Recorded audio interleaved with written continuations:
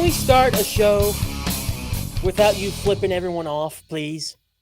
I'm flipping you off. What? Why? I didn't do anything. You just started. You know me. That's my way of saying hi. Hi. Welcome in. Hello. Welcome to Save the Planet podcast. I'm Keith. I'm Jack.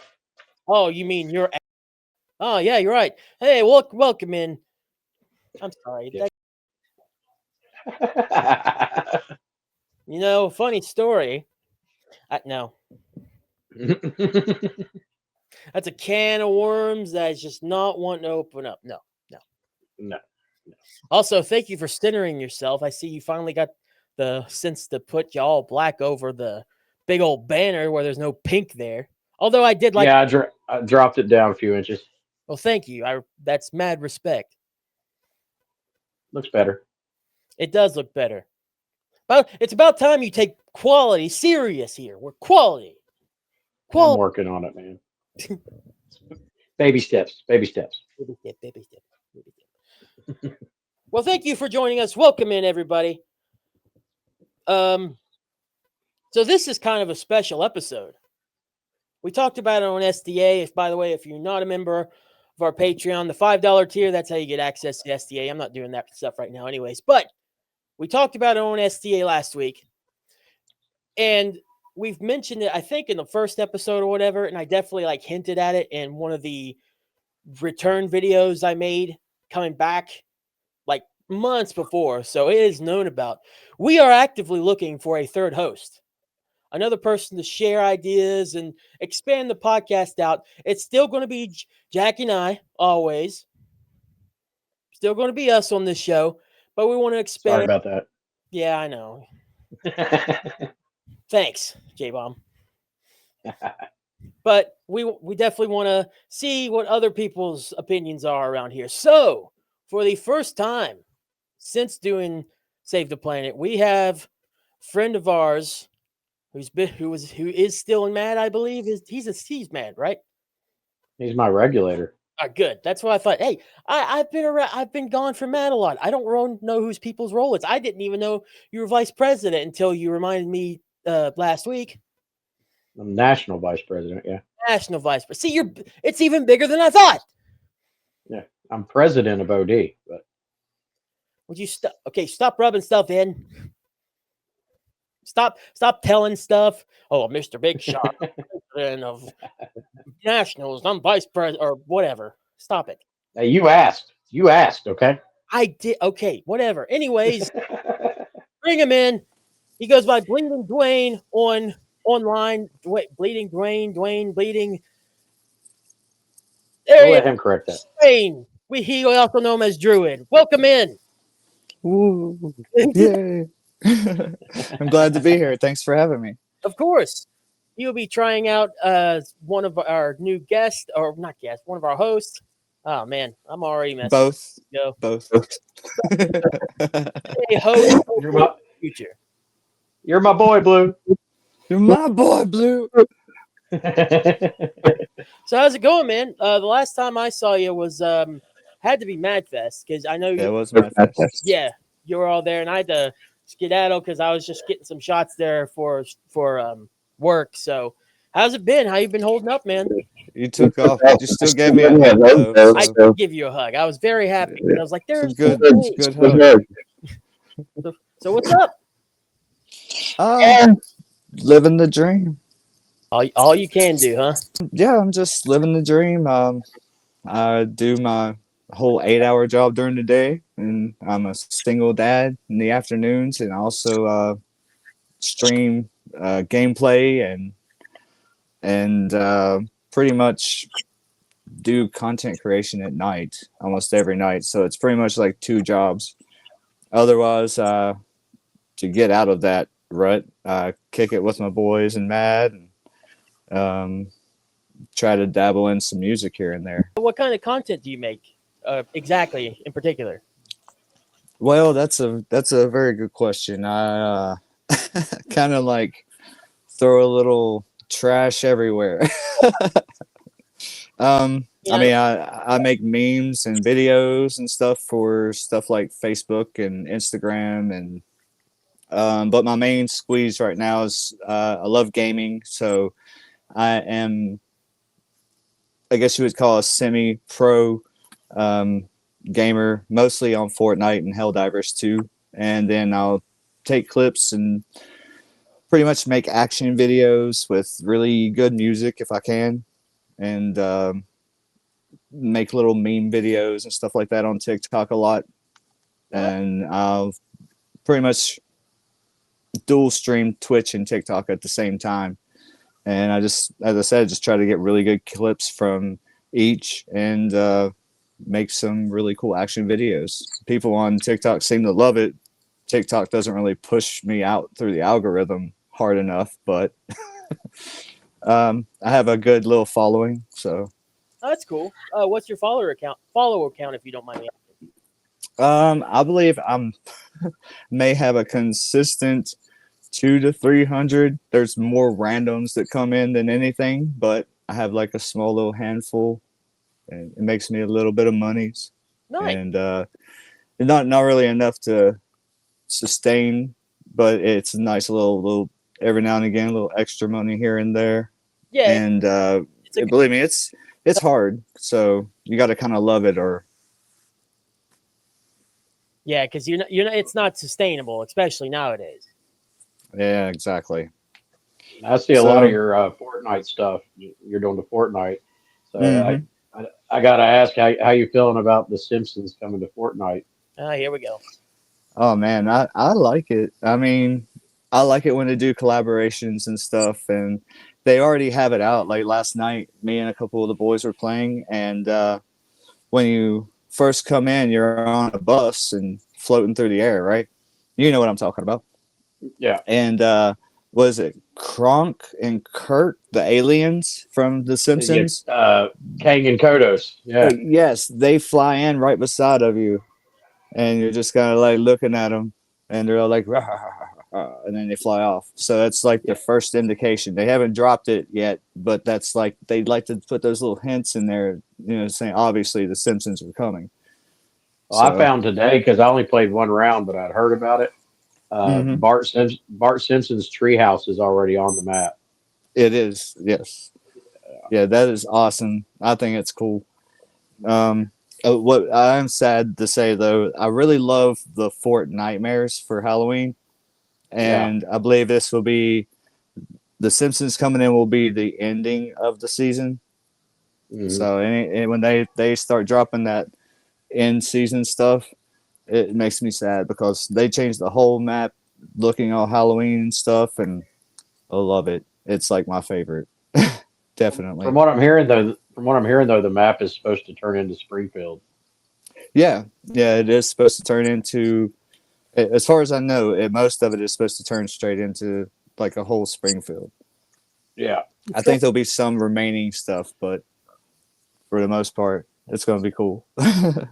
Which is crazy because, like, not only is the game already seemingly massive, their map seems to just continuously go on, but as much stuff as The Simpsons have been, and they've been going for so long, that map could be almost endless with just whatever you want to put in and all the references and stuff.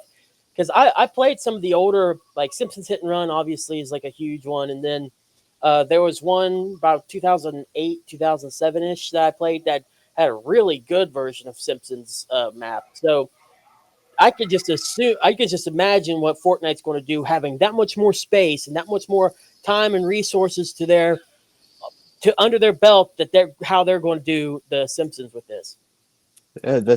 Yeah, I agree. And I mean, the fact that Fortnite, they do a lot of the same thing The Simpsons do, maybe not predicting things, but they most certainly love to reference all of their influences and everything.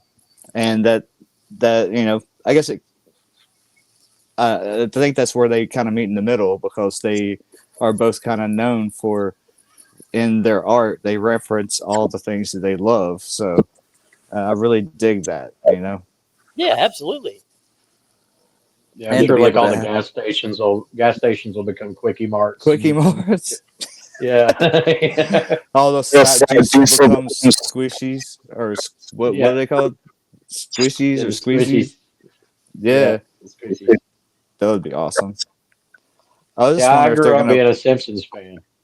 I wonder if they're gonna have Bart's like slingshot, and you can like use it as a weapon or something. Oh, That would That'd be cool. they'd have to a pick-upable weapon or whatever. Yeah. Right. Yeah. That's what I'm thinking. If you can have, what was it? Okay, so help me out here because I'm not 100% familiar with everything Fortnite has in it. But I know John Cena's in it. Doesn't they have like a belt or something, or is it like a briefcase he has that you can hit people with or something? I don't. I'm not 100% about what John Cena uses, but I know that his superhero character is referenced a whole lot. Like it was a huge hit. What was his name? The Peacemakers. Yeah. Peacemaker. Yes, I mean people. It's like one of the biggest or best sold skins in the game.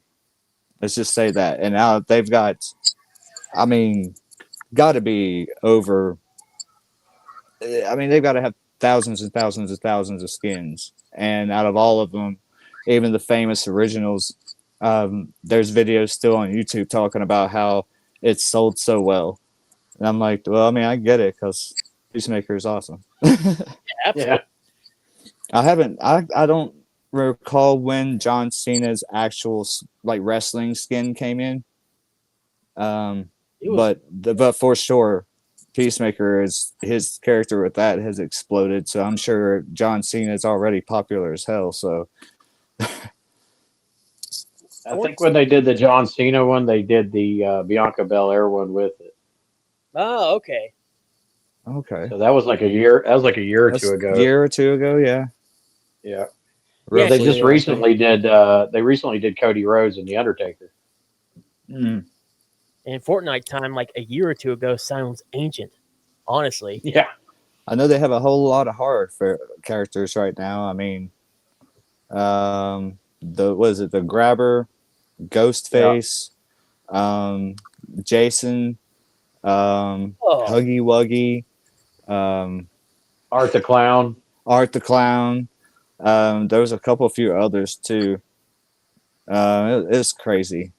They just recently had the Power Rangers right before this. A whole season where you could be the Megazord and everything. It was crazy. That was wild to see some of the commercials, especially I think it was like their main one about it is you get to enter the Megazord and you see 3 of the Rangers and all of a sudden you see like Cardi B or someone in there. I'm just like, what year is this? Where, huh? What happened?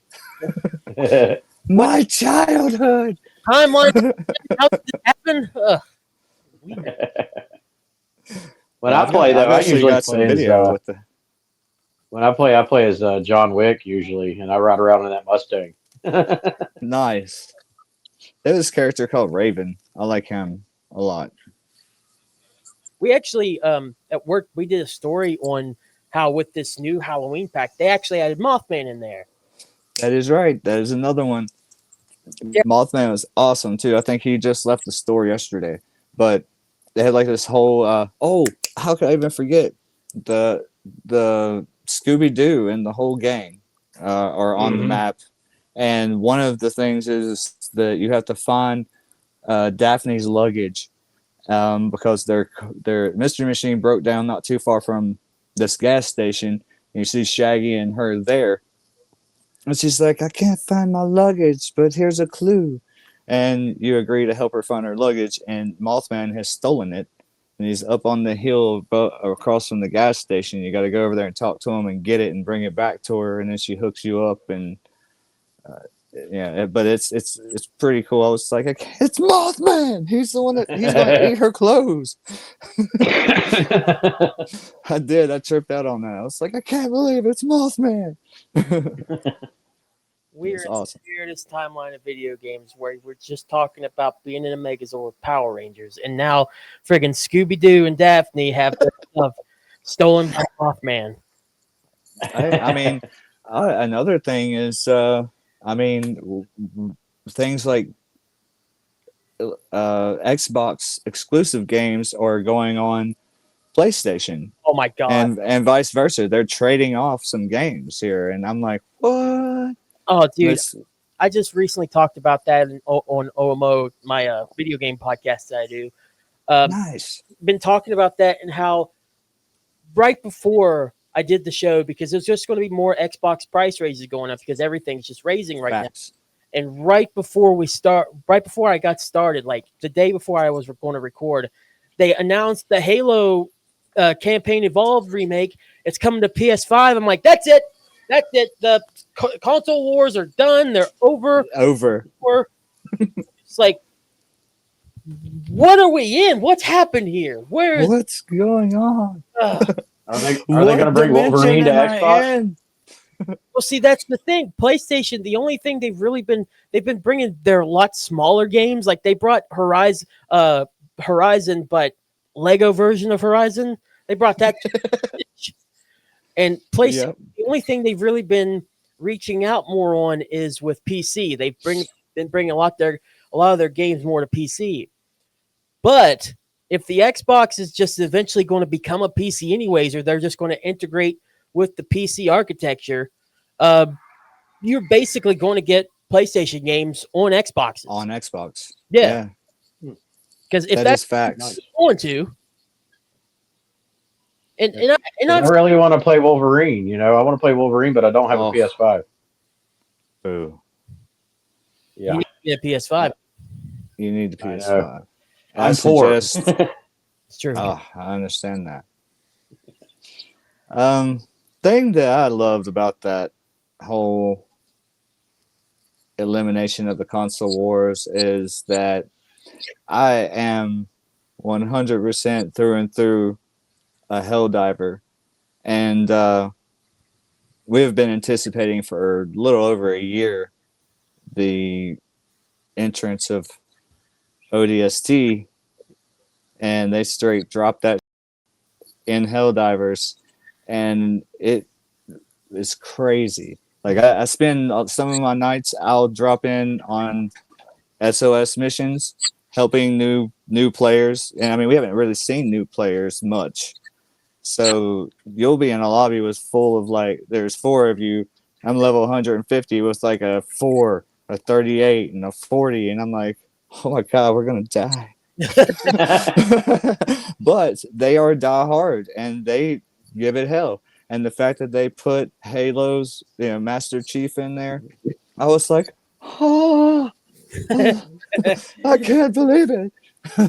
Awesome. And I love it. Love it. So I look at it like I'm happy for more people that can actually play these games to get to experience them, because everyone should experience any game that they want.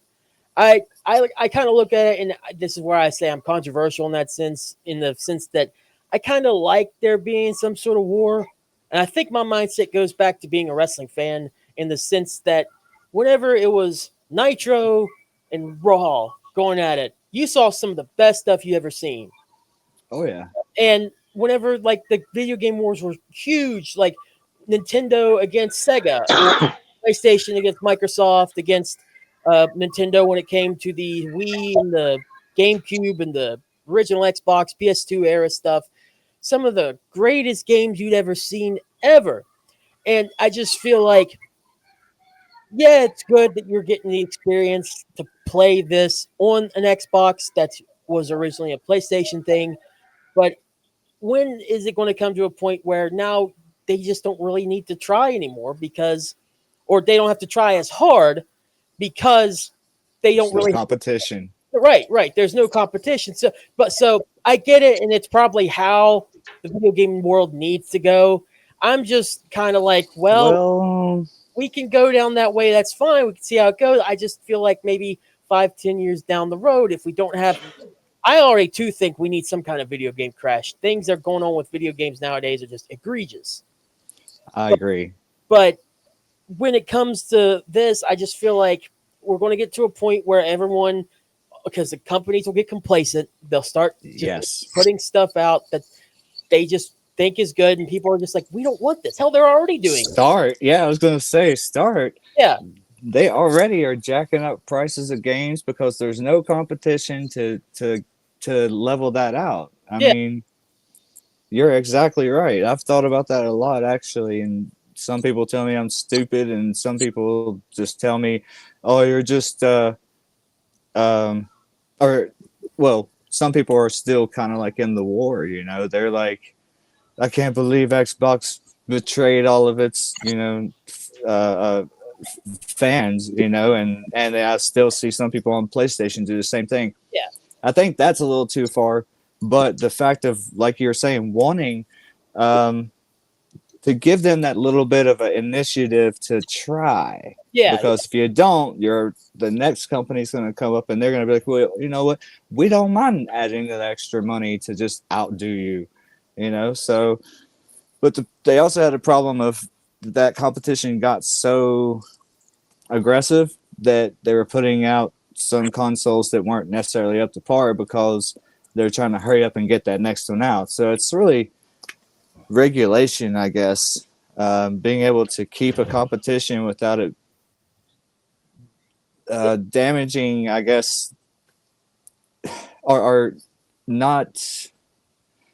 Either way you go, it's like you either get them creating things that aren't necessarily up to par because they're hurrying up just to put out the next series, or if there's only basically one company and just with different names, like, yeah, it's still Xbox, but if you're mostly basically PC now, then that means it's just PlayStation and PC, and PlayStation already dominates a lot of that scene.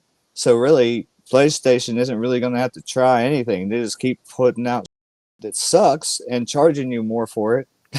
Oh, this is a remastered version of this, and okay, you have a little bit higher frame rate and kind of prettier colors, but it's still the same game, and you're charging $90, $70, $80 for it just because you put the remastered on it.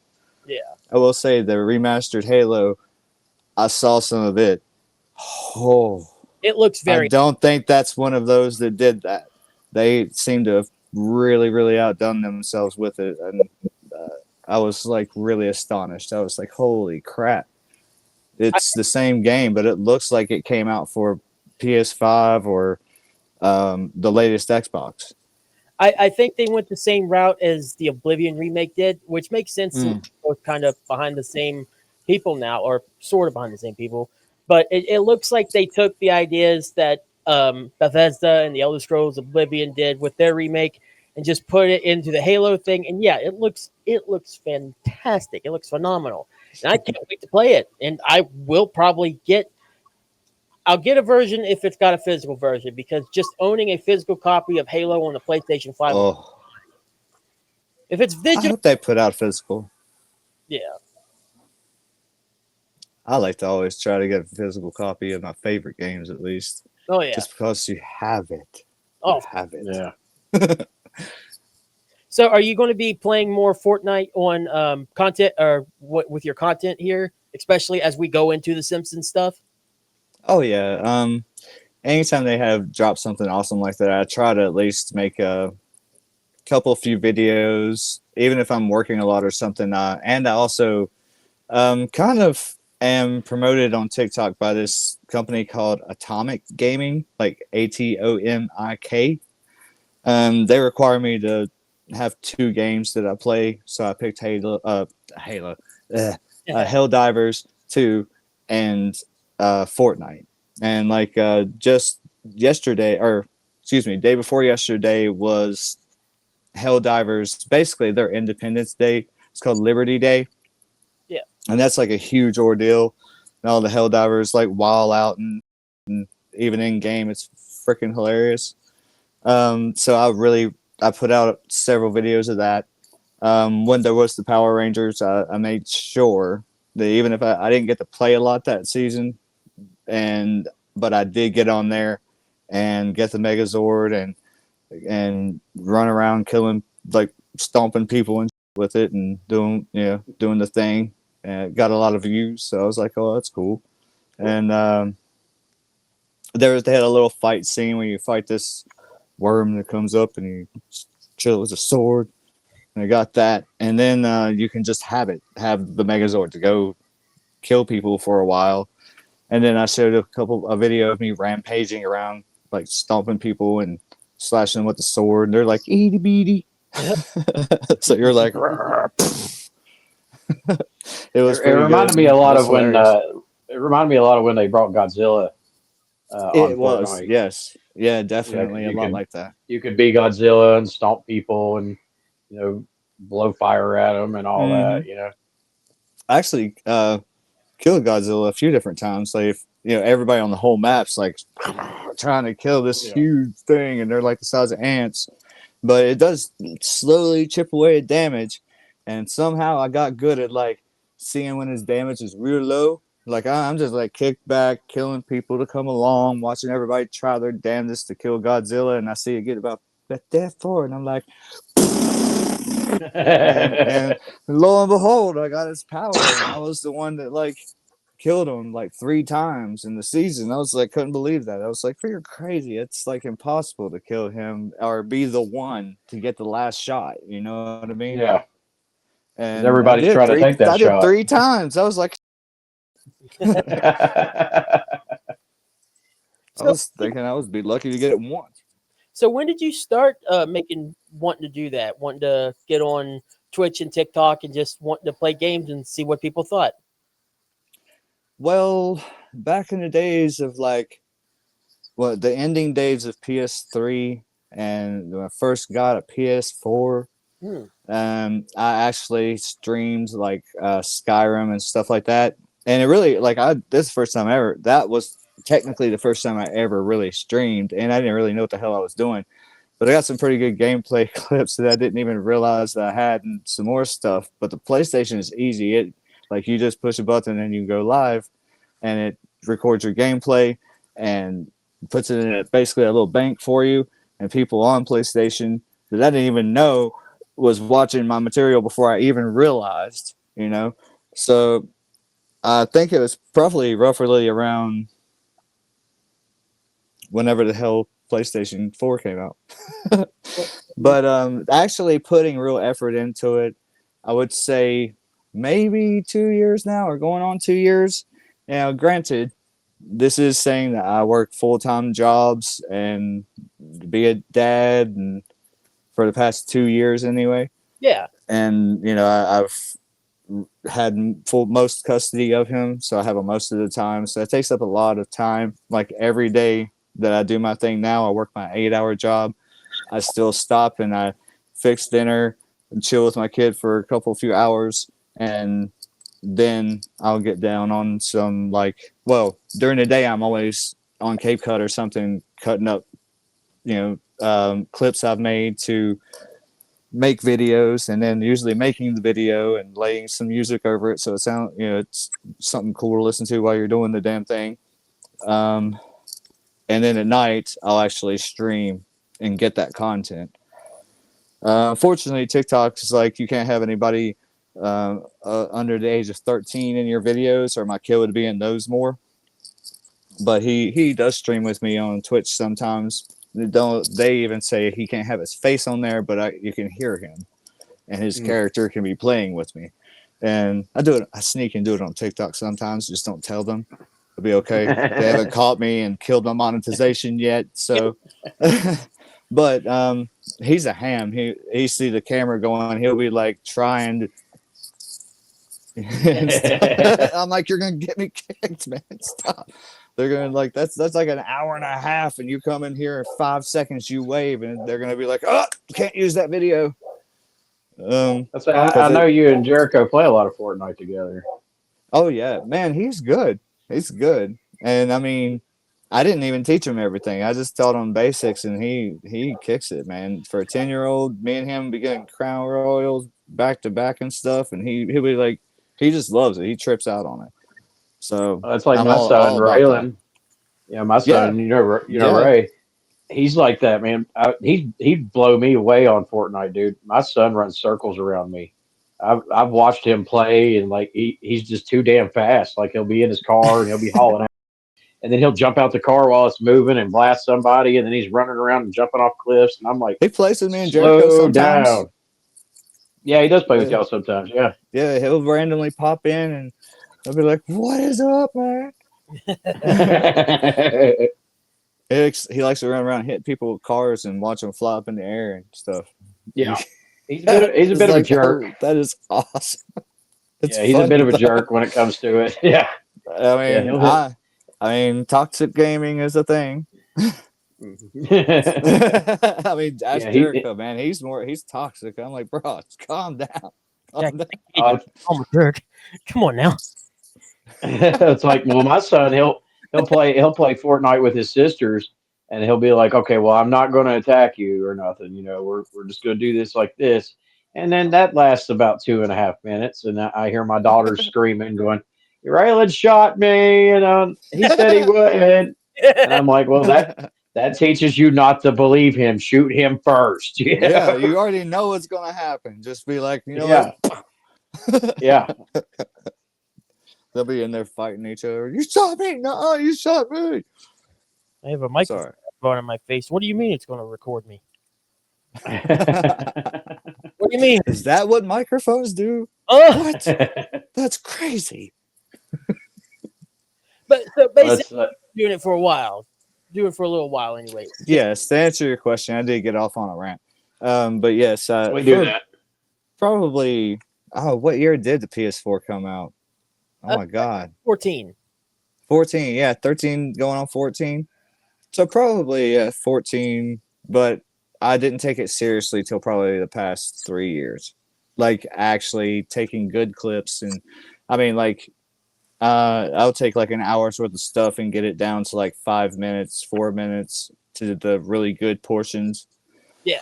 And throw the music over top of it, and then bam. Anytime like a big explosion happens, I don't know, I drive myself crazy doing it, but I'll nitpick until the rising action of the song hits the rising action of a big explosion or something like that, and it's aggravating as hell, but somehow I do that crap nowadays, and I never really thought that I would be that in depth into it, but I've trained myself, I guess. You also don't realize like how long something like that takes until you're behind a computer or behind or doing your phone, and like you're not paying attention to time, and all of a sudden you look trying to remember, oh, you have other stuff to do, and maybe 2-3 hours are gone. You're just like, what happened? What happened? Where's- Yes, You know? absolutely. It happens to me all the time. Yeah. Like I'm at work and like trying to get some stuff done in between because we have a noon show and then there's about 2 or 3 hours and then I have to get ready for our 4 o'clock show around 3 or so. So there's a good 2.5 hours there. So I here recently started getting on my computer and working, getting stuff done to help make the podcast better, get both this one and OMO, get those better, start doing some side editing like I've been wanting to for years now. I'm finally getting into this stuff hardcore. And by the time that I'm like really starting to get a little tired, maybe I need a little drink or something, but I don't feel like it's been that long. I look, it's 2:45. It's like, how did I just spend 2.5 to 3 hours just editing? Yeah, it's like That's crazy. I just wanted to take like 15 minutes. I wanted to go get a burger or something for lunch. Now I gotta get ready for my actual work. What? Come on. See, that's your dedication coming in. You get so sucked into it, you don't even realize how much time went by. Absolutely. I'm gonna end up editing my life away. Well, and Keith has been getting carried away with the AI a lot here lately. All right. Making the logos and stuff. That actually reminds me. When it comes to this AI stuff, you trying to make content by yourself and everything. First of all, is it something that you would consider using if it would help your video game footage, or if it would help you in a certain sense get more views or something like that? Overall, what do you think of AI? I guess that should be the first thing I start with. What do you think of it? Well, I have a very conflicting view. Like, you kind of have to, and I'm not going to go into details on this, but as in many things, people are just really, how should I put this? In a lot of subjects, people are often divided on things these days, and some people will hate AI. Some people will be like, "Man, it's the greatest tool humankind has ever made." And I'm kind of both. I'm slightly worried about it maybe taking away from artistic, like someone would sit down like we would do, losing 3 hours, putting our heart and soul into that edit. And then someone takes like 3 minutes and asks AI to edit their video content. They were like, take my hour-long stream and edit it down to just the finest moments and add some really music to it. And that literally, I can ask ChatGPT to do that, and it will do that, and it will probably put out a better video than I'd have for spending 3-4 hours. Well, it's even more because I'm playing the game, trying to do specific cool just to get good content and see if I can pull stuff off. And it may take me 2-3 hours just to get the exact clips that I want. And then the next day, I'm going to be taking 2 or 3 hours just cutting it down, adding music, and then perfecting that music and the way I want the music and everything, just for AI to take that over. But then again, if I used it, it would take that 3 hours away that I could spend time with my family, work on my day job more. So it's like, see, I'm really, really divided on that because I have used AI and it is very, just so convenient. Oh yeah. And so in a way, I really love it, and I really do think it really can be a great thing for everybody's life, especially if everybody learned how to use it and we all utilize it as a society, a people, whatever you want to, the world in general. I feel like it would really, really do a lot of good for a lot of people's lives, and including work. And what I'm thinking is, if it does get to the point where a lot of AI is taking a lot of jobs, they will be replaced with maybe the new jobs that may require using AI. Like every employee has their specific AI right here on their phone downloaded. So when I'm like during the day, I sit behind a computer all day long, and there's so many things that I could be like, yo, get rid of all my spam emails. And that would take hours out of my work day. Hours just going through the mail and leaving the actual stuff from my bosses, from other companies that we use that I have to read. It would be wonderful. But as of right now, I'm just the grinder. I grind on the game. I grind on editing just to put out stuff, and I really put a lot of heart and soul into that, and it would be kind of horrible to just spend years doing that, working my way up for AI to get big, and literally every 4-year-old with a telephone could edit better than I could, even though I'm spending hours doing it. And the only way to compete with that is to use AI as well. Personal opinion, you gave a perfect answer. Honestly, it's because it's really hard to say like, oh, I really love this, or no, I really hate it, because it's so morally. There is a bit of morals to it. Before I give my opinion on it, because I don't think I've ever asked J-Bomb this. Like whenever you were doing recaps and stuff, or trying to do some extra stuff for the club or whatever, what's your opinion on that stuff? What's your opinion on AI trying to ease things here and there, but also like taking possibly jobs away and stuff? What do you think? I mean, I feel like with AI, it's a double-edged sword. It's really helpful with certain things, but I feel like it also takes away people's artistic creativity. Because like you making these little Jackie and Putty logos, the cute little raccoon and the damn bomb flying around the ship. I created that bomb character years ago, and the damn AI did it better than I did. He looks better than what I did, what I drew. And you just sat around and talked with AI and built this, and so as far as like people that are naturally artistic, it does kind of take away from what makes them unique, because now anybody can do it, and do it better. I could sit down with a pencil and a piece of paper and draw a perfect portrait. But you could, it'd take me a day and a half, 2 days to do. Somebody can sit down and do the same damn thing with AI in a couple of minutes. And so, and also, a lot of people are doing it, making music with it now like that. So that's cutting into musician talent. Um, now if you're a naturally talented musician or you've trained and practiced your whole damn life, somebody can get on an AI program and make more kick music than what you're doing. Um, so I feel as far as like, people that do have that kind of talent, it takes away from them. But as far as, people that don't, it's fantastic. You can sit there and draw up this masterpiece that you never could have done before. So yeah, it's to me, it's like I said, it's a double-edged sword.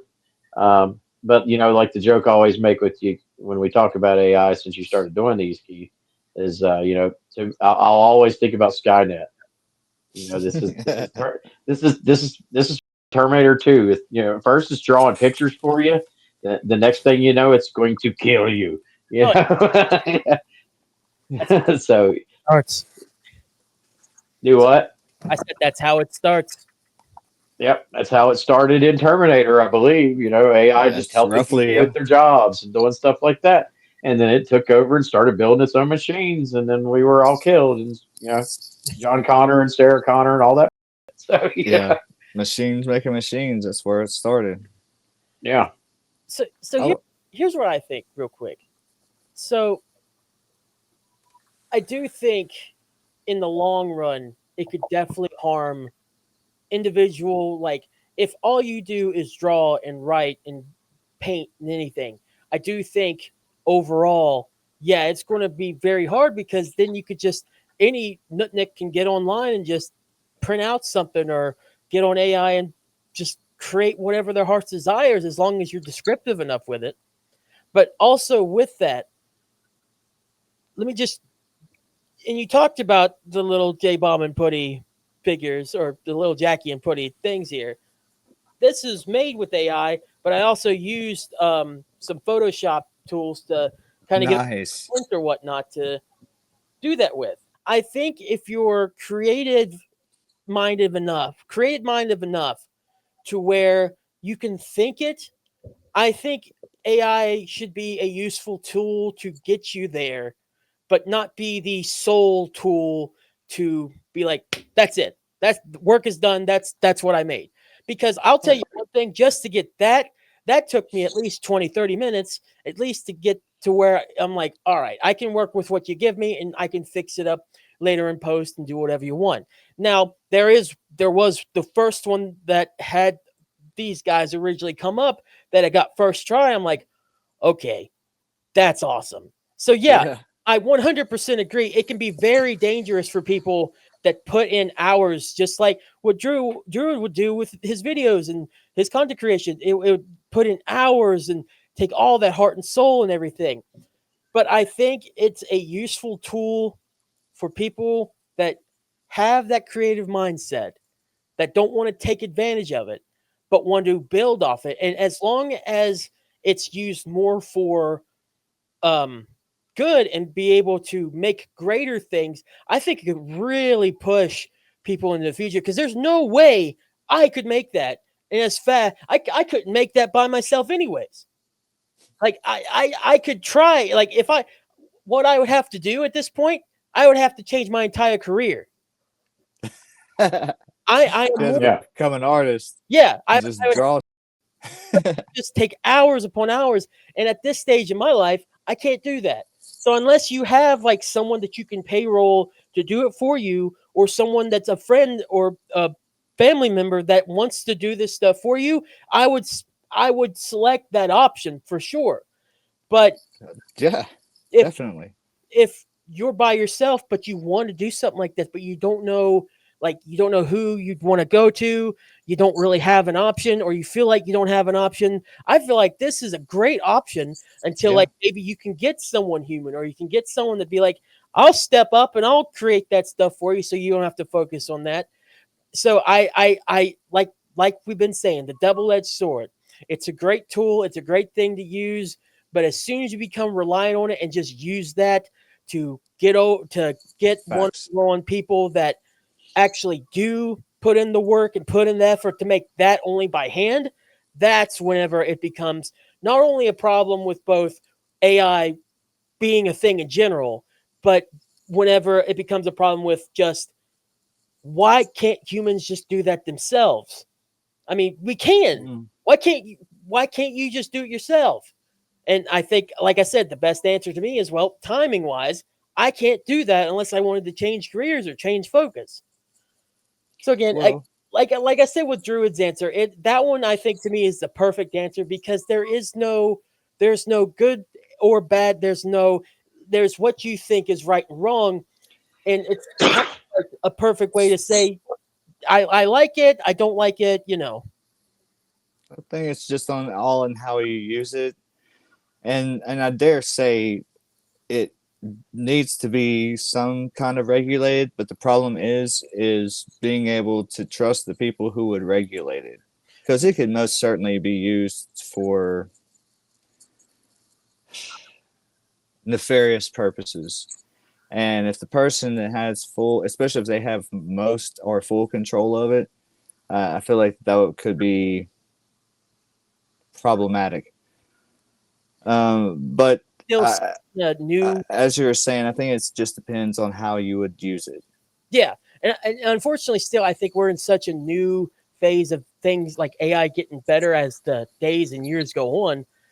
Every day. Yeah, it's going to take a while to get those proper regulations on everything. And I 100% agree. It needs to have something, but I don't know where is that point to where if I can't get something like that and I need to put more time, when does it come to a point where it's going to mess up that time efficiency people want to use with it as well?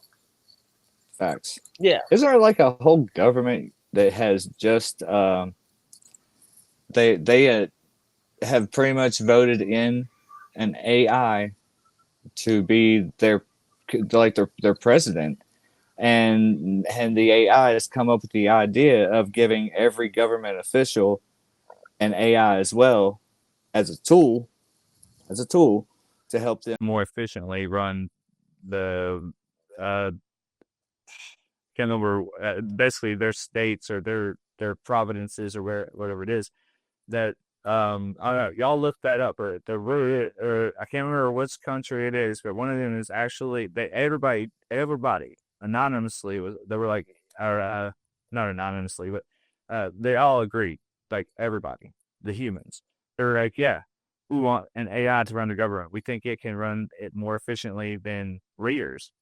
And the readers aren't fighting it. They're like, you know what? Actually, we want AI assistants to help us run our better, you know? And I mean, that's this guy like a live experiment to me. I mean, I've been very super interested in seeing how that turns out. And you know, I'm not really about talking about politics, and I'm just saying there's a country who's decided to use AI as a president. And I think that's just, in a way, I'm slightly frightened. But then again, I'm also kind of like, you know what? If this actually works, the AI could be, you won't have to necessarily worry about corruption or anything like that. So if it's programmed correctly. So I think I found what you're talking about there. The BBC actually posted, this was on September 12th. World's first AI minister will eliminate corruption, says Albania's prime minister. Albania, yes. So there's definitely some truth into this, as in, like, I think they are trying to work AI more into how it would be in government.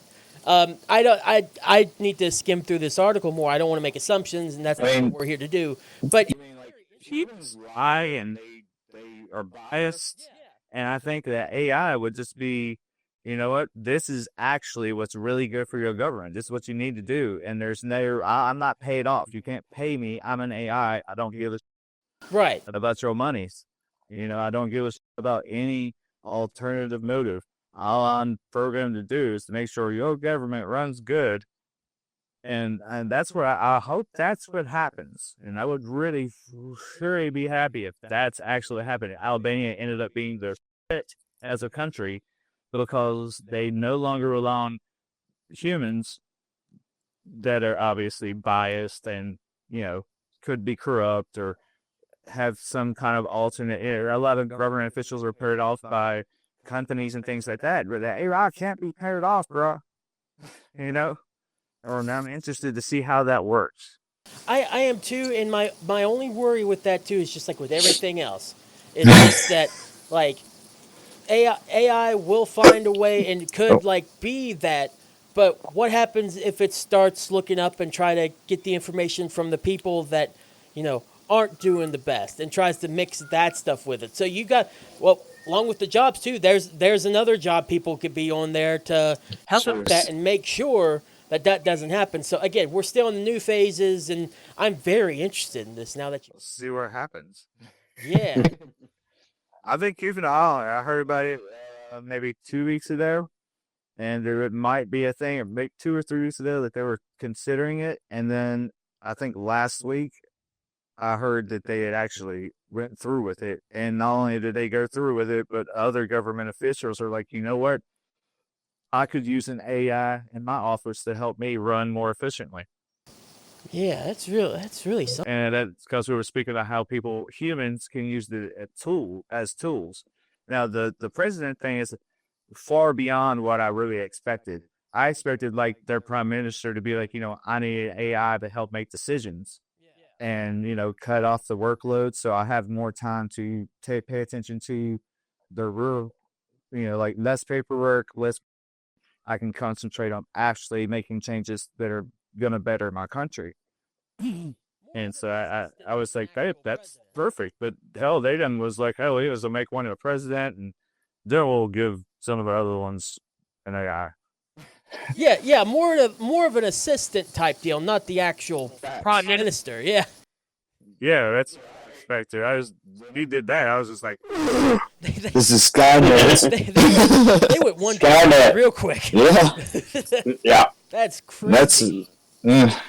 Well, listeners and viewers, I'm definitely going to keep up with this one. I'm going to bookmark that, and we'll look more into that later on. I think we just found something more interesting to talk about on the show, J-Bomb, as this progresses. That's cool. They're like, my fears is about having podcasting, like even like I'm live on streaming and things like that. Like, of course, I'm opinionated about things, but I really like to not have any. Well, I mean, look at everything from an absolute biased kind of lens, and like with the AI, like I do acknowledge that there are scary things about it, but I'm not gonna hate it to the point where I'm like, I'd like to see what happens. Yeah, but I'm also understand where people are coming from. Like, I mean, there are guys on Reddit right now. They're doing what I do, and they'll do their gameplay. They'll have it recorded because Twitch and stuff already records it. They'll just take that recording, or they're gonna have to do that. They could be like, "Hey, Chat GPT, go on my Twitch and take my latest stream and cut it down and add some cool music," and that's how they're doing theirs now. And it gives them so much more time. Like, I would have way more time with my kids, or my kid. I would have more time to just chill. But I think that's probably the last thing I said about it. But there's just something about when an actual human puts that time and effort into it. It's just like when you're scrolling through, you can see a rare video of like me and you hanging out and like wrestling it up, and then you can create an AI video with extreme detail, but somehow people can still look at it and be like, "That's AI, yo. That's AI. That's not real. That's AI." So that's that thing. You can tell that it's AI. It's not the time and effort someone actually put into that. And this AI is beautiful and wonderful for a lot of things, but I don't think in the end something in me tells me it will not take over 100% for people like us. Like, I mean, there's literally you can make AI podcast, and people will start listening to that. Just like there's already AI metal bands that could from 100% don't even need a band anymore. Just AI just does it, and people could just start listening to the latest AI tracks. You know. But I can 100% tell you I will never do an AI episode with J-Bomb ever. right? Hey, you posted for the last episode, and it's a picture of me and you, but or I did. That was enough for me to just be like, I like that picture. it's cool. I was like, what the hell? It's weird though, man. You probably talk about the cartoon one. Have you seen the most recent thing that I put? No, I haven't. I was thinking about the cartoon. You just showed me it. No, you did one, and it's actually. Oh. It looked like a spooky Halloween background because it's a Halloween episode. Oh, like you can look at it and you can look at it. See, it's not us. This is for Patreon. You don't get this, free people. Hold on.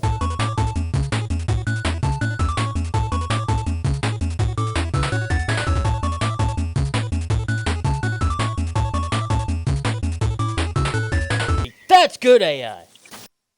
That's good AI. Yeah, that is good AI. I like that one. That's really good, actually. Kind of reminds me of like 40s and 50s cartoons, the way the eyes on J-Bomb is made and everything. And it's kind of like bubbly-ish. That's what I thought.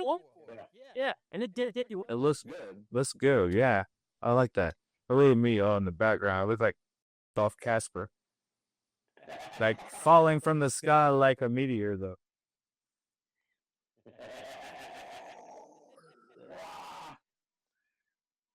Oh, so we'll do. I'll show him the pic. I posted the picture of the real life one. We've used it before with the real life raccoon. And I'll show it again, but wait for the after show. Which, by the way, Okay. if you want to see the after show, that's very easy. But you do have to spend $5. We talked about. Yeah, it's unfortunate. Only five. You can find that in your couch. Yes. Look in the cracks of your car. You'll find the $5 bill. I thought he was going to say, look in your crack, and I got very disturbed. Anyways. Not that. I mean, maybe if you're a stripper or something. You might find some change or $5 in your crack. So Sorry. Distasteful. I apologize.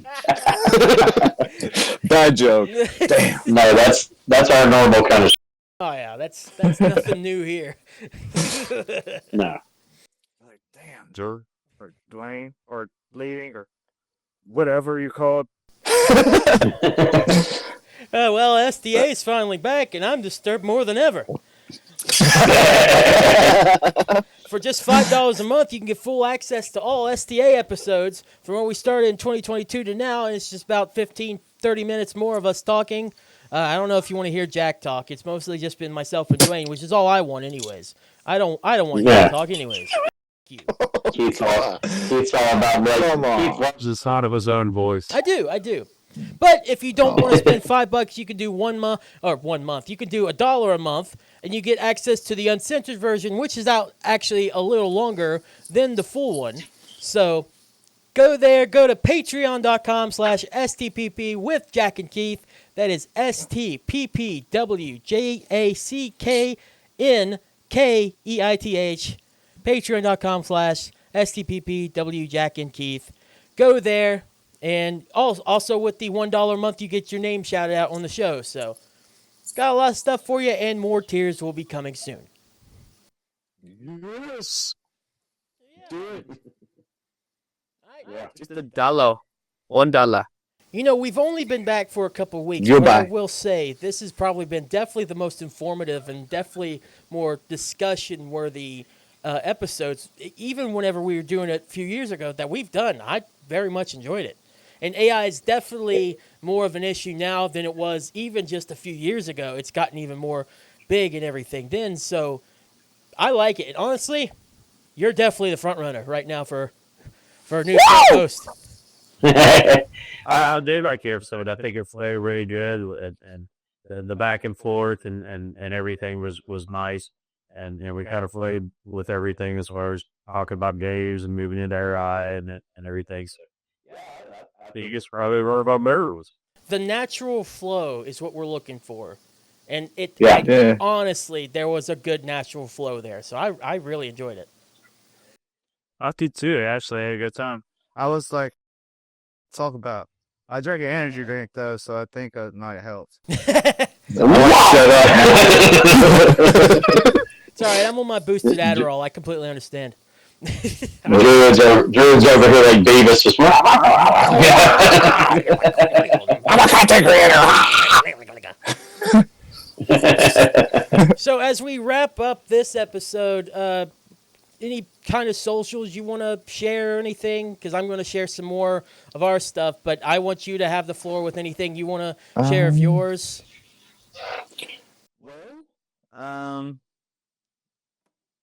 If you actually want a game with me or something, you can find me on PS5 as Bleeding84. If you're more interested in PC games, I'm on Steam as just Bleeding. If you want to follow me I'm on Facebook and Instagram as either Bleeding Dwayne, on my page Bleeding Gaming. That's my gaming content. The others just trash that I throw on Instagram and or Facebook. And the TikTok is my primary. Well, TikTok and Twitch are my primaries. And that would probably be just Bleeding84. Otherwise, if you follow Jack and Keith, you can probably find me as their friends. They're my homie G's to the bitter end. So most definitely find me following them and or just so you can go through their friends list and be like, where's that long haired? Alright, that's it. Cool deal. You find it here, maybe. Definitely, if not starting going forward, definitely we're going to have you on again. This was fun. Yeah, I would love, if as long as they have me, I would definitely, at the least, you're going to see me as a guest. Oh, yeah, for sure. For sure. Especially how well. Can I share this on my social? I don't give. I would throw it on my TikTok and be like, look at these guys. They're cool. Oh, Matt, they're my friends. The more Like the more we get heard, syphilis. Wait, hold on. No, Too far. wait a minute. Back up. No, hold on. So you can't just throw us out there like we're friggin' venereal disease. We're trying to save the planet, not infect the planet. What are you doing?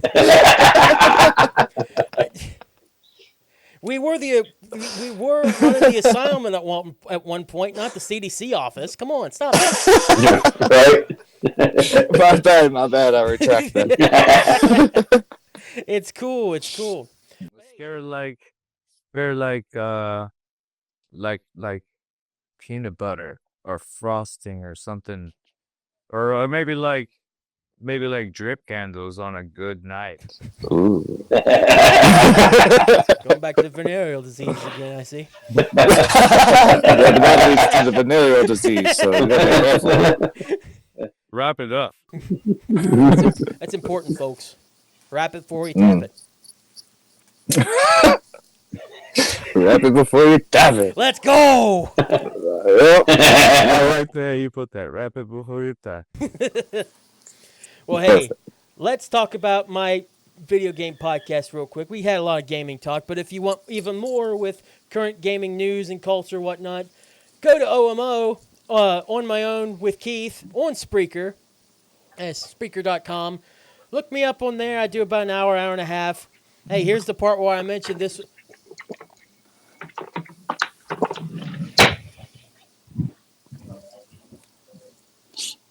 Look, Dwayne. There's no gay bomb. Yes.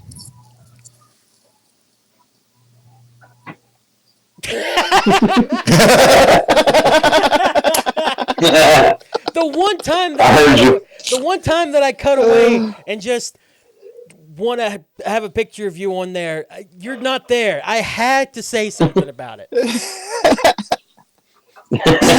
He's like,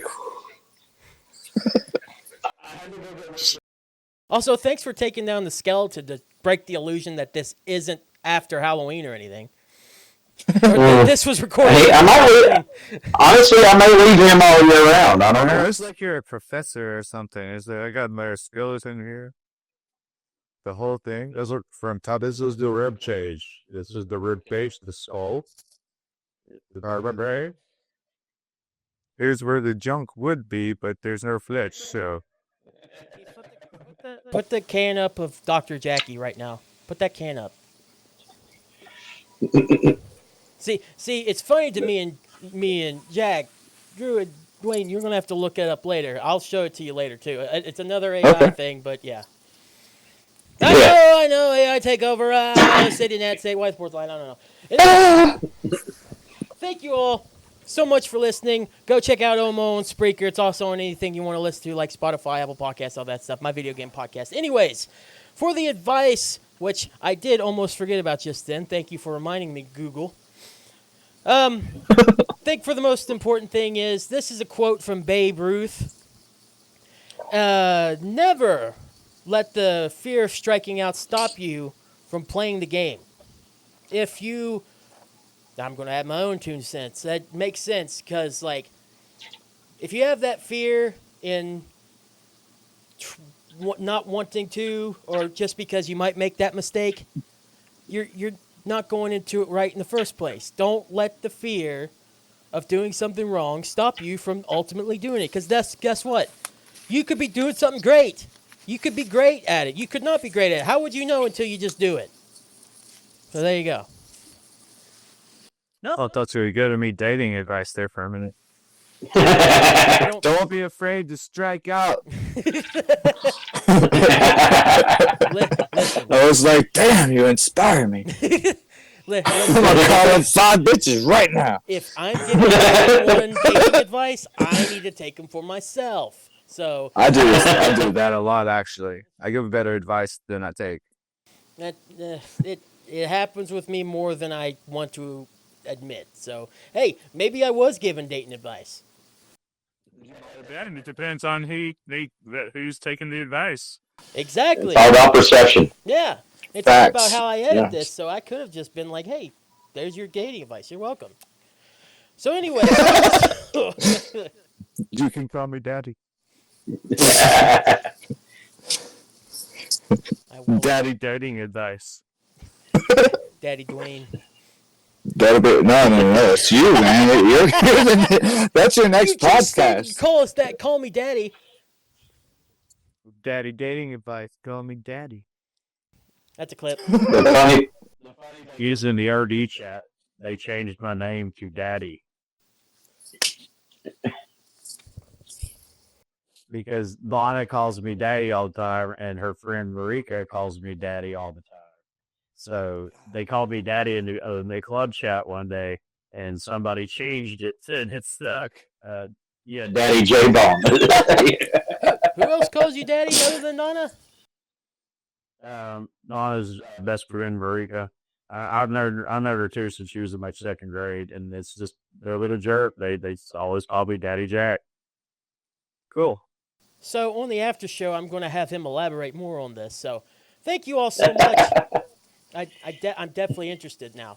So thank you all so much for listening. Thank you again, Druid. We will definitely keep you in the loop if you got it. We Thank got you. a couple more that wanted to possibly be a host, so we'll let you know. I wish we'll them definitely well. have you back for sure. Outstanding. Thank you. It's been an honor, and I appreciate you both. Of course, man. Love you both so much. Oh, my heart. Want to suck Whoa, what are you doing? Oh. Put us down. Okay, sorry. you. J-Bob, take us out before it gets too heartbreaking.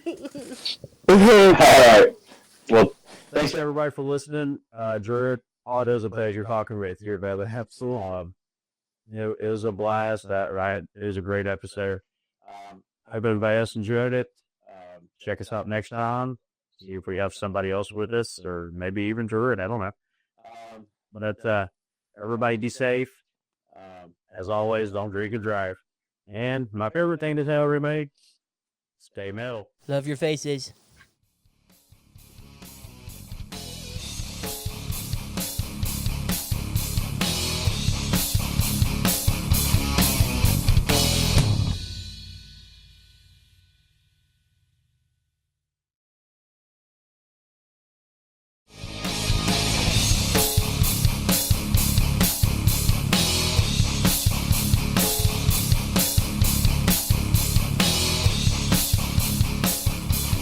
Excuse me, Dr. Jackie, Dr. J-Bomb, where's your Hi. skeleton? The what? Where's your skeleton friend? He ran away. Actually, no. I moved a like 7 foot tall cardboard cutout of Jason Voorhees in here and actually knocked it off the wall. And I was just like, Good job. You have one thing interesting on your background, and we can't even keep it longer than a week or two. it is what it is. Oh, well. Hi, everyone. Welcome to Save the Planet Podcast. I'm Keith.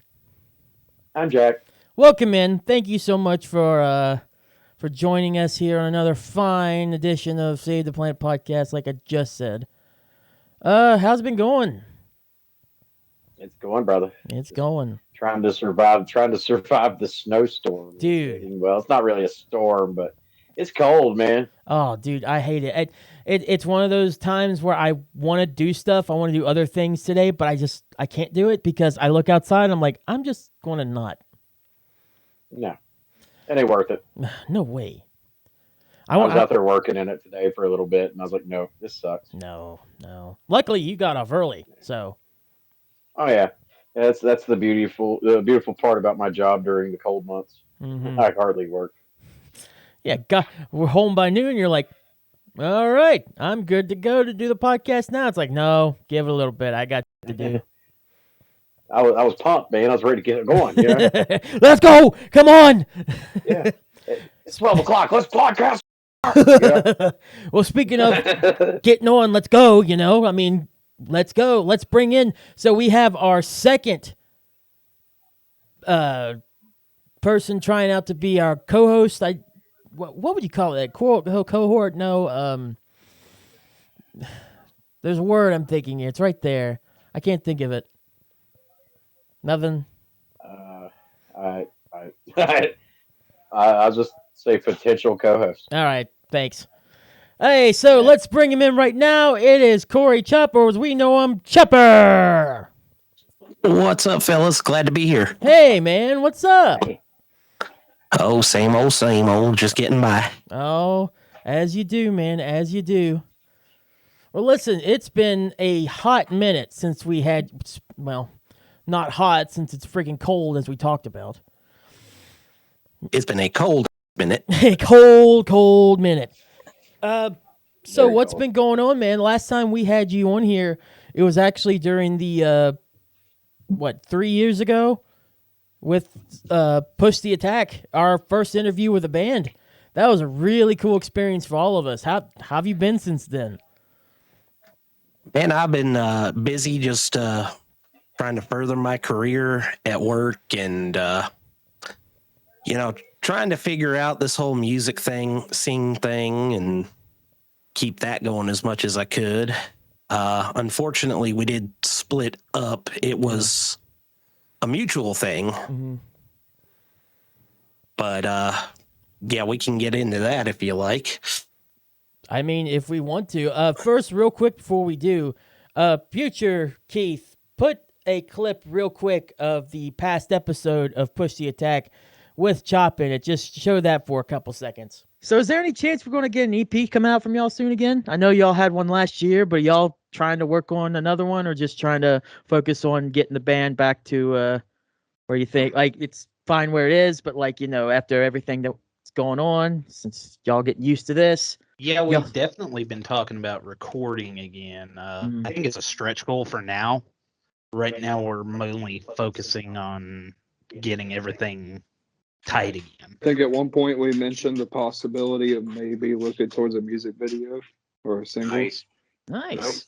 Y'all's last video was awesome. I just liked watching Chop punch Xander in the face. That was pretty cool. That's always good entertainment. It is, yeah. The funny interview where Xander. We can't have that. Shush, that's in the after show. Shush. Well, they have to pay for that one. It's just a spoiler. Shush. That was a lot of fun, but damn, did it go off the rails quick. Oh, dude, it was definitely, I still think is that one, between that one and maybe the 5-Star Rebellion one is one of our best interviews we've ever done. For sure, that one was up there. That one's still sets in my mind as one of the best. That was a lot of our first times on a podcast too. So which is what made it great, is because we were all like doing this thing for the first time. Jack and I were recording, interviewing y'all for the first time. Y'all were doing a podcast for the first time. It was a good time, but you said you all split up or anything, and I asked you before if you were okay to talk about it, and you are for sure. I just want to double check again, right? yeah, absolutely. What happened? The real drama with Push the Attack began much before we were on the podcast. As you know, when we were guests on the podcast, it was when I had taken over as lead vocals. Right. And at that point, we had decided to ask our vocalist to leave because he had taken a very my way or the highway attitude towards how things went with the band. I found out later that he was actually trying to remove me from the band as the bass player. Oh, wow. Just doing all this crazy stuff behind my back and talking a bunch of mad about me. But at that point, we had been asked to do Hell in the Hills for Mad. And he decided that at the last minute, 3 or 4 days beforehand, that we weren't going to do it. That he wasn't going to go no matter what we did. And I can't even remember what it was over, what his reasoning was behind that. And I was already fed up with the guy at that point in time because he was taken to a habit of, I was backup vocals as well as bass player. And any song that I was supposed to sing backup vocals on, he'd pull up a friend to take over my mic and have them mumble some incoherent shit into it. What in the world? And when I called him out on it, he just completely deflected and gaslit me. And that was a good time. But when he did that, when he did all that, we decided to ask him to leave.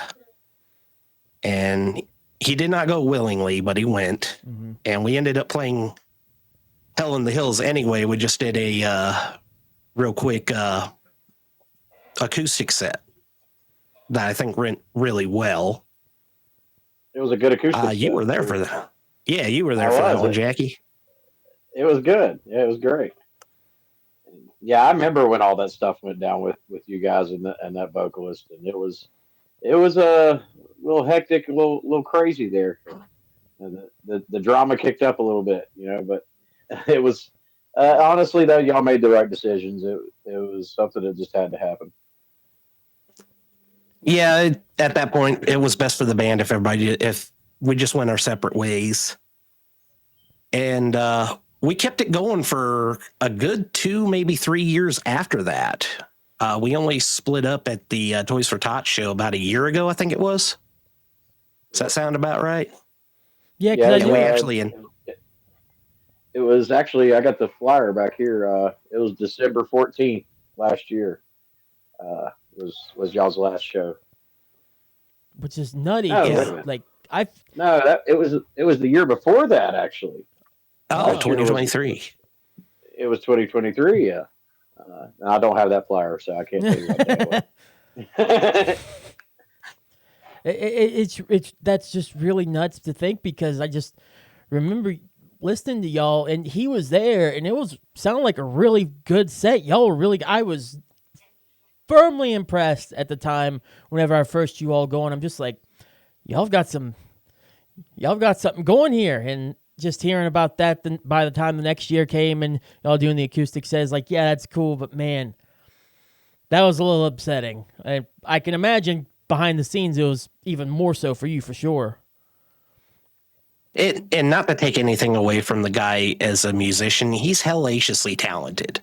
Mhm. I will never take that away from him. But it just something had to change. Yeah. And anytime we tried to speak with him about it, it might change for a little bit, and then he'd just go back to the same old. Has there been any more contact since then, or just completely washed your hands? Not have any contact at all since? Directly after that, he blocked us all on Facebook. Like, every member of the band got blocked. And he only unblocked us when he started a new band. I guess he just wanted us to see how well he's doing without us and all that fun stuff. So, I mean, it was a bit childish to me, but whatever. Yeah. You know, Live and learn. Things happen. Go on to the next thing. And has there been, since Push the Attack formally ended, what have you been doing in terms of getting a band back together? Have you been trying to do something like that, be part of someone else's band? Has there been any sort of thing in that sense? I have basically taken the last year and a half off from music. The reason the band split, and it wasn't no drama or nothing like that. We were all just burnt the hell out. At that point, we were trying to write new stuff, and it felt really forced. Like we were writing stuff just to get new shit out there, instead of writing stuff because we actually cared about the music we were writing. Mm-hmm. And we brought it up in the group chat, and originally it was just supposed to be us rebranding. We were going to let Push the Attack die, take about 3 months off, and then come back together and try and start something new. And we got together a couple times and played a little bit, and then most of the band moved to North Carolina. That'll do it. So those guys were commuting 2+ hours just to get to rehearsal. So it burned them out even more. Yeah. Eventually, it all just drifted apart, unfortunately. But we're all still in contact with each other. I think the world of those guys. They're some of the best dudes I know. Oh yeah, each and every one of them are really cool. Yeah, and you still get to see a couple of them in the club. So. Yeah, most of them have left. Xander recently came back. Oh, nice. Which I was glad to see that. He's actually living about a quarter mile that way from me. Oh, cool. But recently we've talked about just doing something completely different and maybe putting together a rockabilly / bluegrass type deal. That's unique. Yeah, I'm hearing.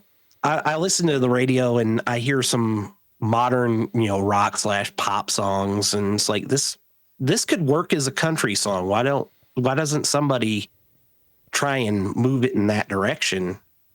Make a cover of it. So I think that's something we're going to attempt to do at some point. We're just waiting on lives to calm down to where we can actually get together and make some music. So you're not 100% like full on favorite being like rock and metal and stuff. You do like other genres and whatnot, want to explore for sure. It sounds like any other kind of genre you might want to maybe one day take a crack at sometime. Well, a few years before I joined the club, I spent about a year just studying different vocal styles, and I tried out a little bit of everything. I learned I can't rap for but I've got some crooner potential. I can do country pretty decently. Rock will always be my favorite, but I love all forms of music. Nice. Here lately, I've found a new genre called bluegrass soul or something like that. where they'll take pop and punk songs and make them bluegrass songs. It's really cool. Nice. Oh, I've heard of that, but like the other way around, like they'll take pop songs and whatnot and make them like heavy metal and whatnot. I think that's where I Prevail came from. One of their more hits before they made their full albums was a Taylor Swift song. Yeah, I've actually got that one on my music list right now. Yeah. I don't like Taylor Swift, but the way they did that was just awesome, and I couldn't help but listen to it. Oh, for sure. I'm all for exploring new types of music, and I'm music's how can I put this? I guess I'm trans musical, I guess. And you know that's awesome, and I'm proud of you. I appreciate your support. Yeah, man, for sure. No matter what. But I don't know how to respond. That's a rarity. He's speechless. I mean, Yeah. where do you go? If you can get Keith to where he can't really say anything, you've done something. If he just freezes and he's like, "What the?" He flips out and starts throwing. That was one something. time, and that was a week ago. Okay, calm down, and no one needs to know about that. That was just the one time since the last time, but whatever. Yeah, whatever. I've seen it happen. You don't remember it, but I remember it. Do we have to go into that? Come on. We are like 20 minutes in. Calm down now, guys. We love you, Keith. Yeah, bite me. So, it's actually funny too. I just realized, like, the past 2 episodes, we've had 2 different members of my OD council on the podcast. I'm having a blast. oh, I'm happy for you. Real fun time I'm having. Yeah. But so do you and not any kind of bands or whatever, but solo wise, are you going to try to do some doggy? Sorry. That's my ADHD just like kicking in. Are you planning to do like any kind of solo work? Other than showing up for karaoke nights, I've not really done anything. Other than a little bit of bass, I can't really play any instruments. Mm-hmm. So going on my own's a little harder. I got you. And, it's hard to find a guitar player or something like that that's willing to just fly under my name. And I can't blame them because a good guitar player works their ass off to hone their craft. They're going to want the recognition. Yeah. So absolutely, I'd love them to have that. Would you ever particularly think about performing on Save the Planet podcast one day? I mean, you'll have the opportunity if you become our new third host, but you'll have it every week. I'm just saying. Hey, let me get there. healed up from this sickness. I'll sing for you anytime you like. Oh, yeah, you have been sick a little bit, haven't you? Mm-hmm.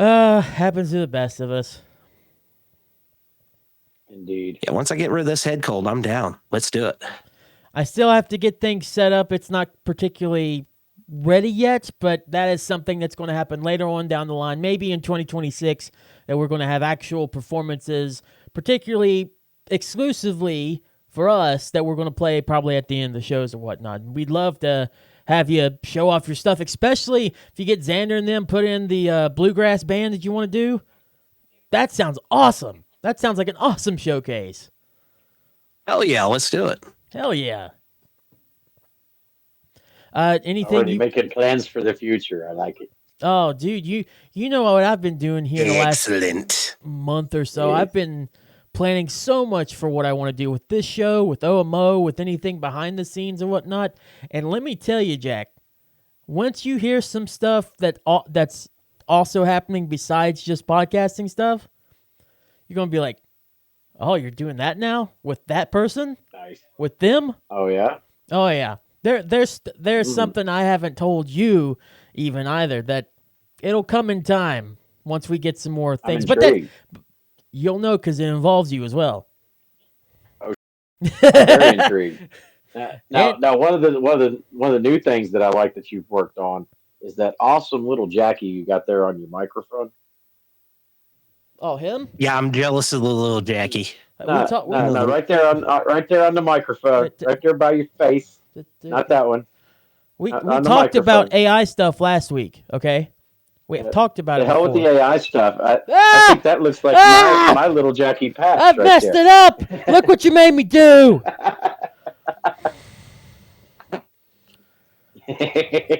I'm very proud of that. He hates little Jackie, but look how little Jackie's just everywhere.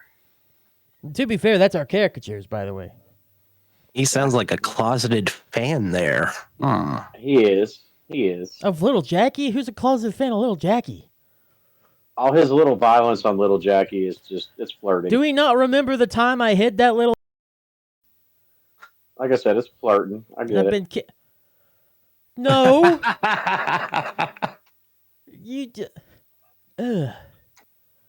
Not him. All right, not him. Okay. You know, the more you deny it, the more you're just hurting yourself. I'm not denying anything. There's nothing to deny. That's not a cigarette in his mouth. He's just happy to see you. Mm-hmm. Get that out of your mouth, sir. I like my friends like I like my friends. Cancerless.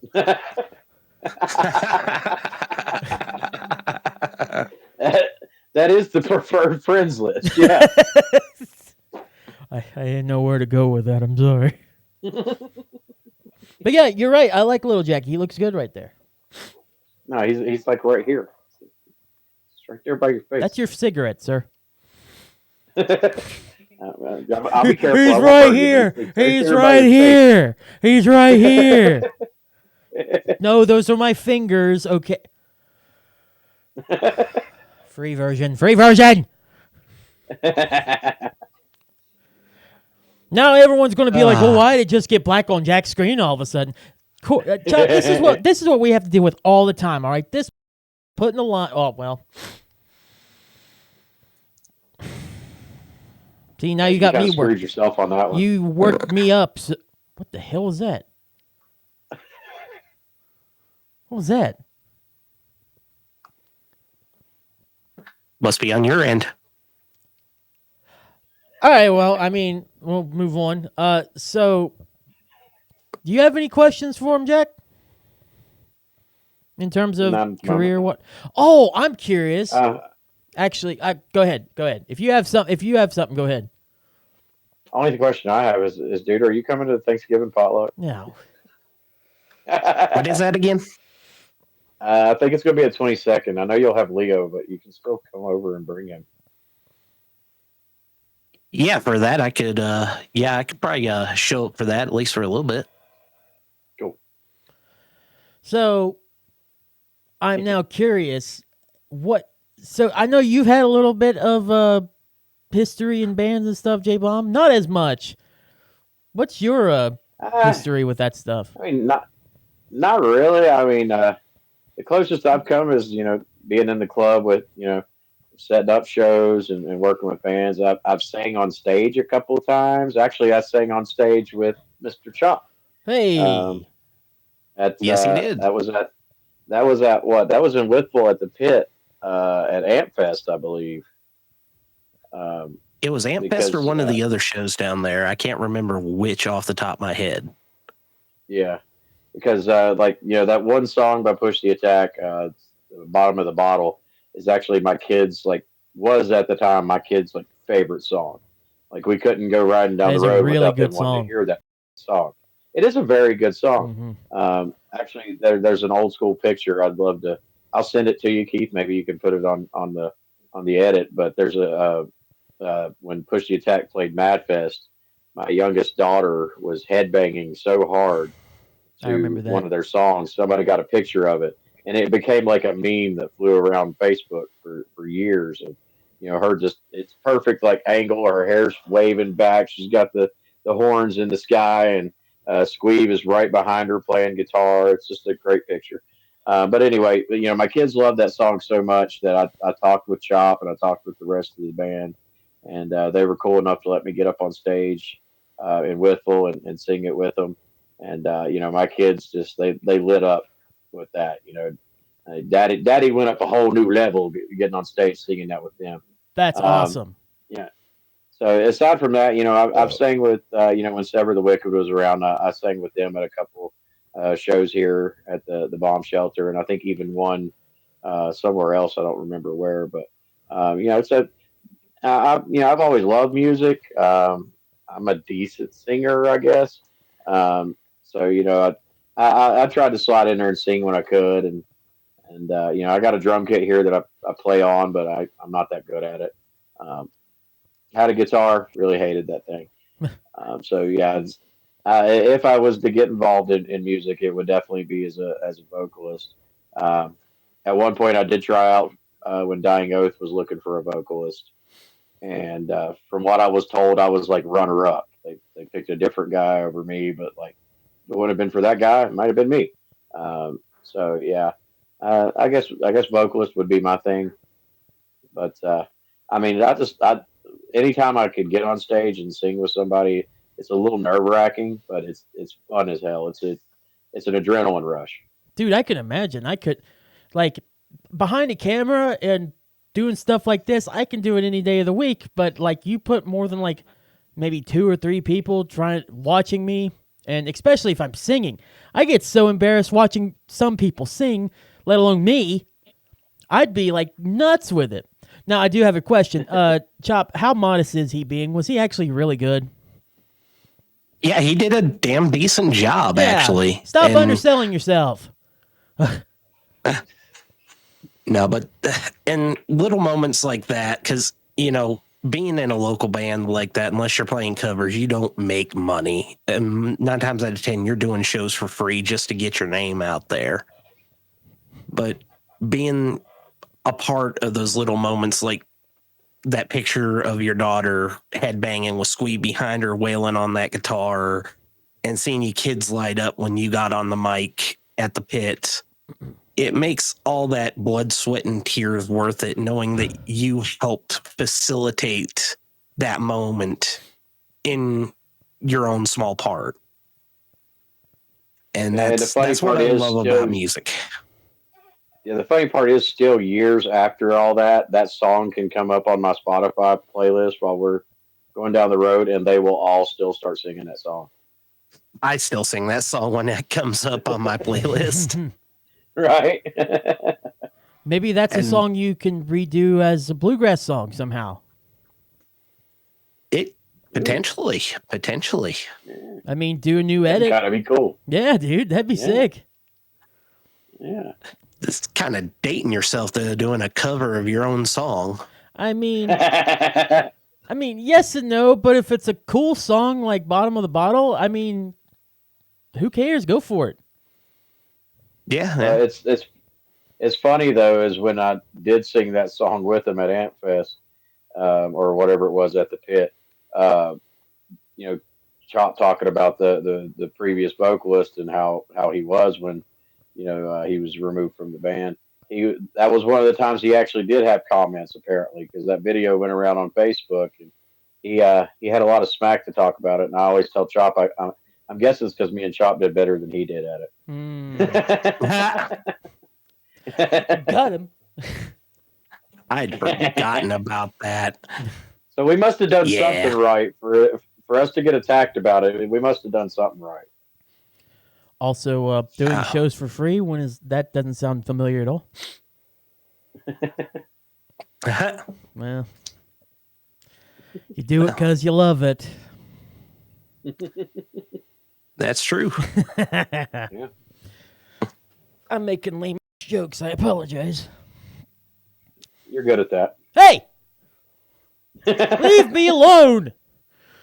Okay? Oh, that's my favorite part of the show, man. All right, you. Well, ain't nothing wrong with a good dad joke.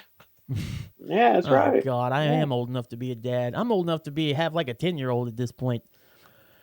Which I don't, thankfully. Well, for me, anyways. Yeah. One of Kids are these crazy. days. What'd you say, J-Bomb? I said kids are crazy, but I agree with what Chop said. One of these days, Keith, there will be a little Keith running around. I don't want anything little running around. Why do you think I hate little Jackie so much? Now, once there is a little Keith running around, I'm gonna spoil the out of him. Send Never him going right to back happen. to you. Never going to happen. No. Oh, yeah. Every annoying toy on the shelf at Walmart will be in your house. Nope. Yes. Yes. No, because I will give them you candy and sugar and chocolate every damn time I see her. You see this room that I have acquired is from not having kids because I am basically still like 5 inside my head. So shut up. My ass does not need a kid. I need a kid like I need a hole in the head. Not going to happen. Okay. All right. We'll see. You know, I it's think really we've made him uncomfortable. just a wee bit.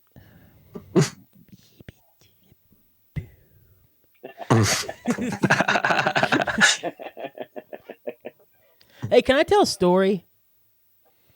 Just because. Yes, I want to hear. If this is the story I think it is, I want to hear it. Because, and we'll get more with Chop in a minute, but something really happened on Friday that I need to discuss. And what better way to discuss it than already getting kind of shit on by my friends? So let me add to my pain, I guess. Remember, you're doing this to yourself. I know, but I realized this would be a good story whenever at the end of it I was just laughing. So I'm like, all right, I'll bite the bullet for myself in the future and tell it. So yeah, you even messaged me and was like, remind me to put this in our lineup for the show. I have it on my phone in my reminders to be like, Keith, you don't miss this opportunity to tell this story, you idiot. So I like to call this story, Keith, your dumb co-host. So there's a couple preferences I need to make beforehand. So the first one is that I drive, like we all do, and my key has a little thing that flips up. It's one of those flip ups. It's not like a push to start or anything anymore. I used to have a Mustang. That's not a thing anymore.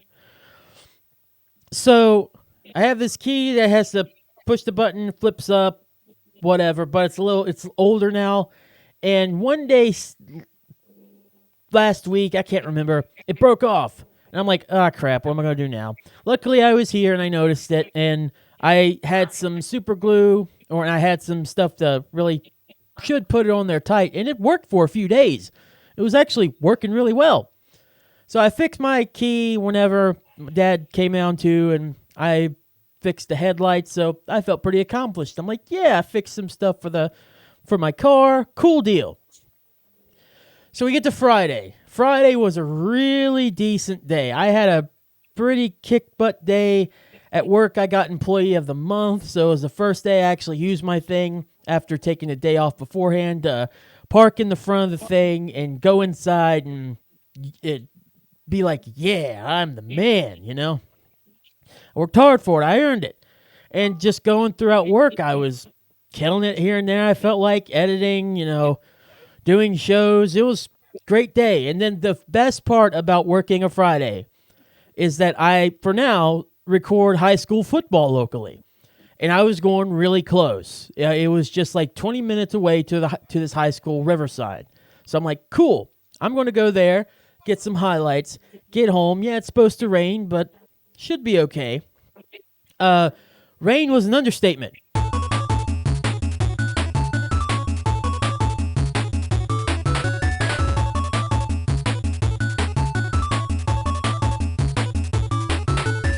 Basically, by the time I got settled down and everything, I was feeling kind of bad about it. I was like, man, this sucks. I'm going to have to tell my boss, going to have to tell this person, that person when I get back from work, or when I get back from my weekend, which is today and tomorrow as we record this.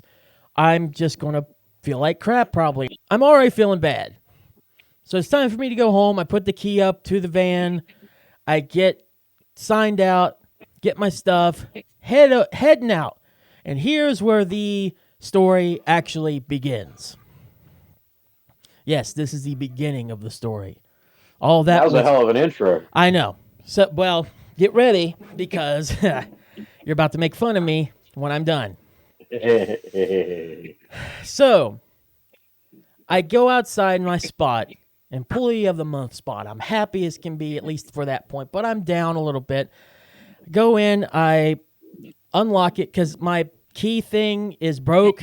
It got losing all the buttons or whatnot. And so I have to manually lock it by pressing the button inside the car door, which automatically sets the alarm off. So if I go to unlock it, the alarm starts blaring off. I can't do anything other than turn the car automatically on, or else it's just going to beep, beep, and then after about 5 times, it just blares the beep. Like it's like, "Hey, someone getting in me!" Ah, you know, that's a clip. That's a clip. So I put the key in the car door. I open the car. I get inside the car, and I'm about ready to put the key in the ignition, but I have to hurry because the car alarm's going off. So I bring my key up to put the key in the ignition. I flip it. The key's gone. It is pouring down the rain. And it is hard rain. And I'm just like freaking out because now this alarm's going off. And I'm like, where the f*** is my key at? I'm looking around my car. I'm looking outside on the ground. I'm looking everywhere. I'm like, I don't know where this key is. My alarm goes, bap, bap, bap. I'm freaking out even more because I feel like someone's going to come out and just be like, what's going on, Keith? Luckily, no one did because you can't hear anything in my office. And there was really no one around me at the time when I was outside. So I'm just there beginning to have a panic attack over this. And now I'm just like, well, now what do I do? So I take my toboggan or my beanie or whatever. I know toboggans are boats. Let me preference that. I call toboggan a little beanie, whatnot. I put my beanie toboggan right in the car door to make sure it doesn't, like, stop. And luckily, the car alarm has went off at this point. And I go in there, and I start looking around, and the more I'm looking, the more sad I'm getting, the more upset, because I'm just like, this some kind of karma, some kind of big thing that's being like, hey, you deserve this. This is your punch to the gut. And then and I know my meds have wore off at this point. I just start getting sad, and I have a mental breakdown there. I start crying. One of the girls that worked there saw me, and I was embarrassed, and she comforted me, got me a water, and that was real nice of her. But I was just so sad. And then my brain kind of recombobulated a little bit, so I started looking again, and I grabbed one of my shirts, and I was like just pouring down tears on my face. Went outside. It's pouring down the rain even more now. I look out around the car one more time, still don't see it. And so I just remember myself just seething in my car while the rain is pouring on my back. And I learned something about myself this day. I don't like wet clothes on my back. This is just a weird aside, just to get to the point where I'm like, I'm really pissed off now. That pissed me off. So I go back into the office. A guy's passing by me. I try not to look him in the face because I'm tearing up, but I'm also really, and I think you could tell like I was mad. So he was like, oh God, I don't want to talk to him. Go in the bathroom. I rip my shirt off and just throw it against the bathroom stall or whatever. I'm seething now, and I'm standing there for a good 10, 20 minutes just like trying to calm myself down. And finally, once I do, because in the bathroom, when in Rome, you know. So I end up getting my mind a little straighter. I'm not as mad now, not as sad. So I'm starting to think what I do. Because right now I'm also thinking I'm stranded here at work. I particularly don't want to stay the night here. But then I'm like, I'm allowed to use the work cars. Why don't I use one of the work cars to go to my house, which I know I have a spare, grab the key, and then come back to get to my grandmother's house, which is where the key was, it's about half an hour drive there and half an hour drive back. I'll go ahead and say this. By the time I got to my car and I first realized that my key was broke, to this point is about an hour and a half or so. Took me another 45 minutes to finally get up, or another 25 minutes, to actually get up the courage to ask that girl that had been comforting me, hey, can I use your work car to go down there? Because I'm just like, well, if she says no, again, my ADHD meds had completely wore off. So my brain was like 1,000 miles a minute. I finally get the courage to ask. She says, okay, because of course she did. I get the car. I get in there, and I'm just like, all right, it's still down the rain. Just go slow.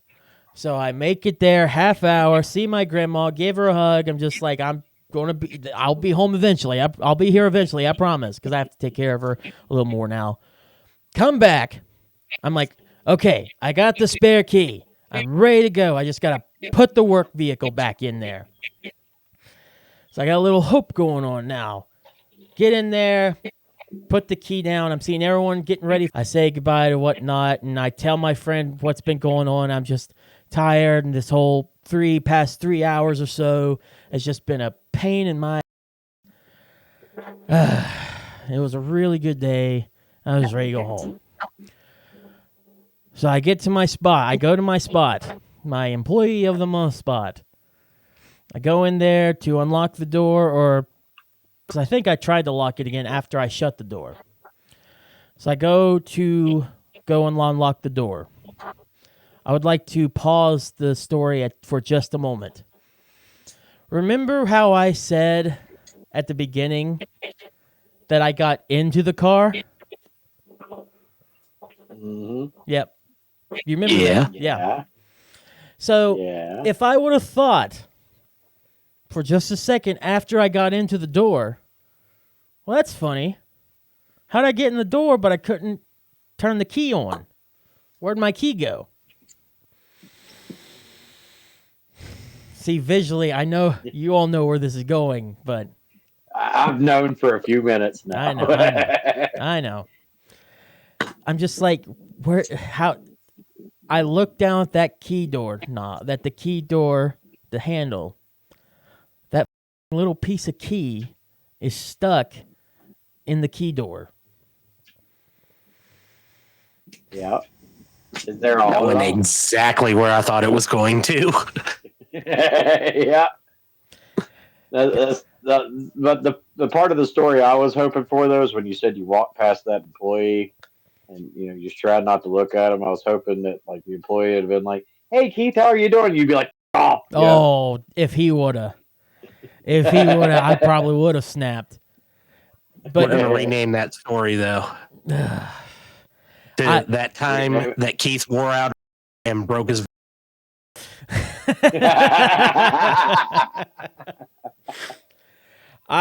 To say I was the most embarrassed I'd ever been is an understatement. One of the dumbest things I think I've done. I wasted 3 hours on this, pretty much.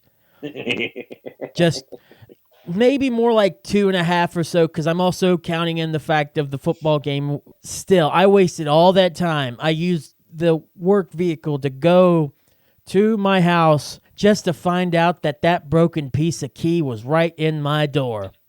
And I could have fixed it probably within 20 minutes and been on my way with the rest of my evening. I had to laugh. Mm-hmm. I had to laugh. Because I was just like... I mean, you'd almost had a mental breakdown already. No. Might as well laugh.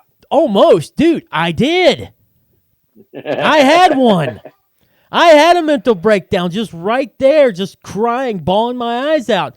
And then I got so off I could have ripped someone's head off as soon as I was done with that. I'm telling you, I went back inside, and remember, I told my buddy what had been going on. Well, I told him again, but I said it loud enough to everyone to hear, and I'm just like, you listen to me. This is a warning. Don't be as stupid as I am, you know? Because at that point, how else do you tell a story like that? How else do you word it? It's just complete stupidity. And I thank the girl that was very kind to me there and let me use her car and gave me the drink of water and whatnot. That was very nice of her.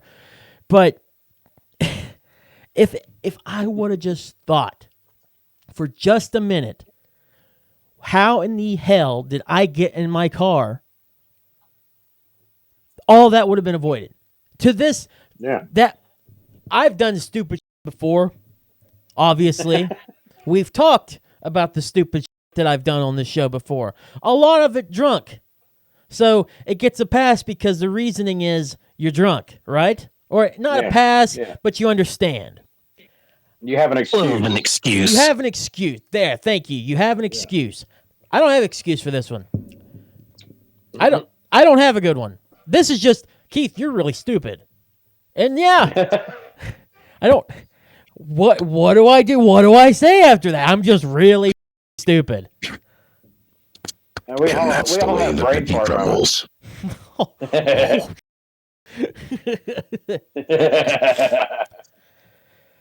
Yeah. And that's coming from the Grim Reaper, you know? I mean, if the Grim Reaper's saying that, damn. That cookie be crumbled, dude. Cookie crumbled, burnt to a crisp and everything. Yeah. So yeah, that's the story of Keith, your dumb co-host. Or Keith in the car door, as I originally told you, but I wanted to mention that once again, I am a dumb. I mean, it's almost kind of like there was at my work, there was a guy that was working. Truck broke down. He called the office, like complete panic. His truck wouldn't start. Truck was broke down, and like he was like 3 counties over, and they sent a tow truck all the way to this guy. You know, my boss just paid for a tow truck to go 3 counties over to pick up this guy. And it turned out the truck didn't have no gas in it. Gas in it. Yeah, it ain't got no gas. Ain't got no gate in it. Well, for telling dumb stories, I got a good one out of the prison. Oh, please. Make me feel a little better anyways. That I'm not as dumb as some others. Please. No, this one makes you look like a certifiable genius. Sweet. Let's go. I'm back, baby. So, as you guys know, I'm a corrections officer, and I was working night shift during pill call. I was working in medical, and we call them all down at once. You know, by the building. Hey, come get your pills. So this dude's waiting in line to get his pills for the night. He looks down at a mushroom that's growing on the ground. Now, at this point in time, the prison I work at was having issues with skunks getting inside the fences, which was made worse by the fact that the inmates were feeding them.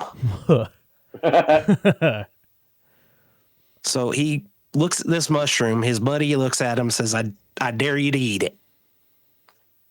Says, oh, it ain't nothing but a moral.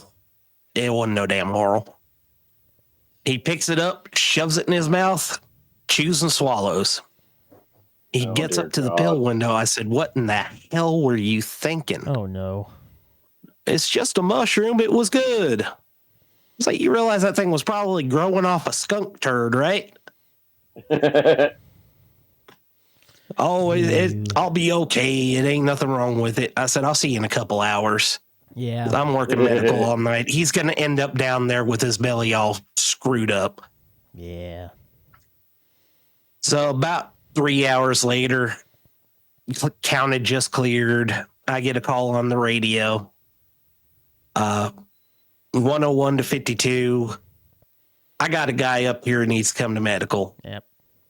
I said, what's wrong with him? Said, he keeps his pants. I can't remember the dude's name. We'll just call him Smith for now. I said, okay, so send Smith down here. He's like, how the hell did you know that? I said, I know exactly what happened. He showed up down there. He can't go 15 minutes without crapping himself. He slept on a stainless steel toilet in an isolation cell that night. But he don't eat mushrooms anymore. Oh. Not off the ground. Yeah, right. That would just turn me off of mushrooms in general. I don't care where they came from. It could be the freshest mushrooms you got from the store, whatever. I see one of those, and if I was me, I'd be like, I'm good. I'm good. Ugh. Now, see, Luckily, he didn't die. Yeah, because Now, that Chop, easily when he could have gets killed out- him. Chop, when he gets out of prison, though, you need to take him to Hardee's and get him a mushroom and Swiss burger. Oh, you're mean. You're so mean. Oh, he got out probably about 3 years ago. Mm. Okay. He I ain't bet he come don't eat back those. yet, so that's a good sign. Oh, Yeah. Yet. He learned his lesson so far. Functioning So term far. yet. He doesn't want to get his pants anymore in front of people. Those mushrooms are too tempting. Yeah. I ran out of boxers to give this man. That's how bad it was. And thank God he didn't die, because I wasn't going into that cell and performing CPR with the way it smelled in there. Dead man just covered in. Wait. Himself to death. Well, you know what they say. The last thing before you die is your. Oh. Oh, he had that part covered for sure. Literally. He's been practicing all day. Literally covered. Yeah. Ugh. He had it covered, and it covered him. Oh, God. Jesus. Well. That, ladies and gentlemen, is why you do not accept dares. That's why you use your brain. Because you could have a small thing to make you just look like in front of your coworkers, or something else that can make you shit yourself until you almost die. Yeah. Anyway, that's my story for the evening. Hey! It's very. Extremely. Yeah. J-Bomb, do you have a story of another story of or something like that? Of it? I had no stories. I was unprepared. I think I wish I was too. Good grief. I don't know what just happened there. It happens. Oh, well. Wrong. Dude, let me tell you. You know when a show is pretty good if an hour is like that. Yeah. Because we've done shows that just feel like they're dragging so bad. And we're like, what, 25 minutes in? Or what was it, 7.5? 17? 17. Was it 17? Okay, yeah. Yeah. Well, that looks good for me, minutes. huh? Yeah, that 17 minutes felt like an eternity. Dude, let me tell you. That So I'm was the old days. The good old asylum days. Mm-hmm. So I'm gonna say you're pretty good in terms of being our co-host. You're up there as well. Yep. Excellent. I mean, we've had two. We've had two so far, and both were great. Yes, 2 back to How are back. you going to choose? It's going to be We're hard. not choosing.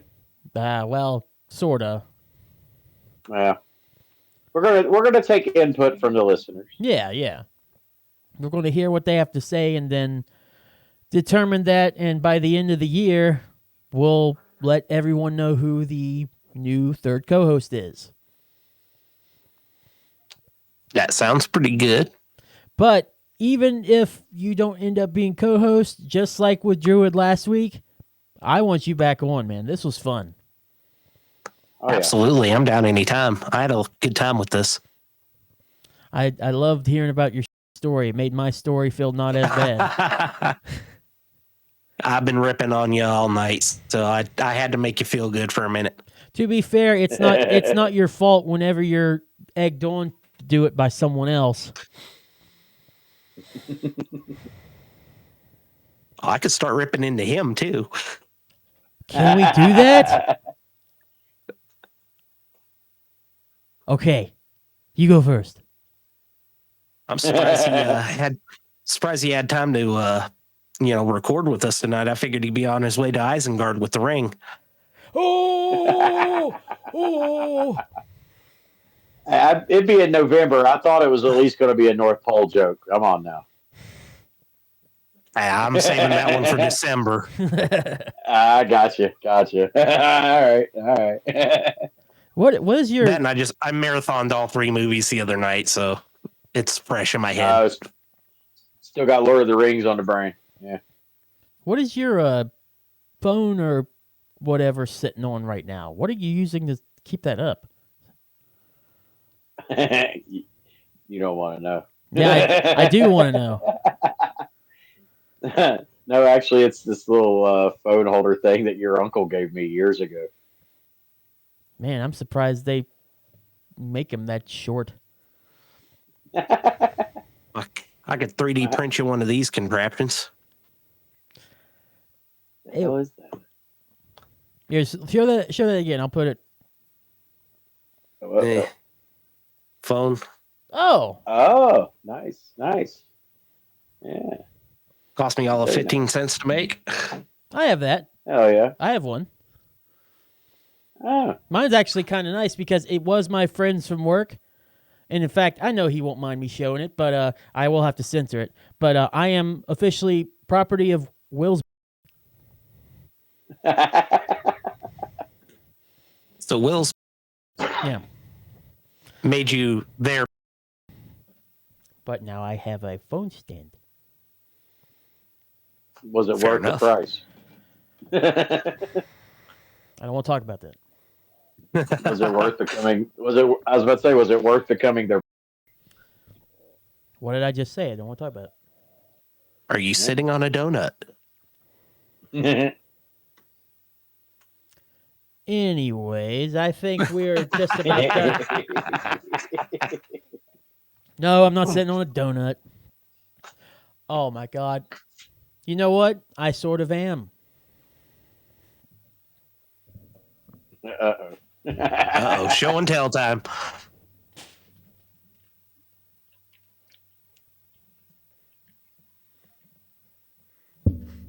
Is it just a cushion?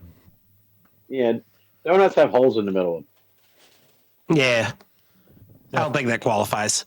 Is that a fat joke, No. J-Bum? Is that a fat joke? Huh? No. Is that a fat joke because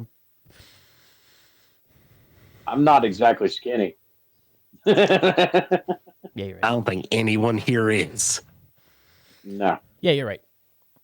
Anyway, so I think I have lost 20 pounds in the past 3 weeks, but I'm still fat. Rub it in, rub it in. All right. I think that's an.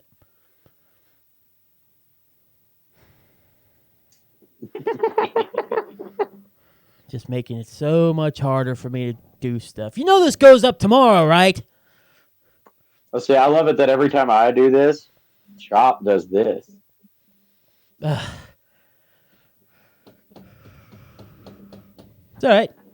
I like getting the episodes out at 7, 8 o'clock at night. It's cool. It's fine.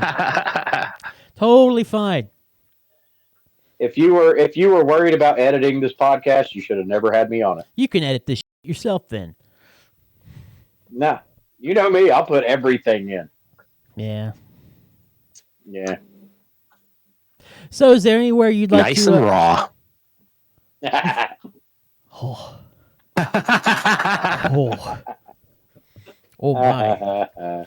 Before it gets any more raw, thank you all for listening and everything, for starters. Is there any sites or whatever you'd like to share, Chop? Anywhere you'd like to plug or whatever? If anybody want to find you, listen to your stuff, any kind of updates or whatever you might have for potential, not PTA, not Push the Attack, but just in general, your music career, anything? Currently, I've got nothing out there publicly. I do have a crafts Facebook page where I make some neat little, like this is a dice tower, and also make wooden Pokemon cards and That's do a little sick. 3D printing and stuff like that. I want a couple of those Pokemon cards. Well, He hit does me make up some on cool stuff. Really? and here's my custom Mad Flask. That's cool. I have one of those. Yeah. I'm gonna have to. That one was a to make because you asked for little Jackie on the back of the damn thing, and where it's curved. Nice job, J-Bomb. But you did a damn good job, though. I did. It was a to dial in. But if that kind of stuff trips your trigger, look me up. Chopper's Custom Creations on Facebook. Do it. And anything you see on there you like, you want one made, just shoot me a message. I want to talk about more of those Pokemon cards on the after show, by the way. I would love to do that. You going to join us for the after show tonight, by the way? Absolutely. Hell yeah. Yeah. And speaking of the after show, because I love doing this. Boom. Hello, how's it going? Well, Chopper isn't the only... plugs. Here they come. Yeah. Well, Chopper isn't the only... plug. Yeah, stop interrupting. Can we please? Come on. Try to do it clean for once. Well, Chopper isn't the only one back from stuff we did back in 2022 or so. Save the After Show is also back. Yay! It's on Patreon right now, too. Yay! For $5 a month, you get full access to all STA episodes from when we first started to brand new ones, including ones we haven't even done yet, where we're just talking extra 20, 30 minutes or so, go over the show we just did, as well as talk about some stuff that coming up for the next week's show, which, by the way, next week's show, just a spoiler, something like this as well. That's going to be fun. But $5, maybe a little much for people. Totally understand that. So, for just $1 a month, we do have uncensored, which we've hinted at several times in this episode, uncensored versions of this show for you for just $1. You also get your name shouted out, which, by the way, I will say unhighlighted. Thank you to Donna J-Bomb. I personally thanked her. She was actually became our first $5 tier member. That's really cool. Nice. Yeah. So way to go, Dabs. Yay, Dabs. So thank you so much. Dabs. Yeah. So thank you so much for that. And if you also want your name shouted out, you don't have to spend the $5. That's in the $1 tier. So you get the uncensored version of this podcast. You get your name shouted out. And starting next week, you also get the video version of my video game podcast on my own with Keith. Me. So that's a lot of stuff in just the $1 tier. Definitely think about it. You can go to patreon.com/STPP with Jack and Keith right now. That is patreon.com/STPPWJACK letter N KEITH right now. Like I said, $1 a month gets you all three of those. The uncensored STP, video OMO, name shouted out, and the $5 ones get you an extra 30-minute show with Save the After Show. Also, speaking of OMO, the new OMO is up. This week I was talking about everything that happened with Rockstar within the last week. A lot of problems going on there, it seems, with the, spoiler, delay of Grand Theft Auto 6 and everything, which is just a mess. People are happy about it just because let them cook, let them cook. If you want my take on all that and hear all the other news that's been going on this week, plus some talk about some Game of the Year stuff, along with Black Friday, mixing those two in there a little bit, go to Spreaker, look up OMO with Keith or On My Own with Keith, and you can do that, listen free. And like I said, on Patreon, there will be video next week. So that's the only way you can listen to it right now, along with other, because Spreaker is just the host. You can listen to it on Spotify, whatnot, but it's just listening. Video will come next week so you can watch too, which I really need to find a place that isn't all just PlayStation-ified, because I feel like I'll be, what's the word? Favoritism. So I need to make a place up for that. So I got a week to think about. So that's future Keith's problem, not mine. So that's basically all the plugs and promo stuff I have for us this week. Anyways, J-Bomb, you got anything? Nah. Okay. So the advice for this week. Thank you again one more time to Chopper. Thank you so much for coming on, by the way, before I get to the advice. Hey, anytime, man. I had a great time. 100%. And we will definitely take you into consideration for the advice, which I put in my notes all the time because I missed it the second week back. Do it this week. I've been doing it every week since. Stop yelling at me. So the advice See, is... we are actually already have a third host. It's Keith's other personality. Which one? Yeah, true. Man, that didn't make me look They just take turns. Yeah, right. That didn't make me look like a crazy person at all there, did it? No.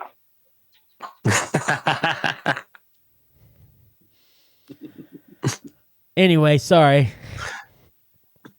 So the advice this week comes from Goodreads.com. Some of their quotes on there. I like to just find quotes for advice or whatnot. The Halloween was pretty obvious, just advice for, people going out trick-or-treating. I thought this was a good quote, though. Albert Einstein once said, "Life is like riding a bicycle. To keep your balance, you must keep moving."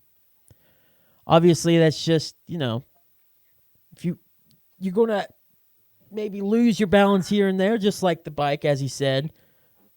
Go. Do. You got this. Keep moving. Life shouldn't end just because you lost your balance. Maybe you did fall. Okay, get back up. You didn't hurt yourself. Not too bad anyways. Get back up. Got faith in you. You got this, like I said. I basically just reiterated what he said like 5 different times just then. I said nothing new. I said nothing important other than you got this. Just, hey, get up off your ass and go bike riding. One of my favorite quotes was actually by Albert Einstein, too. What is it? Feel free to edit this out later, but it goes something along the lines of every man's a genius, but if you judge a fish by its ability to climb a tree, it will spend its life thinking it's stupid. Why would I edit that? That's good. That is good. I like yours better than mine. Free people, you don't get mine, you get his. Anyway, hey, let's get to the after show, by the way. Let's get that going. Thank you again so much for listening. J-Bomb, take us out because I really need to stop talking right now. All right. Well, thanks everybody for listening. Chopper, as Keith already said, great having you, buddy. Always a pleasure to talk to you anytime I get a chance to. There's a reason why he is my captain. I actually enjoy speaking to him. He's somebody that doesn't annoy the shit out of me. But anyway, thanks everybody for listening. Hope you enjoyed it. We'll be back next week with some more fun and some more surprises. But have a safe week. Everybody be careful, especially if you're in our area dealing with snow and the cold. Stay warm, drive safely, don't drink and drive. And as always, stay metal. I love your faces. He's so pretty.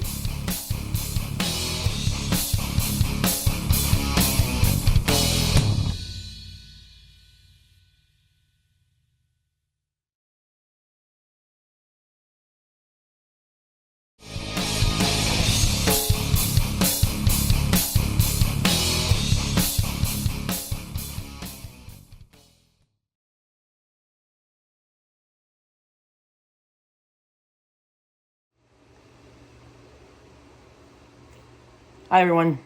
I don't mean to stop the show real quick. We'll get to it in just a second. I just need to come on here and talk for a minute.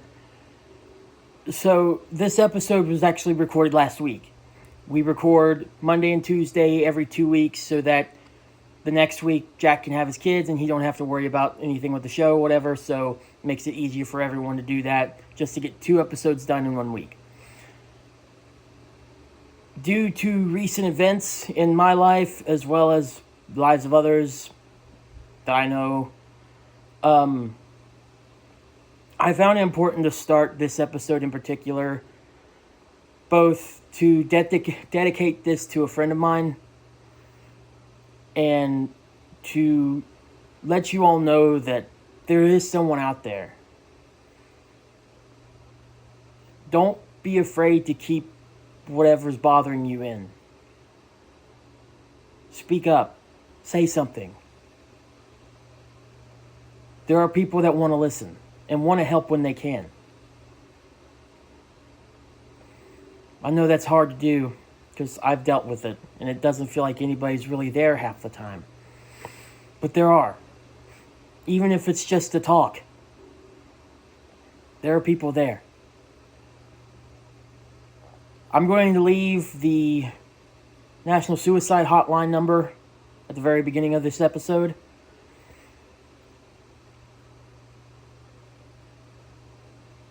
If you need it, use it.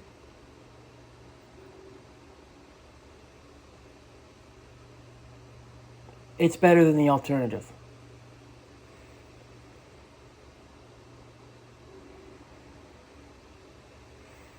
I love your faces. I try to say that at the end of every episode, but I want it to be abundantly clear. I love your faces. And I hope you enjoy this episode as much as we did recording it a week ago. And to my friend, I miss you. Thanks.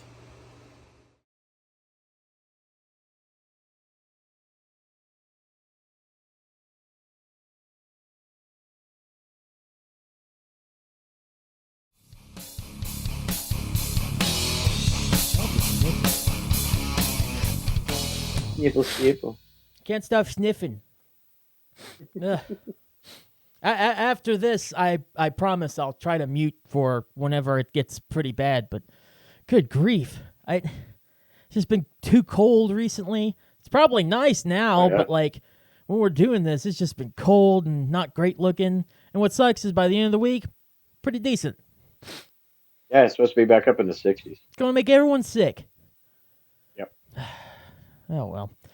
Hi everyone, welcome in. Welcome into the show. I'm Keith. Hi. I'm Jack. Welcome to Save the Planet. Welcome back. The last 2 weeks have been 2 different guests trying out to be a new co-host. This week, well, spoilers, same thing.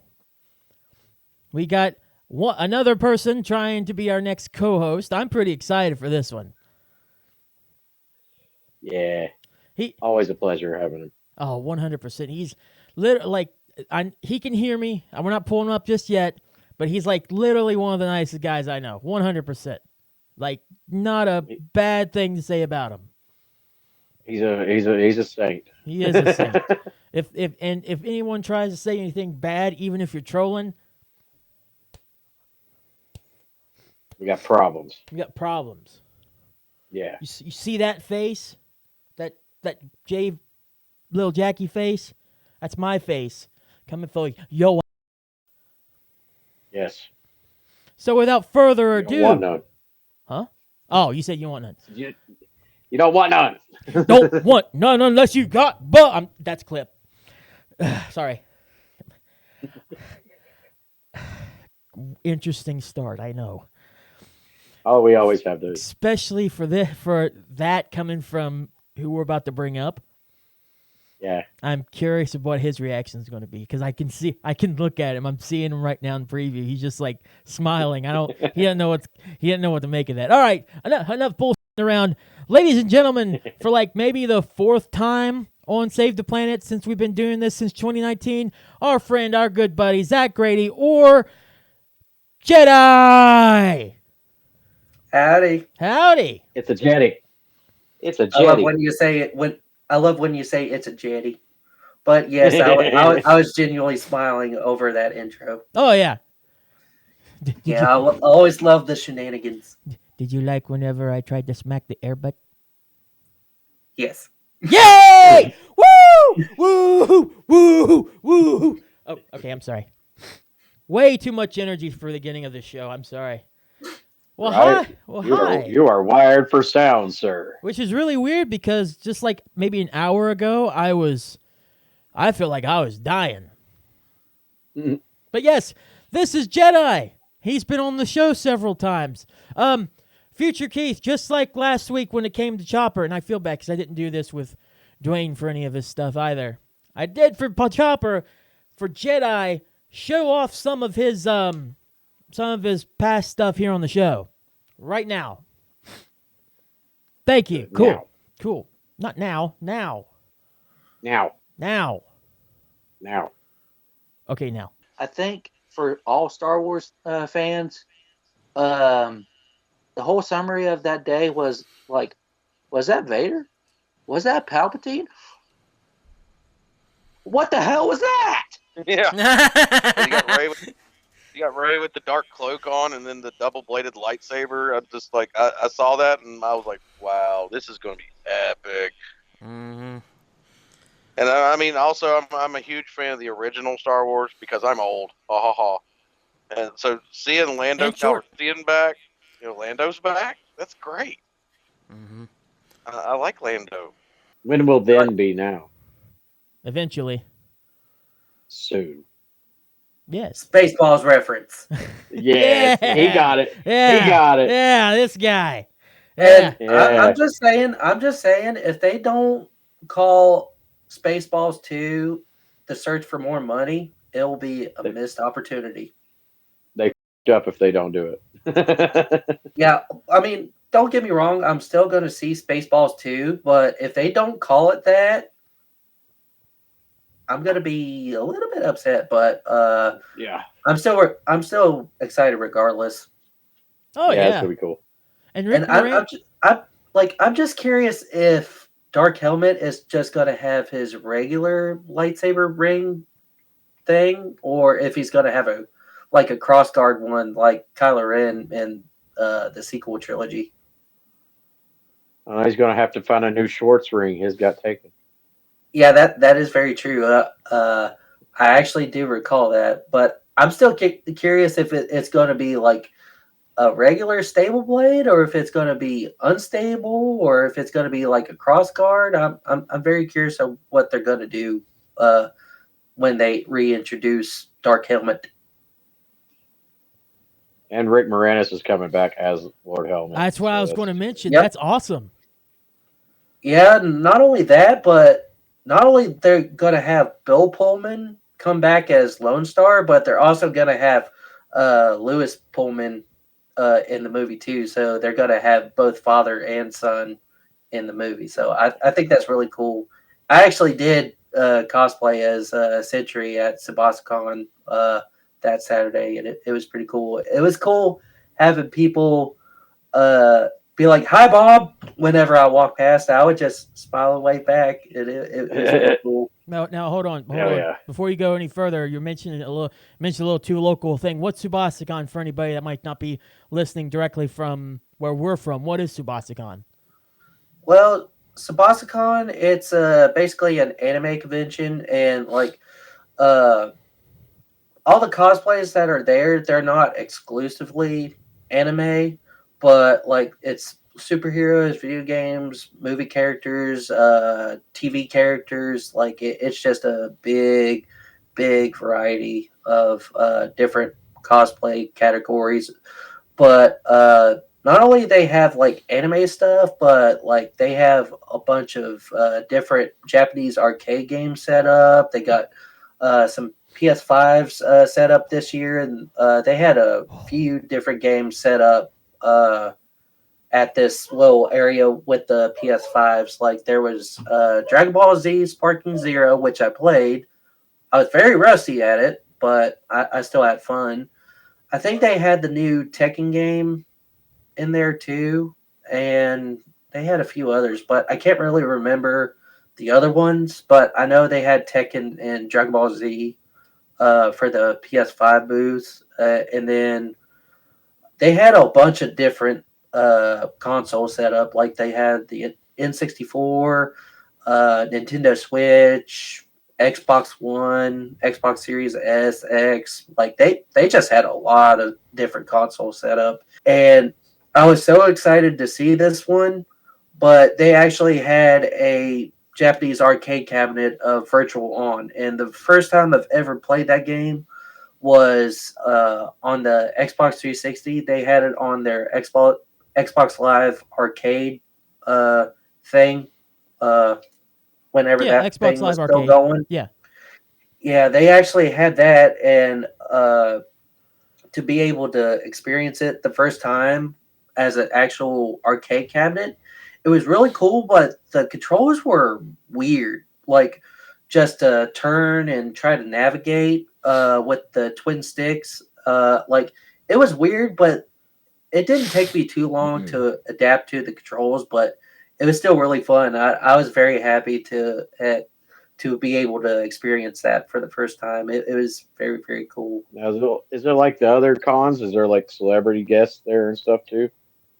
Yeah, I know it's mostly voice actors, but I haven't really seen anything out of the way as like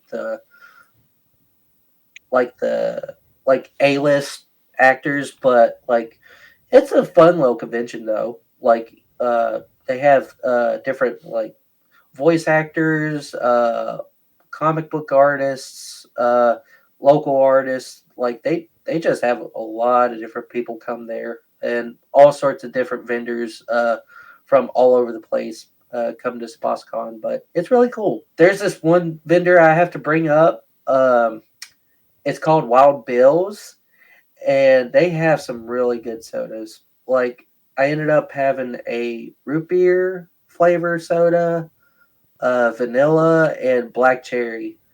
The mug I got, it was really, really cool. It's an insulated mug, but I will say, like for the price, it came up to around like $80. But yeah, I've seen that place before. They've set up on Canal Boulevard for a couple things there. Which sorry for local stuff again, but I've seen them in Charleston before. I really want to try it, but I saw the price for the mugs. I'm like, there's no way. I'm trying. Right. I'm going that much just to try your probably okay soda. You know what's okay? That's much cheaper. A Coke. Even though the price for the mug was a bit on the expensive side, like I really enjoyed their sodas. And like if you bought that mug, you was able to get free refills and unlimited refills throughout the whole weekend. That And was the only good thing about it. If you bought the mug, you could just go there at any time. But still, I don't know, man. That's especially if you go there for like one day, like multiple days, sure. But like, are you going to go? Did you go multiple times to Subasagon this year? I've only went both Friday and Saturday. Okay, so you did go. Okay, so as long as you had the mug, you were able to just get whatever anytime, right? Or did you have to purchase like the ability to get another one to go again the second day? I meant the mug thing, not Subasagon. I assume you paid for 2 days of Subasagon. Yeah, for me, like I ended up getting a 3-day pass, so that way I could go both Friday and Saturday. But as far as like the mug goes, I was able to just pay that $80 price tag for the mug and the unlimited refills. I was very happy to get the mug itself, but like for the price tag on it, it was just like. That's, I mean, yeah, I agree.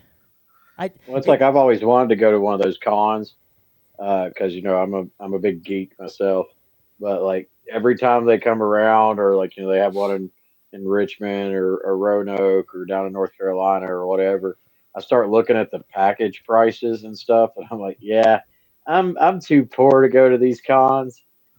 Everything at these conventions they're expensive. Yeah. Especially if you want to meet like a celebrity. I know we know Turtle. He got to meet Robert England. Who played Freddy Krueger, and he paid a pretty penny just to get his picture taken. That's just craziness, man. Yeah, like I was actually looking at some of the prices on GalaxyCon in Columbus, and like some of the prices that they have for like to get an autograph or a selfie with some of the celebrities, and like just seeing the price tags on them, I was just like, oh my god, It's nuts. And as bad as things are in general now, in terms of just people not getting enough money to do anything, some of these like I can understand if like maybe who's Sydney Sweeney. Let's just mention her. If she wanted to charge something big, yeah, I totally understand. Someone else, give me Chris Evans. If Chris Evans wanted to come into town, big price, sure, whatever, fine. But some of these like C, D list tier celebs, and you're charging out the for what you might be not worth. Let's be real. Yeah. Come on. I mean, for me, I'd love to meet Corey Taylor, but after hearing how much it cost, I'd rather just pay the exact same amount that I'd pay to meet him and go to like a big music festival and spend all weekend, seeing all kinds of bands. Yeah, because Slipknot it's about the same price. Yeah, Slipknot is not as big as what they used to be, and seeing him just because of what past glories or something, that's not worth it. I mean, like paying $200-$300 to get a picture taken with Corey Taylor, I'd rather pay $200 or $300 and see 50 bands over a weekend. Right. I 100% agree. That's like with like WWE raising their prices extreme. Like, it used to be how you could get a whole family in maybe for like $100-$200. Now that's like cheap seats. Oh yeah, for one person. I know when I took my son to SmackDown, and that was like 4 years ago. I think just for me and his tickets to get in for us, and I mean they wasn't like the best seats. They wasn't horrible, but they definitely wasn't the best. I think I paid like almost $400 for just me and him tickets. And you know what's that sad? Don't include the gas and the food and drinks and the merch and stuff. The merch is ridiculous. $50 for a kid's shirt is just insane. And the sad part is the fact that wasn't really even TKO yet. That was still under Vince and all them. Just imagine how much that would be in for the same ticket now. Oh, ridiculous. Yeah, you're looking probably $1,000. John Cena's final match coming up in December is going to be like $13,000 or something like that for a front row seat. That's ridiculous. For a Saturday night's main event. It's not even a pay-per-view or a PLE or something like that. It's not even its own standalone thing. It's just a Saturday night's main event. Right. That's so insane. I get it's John Cena in his last match, but come on. And the thing is, there's people that will pay it. Oh, yeah. There's rabid fans that will pay out the for this stuff. And you know what? We can't tell you what to do with your money. 100% cannot, nor would I ever. But just like, do you have enough money for food? Yeah. If I got the money to pay that for a ticket to see John Cena, then I must have pretty good money. You must have been saving up since he started wrestling. Right. Like the first night he came out against Kurt and attacked him. You must have been like, all right, I'm waiting for his last match. Yeah, I'm saving up. Because what regular person can $10 aside every week until his retirement. Yeah, right? It's insane. Prices just in general are insane these days. Yeah. They are. What's the craziest? Maybe it was the mug thing. I don't know. But what was like the craziest price thing you saw at SubasaCon? Do you know right offhand? Maybe not. Maybe that wasn't your intention to see or whatever. But maybe you caught something at a glance or whatever, and it's just like taken back a little bit. Do you know right offhand?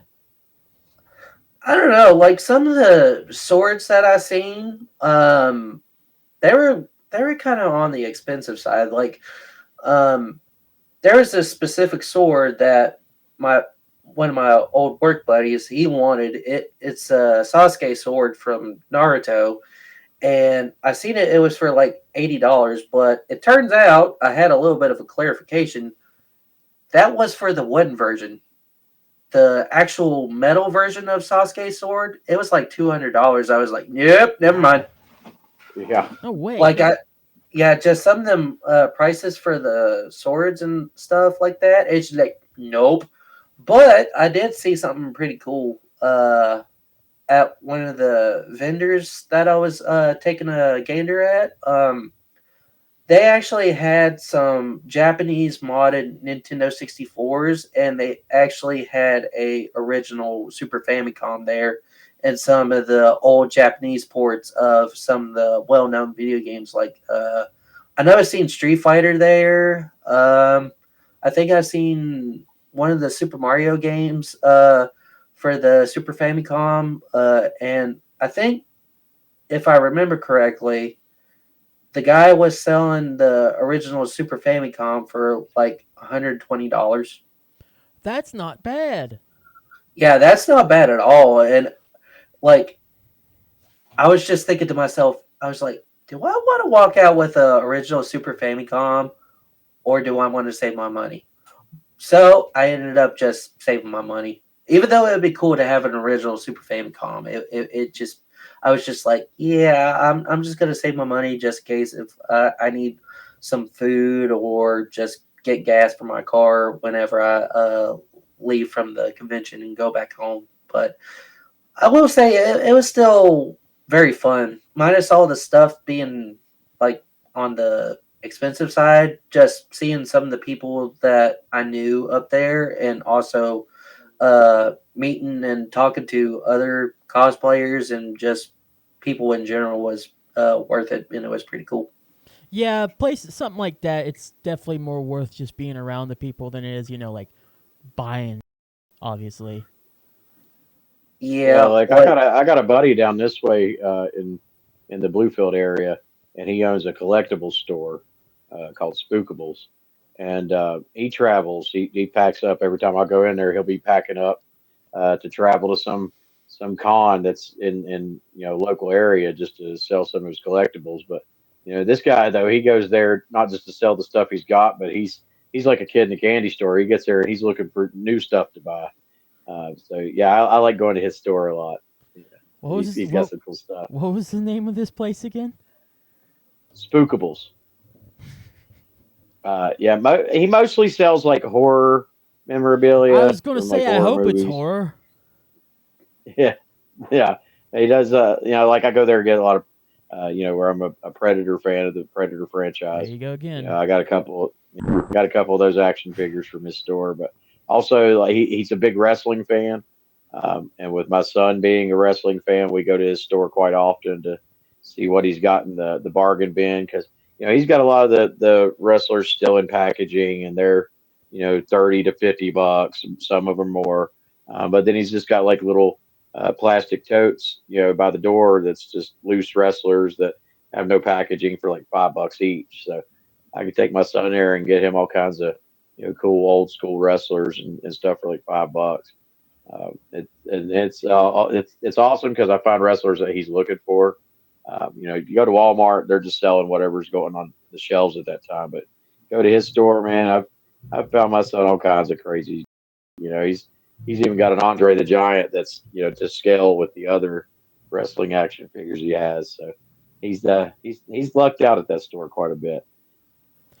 Jedi, I just thought of a store. Him talking about this random store or whatever that they go to. I just thought of one. I don't know if you've been to it, and I don't know if it's in the same place. There was a store like this in the Ashland Mall called Time Warp. Now they used to have their own place in like the town of Ashland or in the city of Ashland, but I think they moved into the mall after that one superhero creamery moved to the Huntington Mall. Mm-hmm. I don't know if they're still there. They were there when I was there a few months ago, but you should definitely go to Time Warp. Whenever you first enter, it's probably not going to be a place you're going to care for because there is a bunch of wrestling stuff. That would be a place you'd go to, J-Bomb, and me. There's a bunch of wrestling figures, a bunch of memorabilia behind glass and whatnot. Cool stuff, but you keep going further back into the store. There are so many video games. They got them in cases. They got them on the side. They got different kind of music and stuff in cases and whatnot.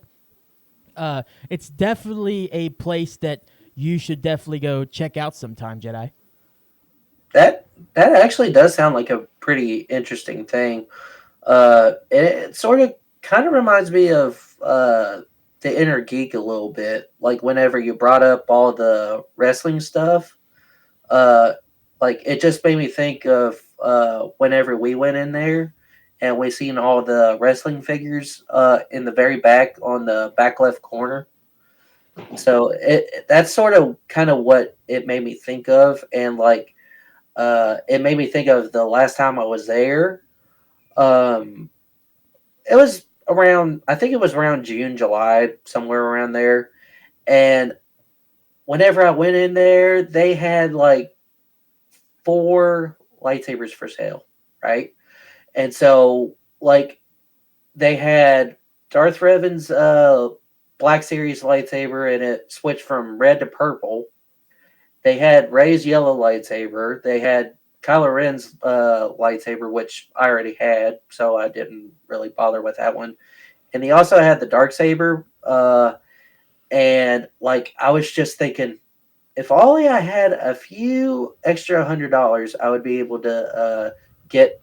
Well, I would be able to walk out with both the Rey yellow lightsaber and the Darth Revan lightsaber. And the next time I came back to the Inner Geek, they was gone. All the lightsabers were gone. So I was like, well, crap. But now there's actually a few graphic novels that I've been after. I don't know if they've already released or not, but the 2, well, actually, technically there's 3 I'm after. It's Absolute Batman, Absolute Superman, and Absolute Wonder Woman. Like, I know they have the single issues to the 3 of those, but I would really like to get the graphic novels to those 3. Huh. And I've been really interested in the Absolute Batman storyline because, like, some of the stuff that I've seen, like, with that particular series and what they do with Batman and, like, his rogues gallery, some of it's brutal and some of it is really, really messed up.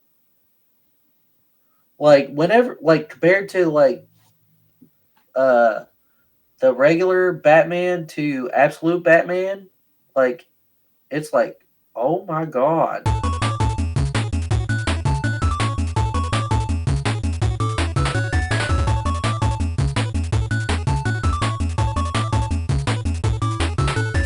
Like, whenever they go extreme with Absolute Batman, like, he, like, I don't know, it's crazy.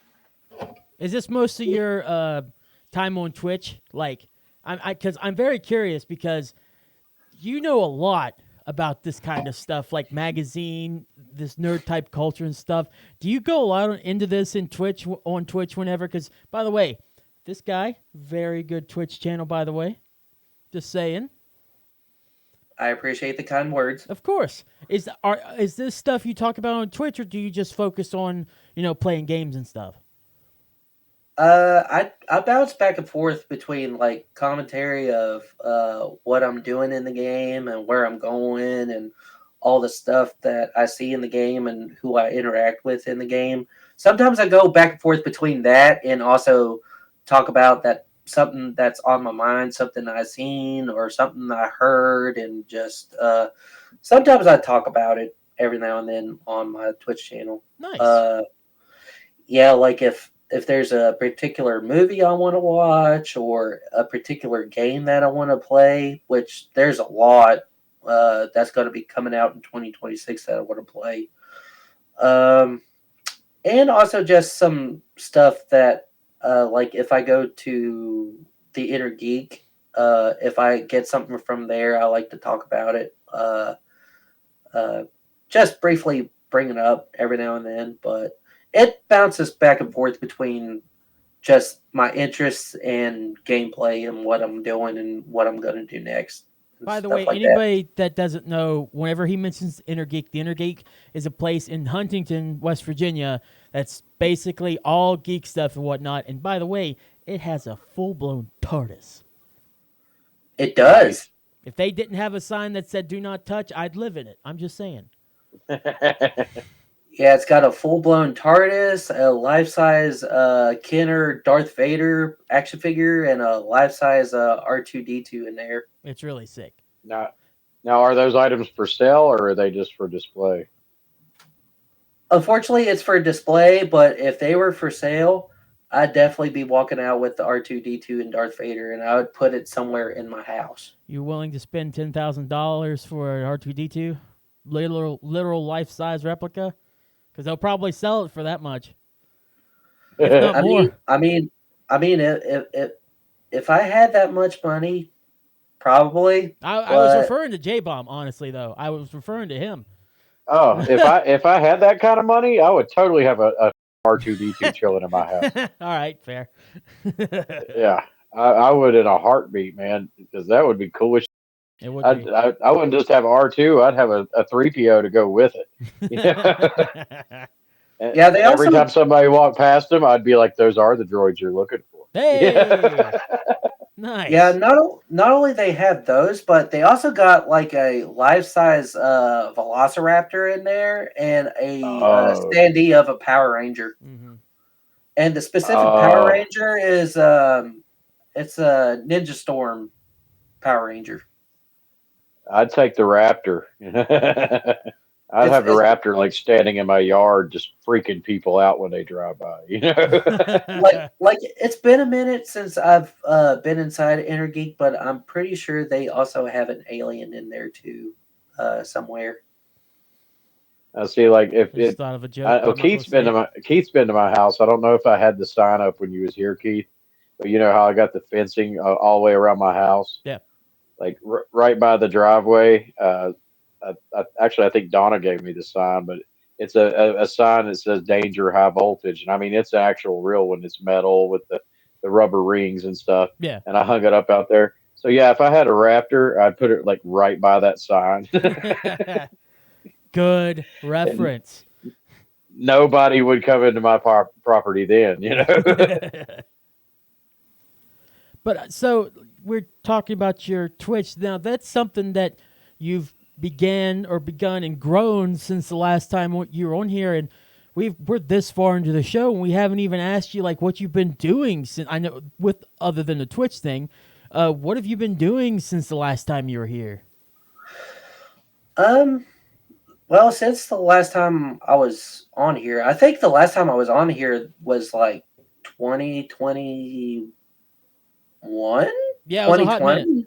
Yeah. Somewhere around there, because I remember the last time I was on here, we was talking about Spider-Man No Way Home, and it was before that movie released. The whole Sony Disney feel, I just kind of I'm just like, I don't know.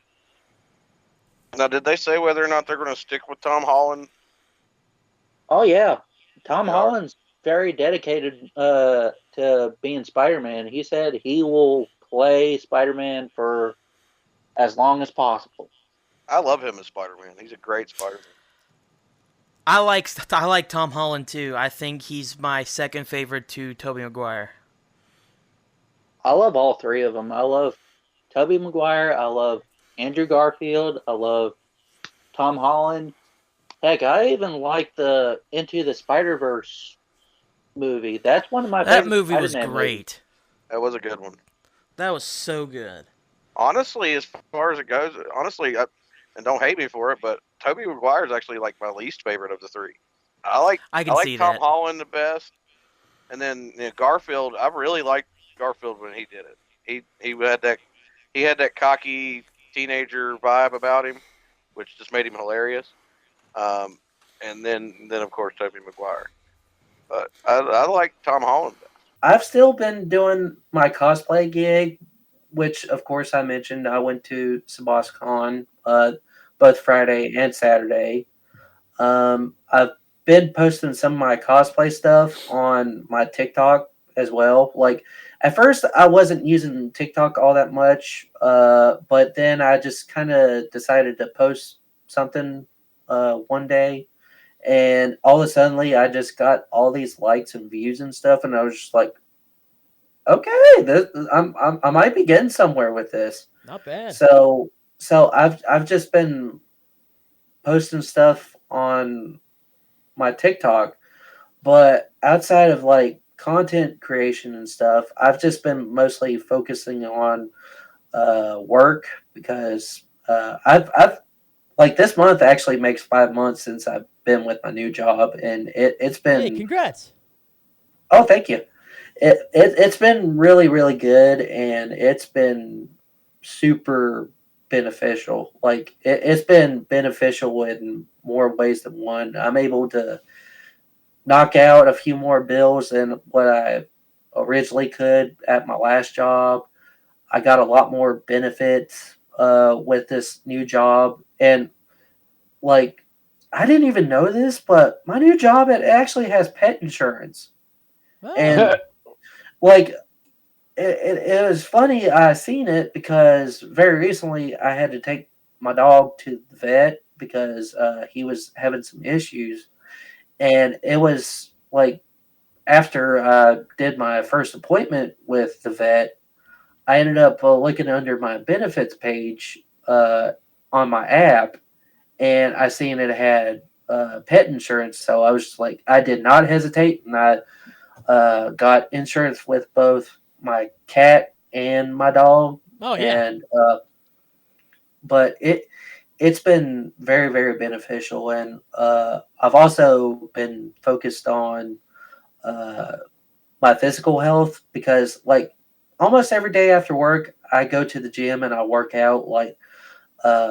earlier today I ended up hitting arm and back for my gym session today, and it felt pretty good. Give us a little pump. Give us a little arm thing there. Give us a little. Oh my God! Like the camera doesn't really do it justice because of the lighting, but like the gains are there. I'm just saying the gains are there. But he's a beefy man. Oh, we talked about it on Save the After Show last night, or sorry, last week. But let's just say if what we talked about was true, you just bumped those numbers up. I'm just saying. But I have posted some of my fitness stuff on Instagram, Facebook, and a little bit on TikTok. But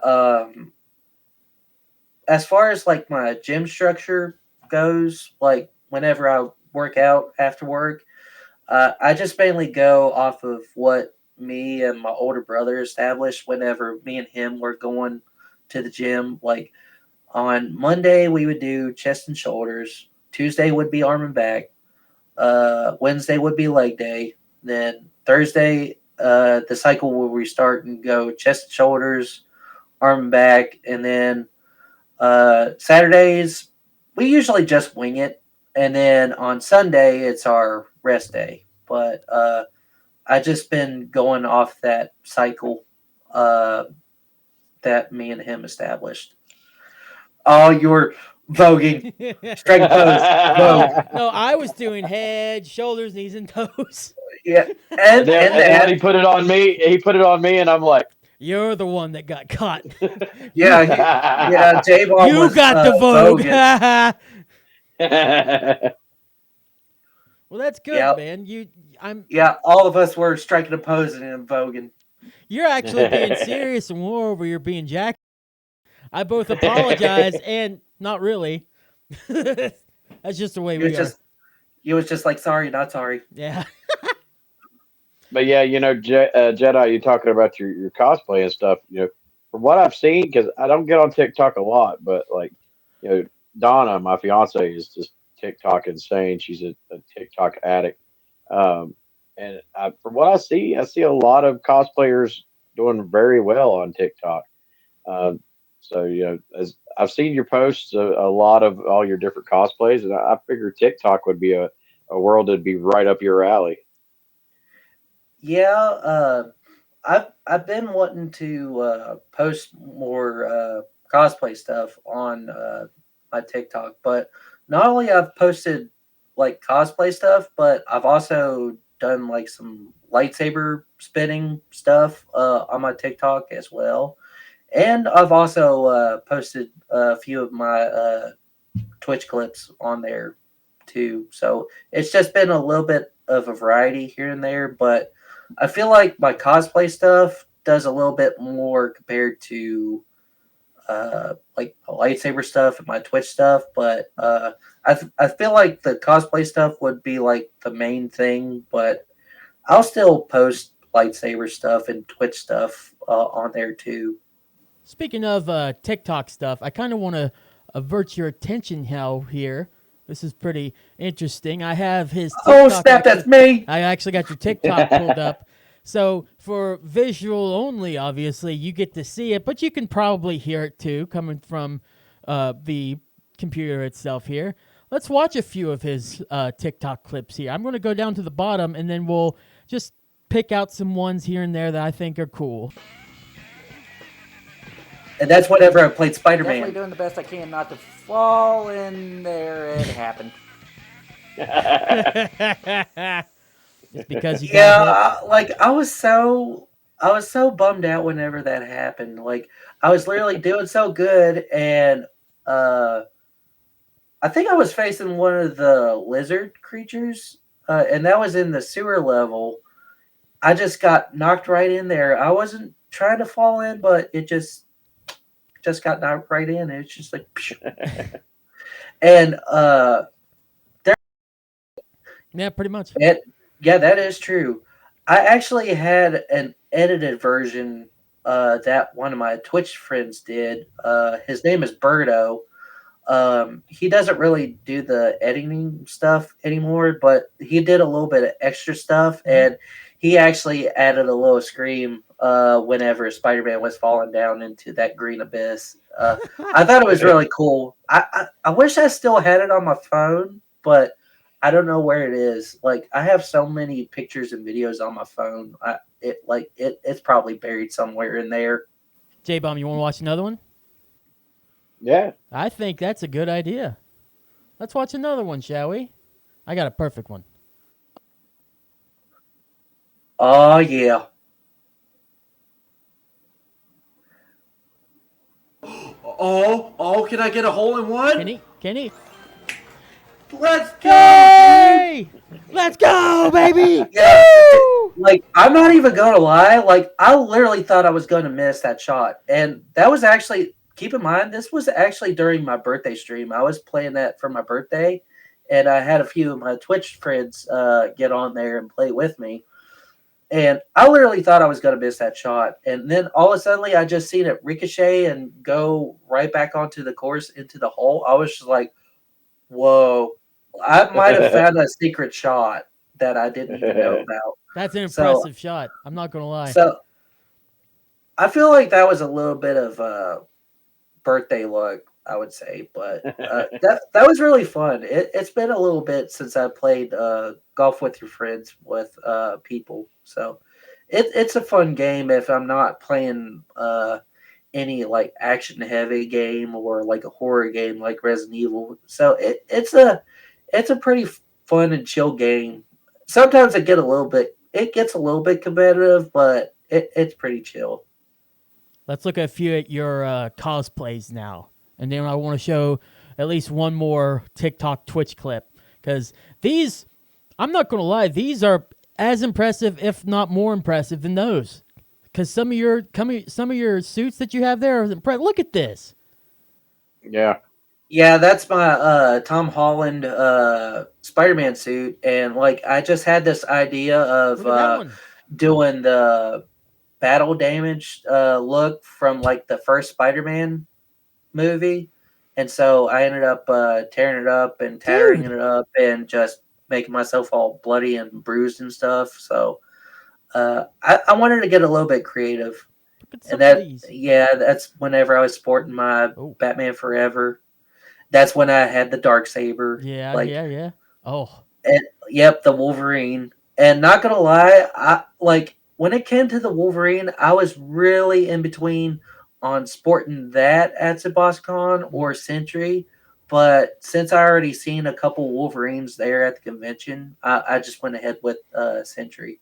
Even though I do want to bring back the Wolverine costume for a stream one day. Like, there's a lot of costumes I would love to bring back for a special stream or two. This guy's impressive. Jedi has a good eye for cosplay for sure. Oh, hell yeah. Yeah. I like the one you did years ago. You did the Ghost Rider years and years ago. Yeah. Yeah, I would actually love to upgrade some of my cosplays, like add and replace some pieces on some of my old cosplays, and Ghost Rider is one of them. Like it was a few years ago. It was me, one other buddy, and another buddy of mine. I let him borrow my Ghost Rider cosplay, like my mask and my leather jacket and everything that I got for him. And I don't know what actually happened, but he accidentally dropped the mask in the floor and it caused like some of the like the flame pieces to break off the mask, and it caused some things to get messed up on my mask. Like I still have it; it's still in pretty decent condition, but like the lights don't work on the mask anymore. And I was thinking about maybe one day upgrading the mask and getting like one with neopixels in the flames, so that way I could have like the whole flame effect. So that'd be sick. That's one idea I would like to do. It's just a slow process on everything. I've just been mostly focused on taking care of my necessities first, right? Which you should, and then just focusing after that. I can get like the stuff I want. Like it's needs over wants. If that makes prioritize. Oh yeah. Yeah, prioritizing. Yeah. Speaking of prioritizing, let's prioritize one more TikTok Twitch clip. Sounds good to me. Right, here we go. Final one. I had to put in a horror one, and I think this is more recently, isn't it? Yes, it was very recently. It was whenever I was playing Until Dawn for Halloween, and that's whenever I was sporting my Daredevil costume too. Okay. Here we go. Check it out. Why? What if it's like a pipe that's about to burst or some problem with the furnace? Unlikely. If it were me, I wouldn't want this place to burn down on my watch. Yeah, we gotta stick together. We do. Look out. Oh, why do I gotta He's gonna kill you. Oh my god! Oh my god! Yeah, this part actually... Yeah, that part actually genuinely scared me. Like, it scared me to the point where I literally threw my controller behind me. That's why I wanted to do that one, because you actually did throw your controller. I noticed that. Like, he said, "Oh my god!" Yeah, oh my god! Like you noticed me reaching down for my controller. I literally threw my controller backwards. It like that one got me really good, but like throughout that stream, there was quite a few different jump scares that got me. But that one, oh yeah, that one was probably the worst one. You call it your worst one. I call it your best. Yeah. Come on. I mean, yeah. Like there's been quite a few games that has scared me, and I'd say like the top two games that probably scared me the most was that game and Dead Space. Yeah, I can see that. I played Dead Space. Dead Space was crazy. Mm-hmm. But watching that clip though kind of reminded me of an old story that you told on a very old episode, Keith, and for our listeners, if you want to go back and try to find it, but Keith told a story about getting to try a VR headset of one of his buddies playing that Resident Evil game that came out with it, and from Keith's story, he damn near almost broke his buddy's VR headset. Sure did, because the game scared the shit out of him. Sure did. This thing had just came out like a few months ago, or maybe just like a year ago. It was the original PlayStation VR, and he wanted us all to come and try it or so. And I tried it, and of course, I'm like, all right, I'm going to be tough. I'm going to try the Spoopy Poopy game. I put the thing on, and I almost throw the damn headset off my head and completely destroy this $500 toy that he basically got.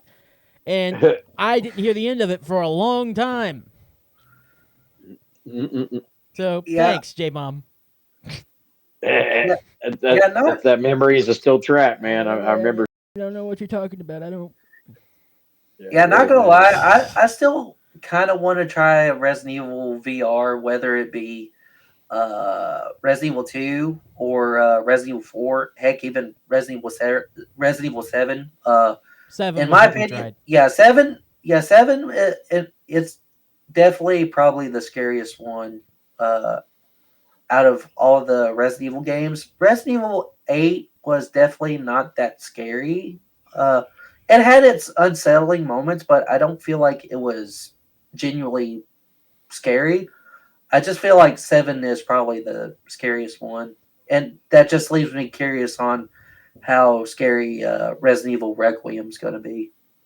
This is probably a topic I could have talked about on OMO sometime, but I never really thought that Resident Evil was a scary game. I never thought those games were that scary. I understand why people get freaked out by them because of zombies and infected or whatnot, and then the certain angles from the original games, the cameras that just cause something to come out of nowhere. I can totally, like Mr. X or something popping out of nowhere. I understand it, but honestly, those aren't really scary to me because you get plenty of ammo. Even if if you play the limited version, you still kind of are equipped like a. They're not that scary. Now, that is also the fact that I like the ripoff of Resident Evil that became Silent Hill. I like Silent Hill a lot more. I think it's a lot scarier, both just in game and total as well as psychological. I think it's just a scarier game, but I never really saw Resident Evil as a whole really scary. Am I crazy thinking that? Because I know 1 and 2, I know the internet saying yes you are, but yeah, 1 and 2, the first 3. I mean, we even brought this up last week when we had Chopper on. Yeah, we was talking about our 5 favorite video games, and Resident Evil was in my list. Those first 3 Resident Evil games had a ton of jump scares. Mm-hmm. That if you hadn't played before and didn't know it was coming, it would mess with you. I remember back in high school, I think it might have been Nemesis.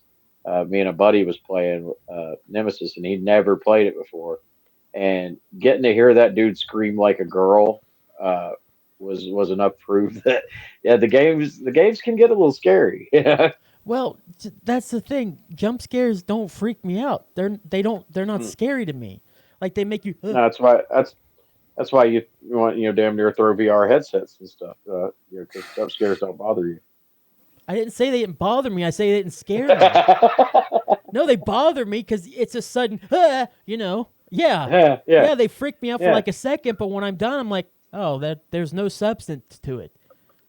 I think that's why I like Nemesis, because with Nemesis it had the jump scares, but then knowing that Nemesis was going to pop up anytime, and then there was levels where you knew you couldn't take the guy. Every time you tried to stand and fight Nemesis throughout that game, he would kill you. Yeah. You never really got a fair chance against him until towards the end. But just be creeping through an alley and you can hear him, walking or doing the whole stars thing. It got creepy as far as I'm concerned. Well, in contrast to Silent Hill, in particular, just the first 3 or 4 of them, while that one might show up, there's times where you're hearing voices and you're hearing feet that are around you and you don't know where they come from, but nothing pops up. What's scarier? Is it the fact that something is out there and is coming for you, or something's out there and it doesn't? That is a fair point. Yeah, it's the anticipation that builds fear more than the actual bleh, Well, I believe it was Silent Hill where you're in the room with all the mannequins, and every time you turn away from them and you turn back, they've moved. They've done something different. They're getting closer and closer to you. I believe that was Silent Hill. I could be wrong, but stuff like that's some creepy. And to me, maybe too, I need to actually play the original PlayStation versions. I played Resident Evil 2 Remake, Resident Evil 1 and 2 Remake. Resident Evil 1 is closer to the original in terms of how the game structured remake wise. 2 is just completely different. 2 is an actual action game, but they're with horror elements. I still wasn't that freaked out by either of them. Maybe if I had the added context of the graphics at the time, the gameplay being as it is, as well as just the cameras that have those static cameras that don't move, which is where Silent Hill got its presentation from. Maybe if I went back and played it like with those older games, I'd probably appreciate it and think it's more scary. But just what I've played, especially with the remakes, I didn't find them scary, even though they did have that element of Mr. X can come out of nowhere and just like pop and kill you or whatnot. Didn't freak me out. I was just like trying to stock up and trying to make sure I was ready to boot scoot boogie on the out wherever I was so I can move on. I was also getting more frustrated trying to find all the keys and whatnot to get to the next area or find all the things to get to the next and solving all the puzzles more than I was, actually getting immersed in the area and getting freaked out by it. Which in Silent Hill, you do the same thing, but I feel like it's better spaced out.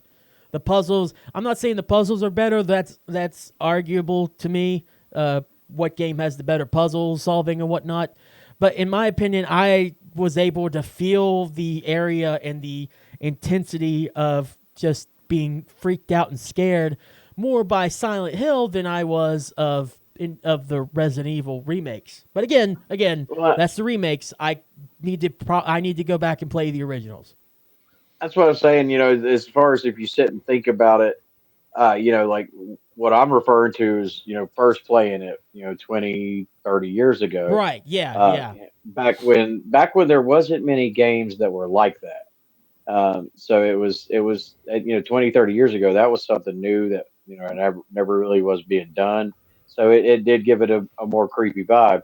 Now here we are 20, 30 years later. There's been so many horror games. There's been so many things. It's hard to scare a horror gamer anymore nowadays. Well, the Silent Hill 2 remake, which was a remake of the 25 for a game 25 years ago or so, I thought captured that original Silent Hill 2 very well, still being that like over-the-shoulder type more action thing. But I think the only thing it did worse in it in comparison to the original Silent Hill 2 was the music. I thought the music in the original and the feeling of it might be a dream or whatnot was a lot better in that one in compared to this one. This one felt more like Resident Evil 2's remake, but it still kind of, in my opinion, had the more creepier feeling of it because that's what the original Silent Hill 2 was going for, was the more creepier in your head type feeling in comparison to the more action-based game that was Resident Evil 2. But yeah, again, it's also opinion. Whatever. Yeah, that actually made me think of whenever I was a kid experiencing the original Resident Evil 2 on the Nintendo 64. Like, a friend of my dad's let me and my older brother borrow his Nintendo 64, and he had Resident Evil 2. And I didn't really know at the time what the game was all about. I just thought the cartridge looked pretty cool. And I was not prepared to experience what I experienced whenever I was a kid. I think the thing that really got to me whenever I was a kid, experiencing Resident Evil 2 for the first time, was seeing all the zombies, and especially like after you die, just seeing your character get eaten alive. I was like, I'm turning the game off.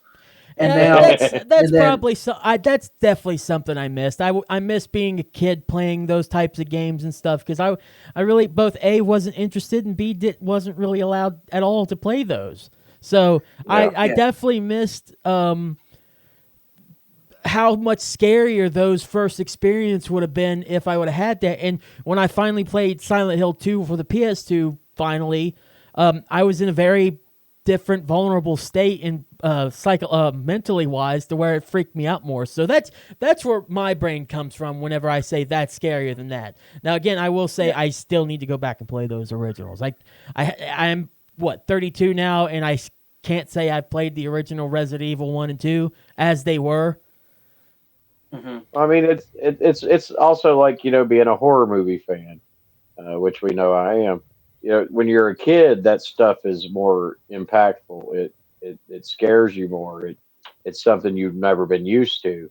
And as you get older, me being a horror movie fan now, it's hard to shake me. with a horror movie. Right. So it's the same kind of thing. When you're a kid, things are a whole lot more wild. As you get older, it just gets a little bit more bland. You've already seen it, been there, done that, got the T-shirt. So it's all about perception and age. Nah, Yeah, and y'all, it's Resident Evil worth sucks. and it's funny Here's that my you opinion. Guys, Resident Evil sucks. Ah! it's funny that like you bring up Silent Hill because, well, Keith, you were there whenever I was streaming the very first Silent Hill game for the PS1. I was. And I can't tell you how long ago that was, but whenever you were talking about like the puzzles, I can attest that the puzzles in Silent Hill are a lot more complicated compared to puzzles in Resident Evil because there was one particular puzzle in the very first Silent Hill game that just got me absolutely stumped. I was just like, what? And it was just at that point that where I got stumped at, I just kind of was just like, yeah, I should probably give the game a break. The first But, one's pretty rough when it comes to that, yeah. Yeah, but like as far as like the Resident Evil puzzles, like I feel like they're a lot more easier in comparison. Like whenever I revisited the Resident Evil 2 remake for Halloween this year, there was a few puzzles that just came back to me because where I've played it previously, and there was some puzzles I was just like, wait, what is this again? And I had to jog my memory a little bit. So I was trying to basically remember it from whenever I played the Resident Evil 2 remake previously, and also like the past few times I've played the OG Resident Evil. So I was just sort of like, okay, that's that. And there was this puzzle, and I was just like, what's this again? And so, like, I feel like the puzzles in Resident Evil are a lot easier compared to the Silent Hill puzzles because when it comes to the Silent Hill puzzles, they're not going to be the exact same solution compared to the Resident Evil puzzles.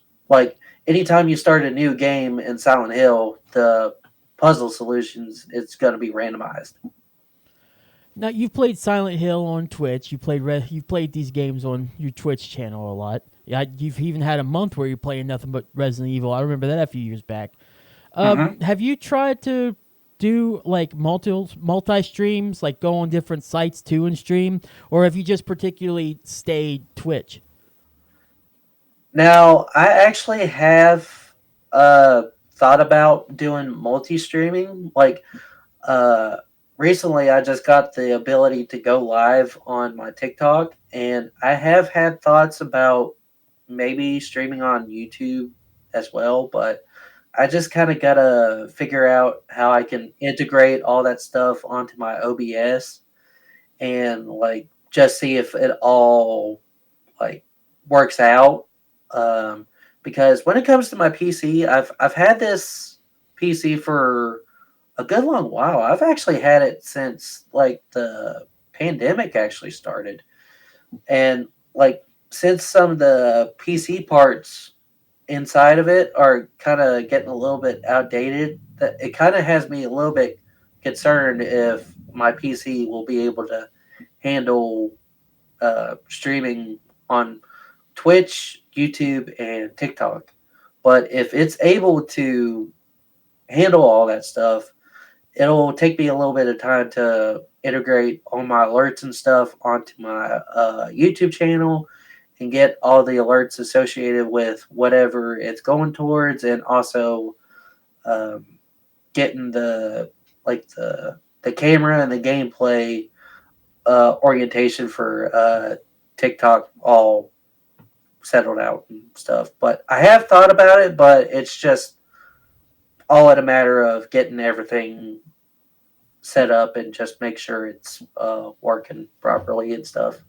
Do you worry about particular platforms, like, because there are other streaming platforms like YouTube streaming, that's still a thing, but like, do you worry about places like Rumble or Kick kind of taking over Twitch in terms of like player base or whatever? And like, do you, because I used to be on Twitch a lot more, but even whenever I stopped really using it so much, it just felt like Twitch was kind of, I don't know. There was something about Twitch I didn't really like in the background that really rubbed me the wrong way. Do you feel like that's still a thing? Do you not?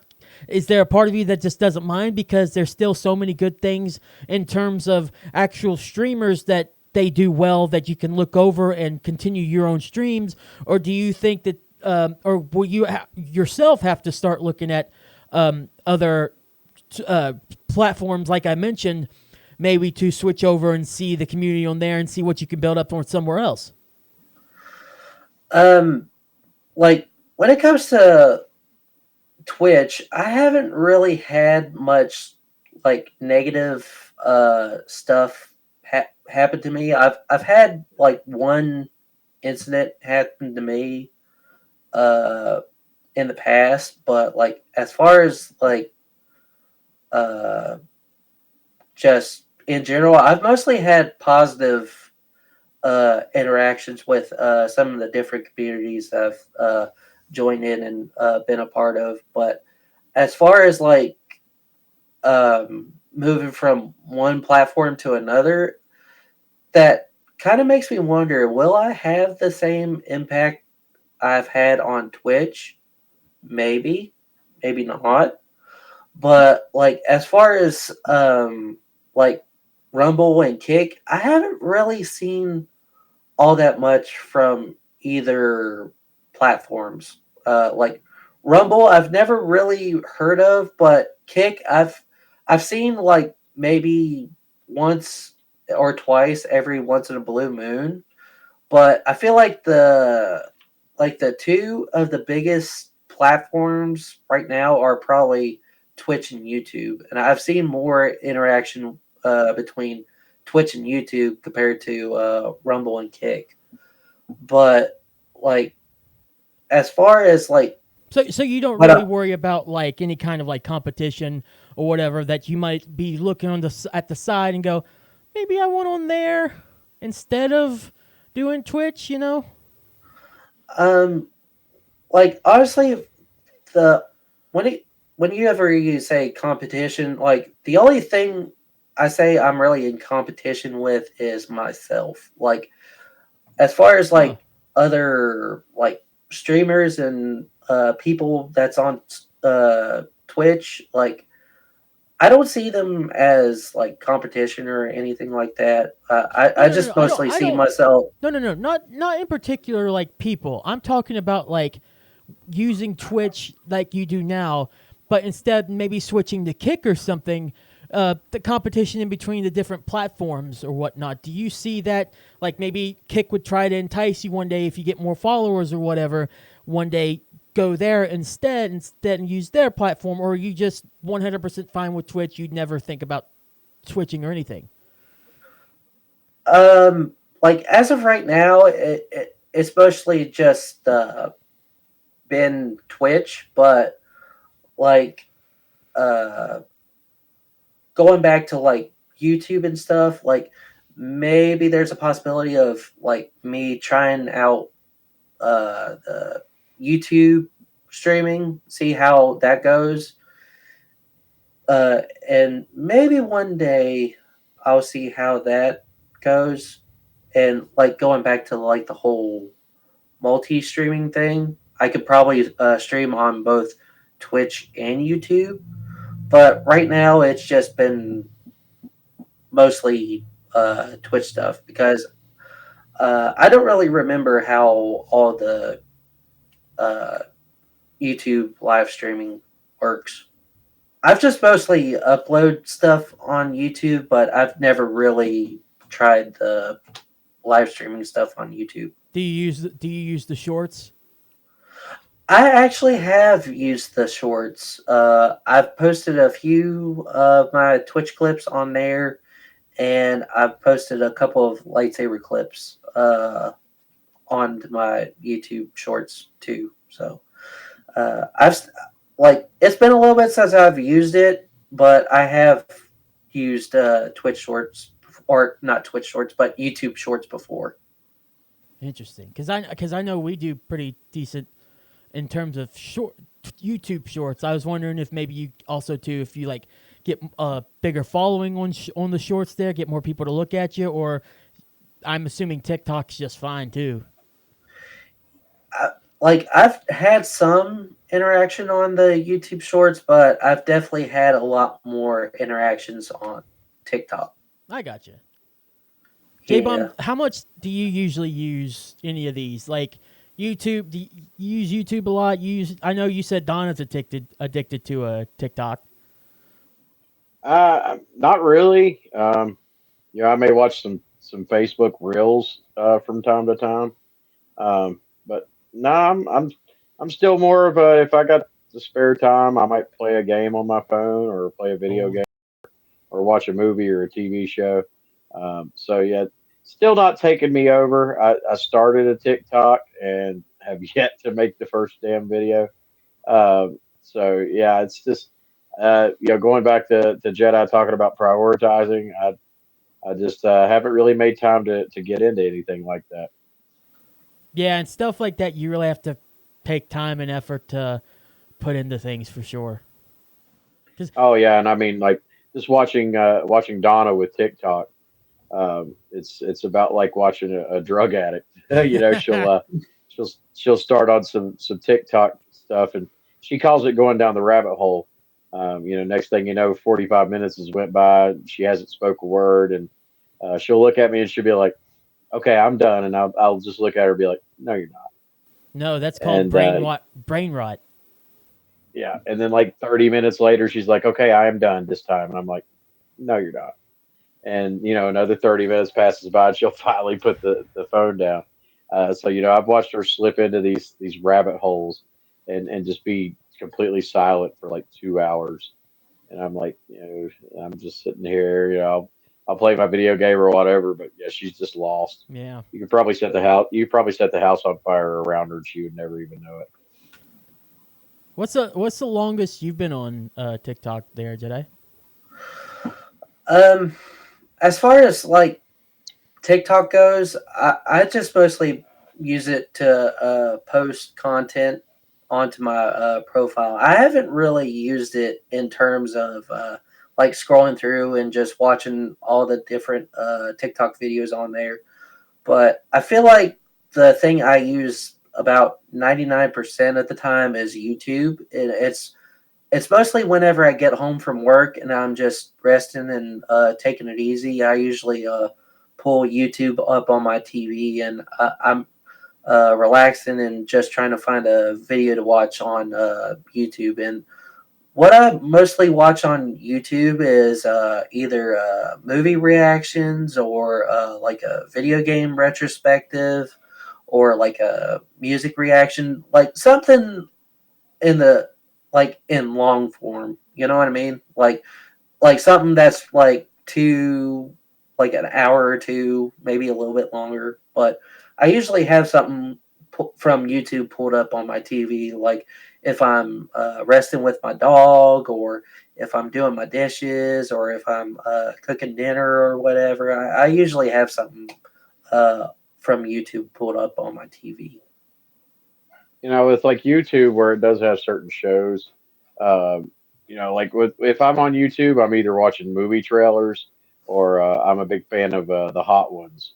Where they just interview celebrities and eat the hot wings.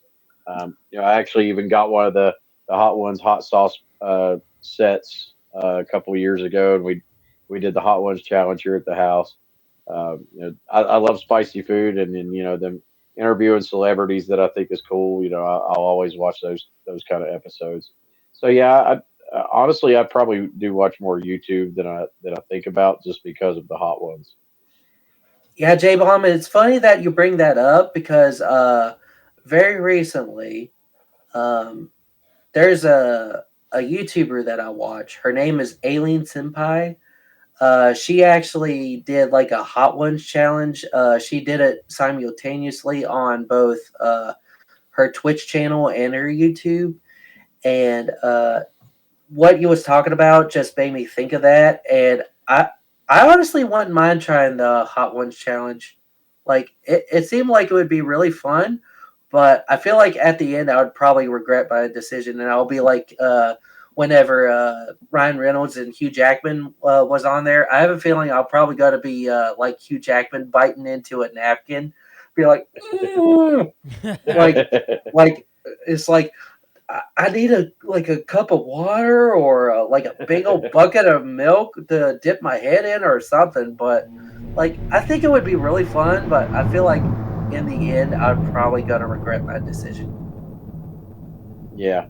Like when I bought the sauces, it was me and Hot Rod actually sat down and did the Hot Ones challenge, and I'd already done it already. But me, I love spicy foods, and I like to challenge myself on spicy foods, and I do pretty good. I'm not dying as much as everybody else, but on the inside, I'm dying. I'm just really good at hiding it. Like I like spicy food, but like I honestly don't believe I've had anything like as hot as like the bomb or oh crap, I can't think of the last bottle they have near the end. I can't think of the name of it, but I don't think I've had They anything change that them. hot. Yeah, they change them with every season. The bomb always stays, but they change the other sauces each season. But yeah, the bomb will hurt you. It's not meant to be food. It hurts. It doesn't even taste good. It burns. I do think it would be something fun to do, and also Well, just eating chicken, like yeah. literally eating a whole bunch of chicken wings, so it'd be worth it. I plan on getting another batch of the sauces at some point. They're expensive, which is why I haven't bought them again. Um the sauces I bought got lost when we had the hurricane and lost power for a week, so I had to throw them all out. But I do plan to get another set, and when I do, we'll have to get you down here to Bomb Shelter. Me and you'll go through the gauntlet. Yeah, that would be fun, and also like to do the spicy ramen challenge that people do. Have you ever seen those? The spicy No, ramen challenges? no, I haven't seen those. Yeah, I've seen a few people that has done the spicy ramen challenges here and there, and apparently they're pretty hot from what I've seen. Like it's literally hot to the point where like your nose is dripping. Uh, Now, I've had food that has came to that point to where my nose is literally dripping, and I'm just like, yeah, I'm gonna need a little while to recover. Once I get to talk about food, like I just start to get hungry, and I was just like, what do I want to eat? You know what I told you Right. not to talk about? What? What? Do you know what I told you not to talk about? Maybe? And you talked about it. Maybe?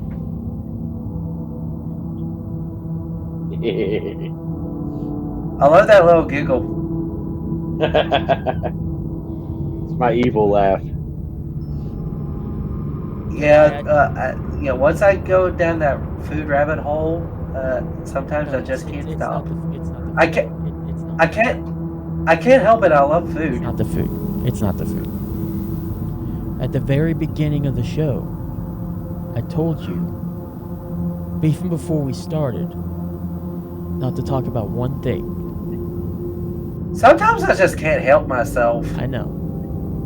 And all throughout the What show. was this? What was this one thing? Hold on. All throughout the show, it's just got me thinking and changing. I feel the hate in my heart right now. Hate? He's got that ominous lighting too that just makes it even crazy. It's very ominous.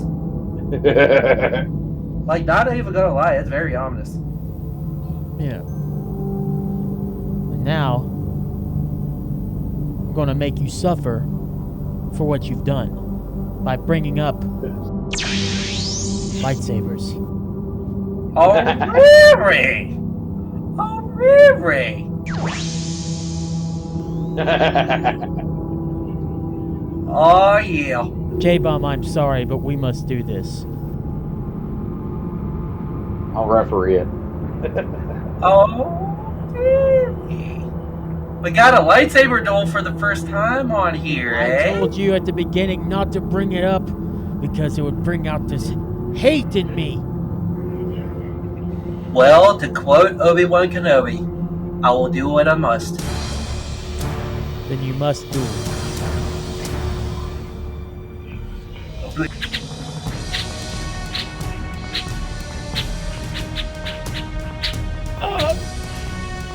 Wait, did I get him? I think you got him. I think I may have got him. I believe you did.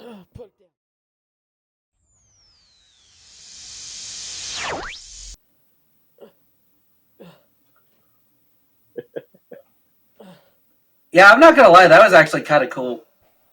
Oh, and he's got the Darth Vader hilt too. It's the Episode 3 version.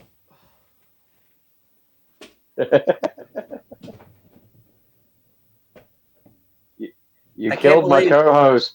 I can't believe Keith was going to the dark side. I can totally believe that. He's been going that way for a long time. He was literally going to the dark side just live on stream right now. Yeah. And now he's dead. Uh-oh. Maybe I could use the Force to heal him. Maybe. Maybe there's a chance that I could heal him and he'd see his way back to the light. Oh, that's a naughty finger. That's a naughty finger. That was great. Yeah, that was a very, very naughty finger. Yeah. But maybe there's still a chance. Someone go full screen while I change my lighting. I don't know how to do that. Jedi, yeah, plug your Twitch right now while I fix things up. Oh, well, I guess it's my turn to talk. Okay. Well, for those who want to follow me on my TikTok, it is Zachary Grady 96, which is all lowercase. And also, as far as when I TikTok goes, I've been posting that like more often than I usually do, and it's also Zachary Grady 96, all lowercase. But if you go to the search bar, make sure you put a little underscore in there, and you should probably find me with my lightsaber in the picture. But I'm very, very sociable on Instagram as well. But as far as Instagram goes, my name's just a little bit different on there. That is Zachary Allen 96. But if you want to catch me live on Twitch, I'm mostly live on both Fridays and Saturdays at 6:30 p.m. Eastern Standard Time. But every now and then I'll have a bonus stream here and there, depending on what the occasion is, and also if I'm feeling good. But as of right now, I'm going to be finishing up Red Dead Revolver very soon. If y'all want to give me a follow on those, that would be very much appreciated. Got all the fun stuff going on over there. Hell I like it. I like it. Hey, Keith is back. Where'd I go? And he went to the good side. Where'd I go? Duality, I'm sensing? The hate no longer flows through him. So it's like I was infected with little Jackie for some reason. I don't know why. I'm glad Little Jackie is definitely on the dark side. I'm glad I don't have that anymore. It was weird. Tell me that. Yeah, tell me that's got to be clipped. Oh, got to. Yeah. Yeah, tell me that lightsaber duel was got to be clipped. Yeah, I think it will. Keith has been very epic with his editing skills since we came back. So I can't wait to see what he does with that. Yeah, definitely not going to be using Star Wars music because I want to get paid for this episode. Yeah, right. Yeah, Hey, and before you like, continue that thought, I'm going to go ahead and do some plugs and stuff because we're getting close to the end here before we go. By the way, I think that was fun. Yeah, that was definitely fun. That was a fun episode. It was fun. I think there's potential there with more bits like this, Mr. Jedi. I agree. Yeah, not only you can see me do more shenanigans, but I'll whip out all the lightsabers, including this one. I like the dark saber. So yeah, since I got the dark saber, technically speaking, I rule Mandalore. If you start whipping You do. things out in front of us, we're going to have to be exclusively on Patreon. Which, But yeah, you get to see me do all the stuff and whip out all the things. Not only lightsabers, but also, what are these? Nice. Before he whips out his, let's go on and talk about. Chicka chicka wow wow.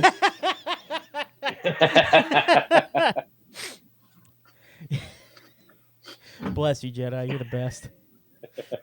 Right. All right, so we're going to continue this. Which, by the way, you'll join us for a little longer on the after show, right? I hope so, but don't whip anything more out right now. I don't think I can take it. Of course, I'll join in the after show. Okay, good. Especially before my bedtime because I still got work in the morning. Yeah. I got it. Tomorrow is my Monday. It's great. Yeah. He's like, yeah. But before my Monday, you get to watch the after show.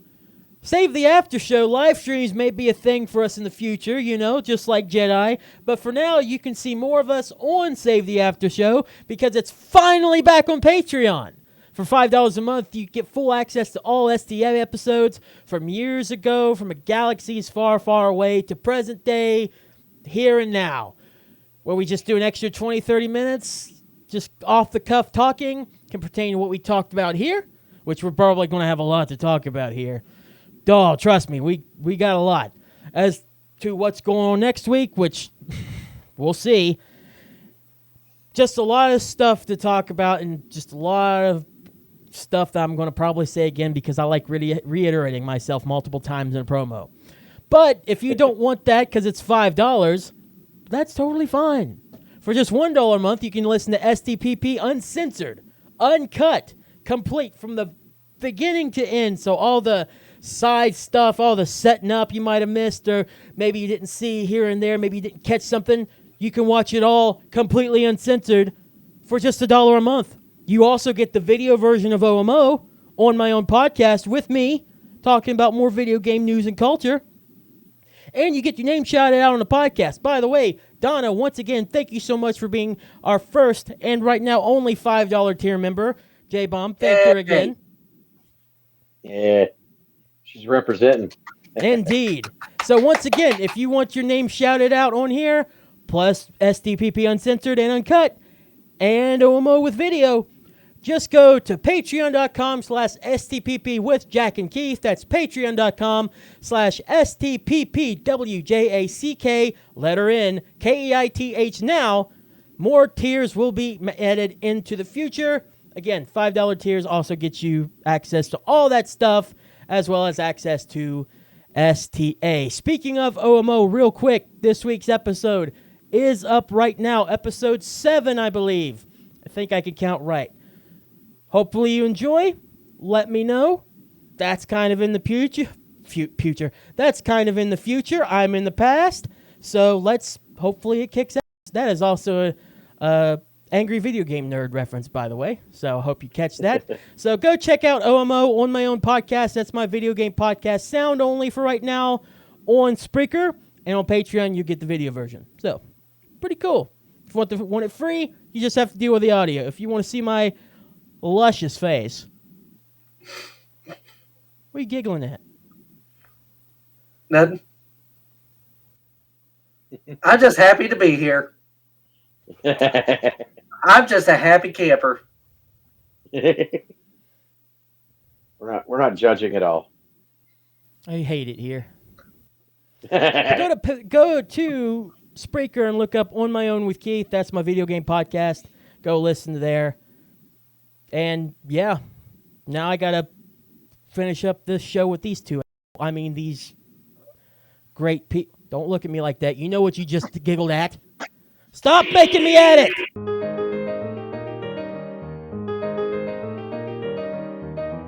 All right, I got some advice. It actually makes sense this time. I won't have to use any of our guests' advice. It's mine. Mine. Okay, it's not mine. It comes from a video game. I thought finding a good quote for a video game would be relatable because, you know, OMO and then Zach, you know. Makes sense. Jedi, pardon me. Yep. Oh no, I use government name, huh? Oh no. But so the advice that I'm giving comes from Sister Calderon, which sounds like Alderaan, which is very weird because it sounds like Dramon, Digimon, Digital Hysterion. monsters.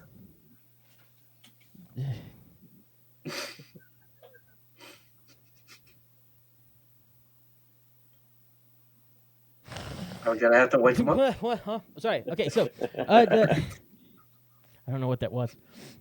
So advice for the day comes from Sister Calderon to Arthur Morgan from Red Dead Redemption 2. There is nothing to be afraid of. Take a gamble that love exists and do a loving act. No matter what life throws at you, no matter how bad people can be, no matter how bad the world seems to be, do things with love in your heart.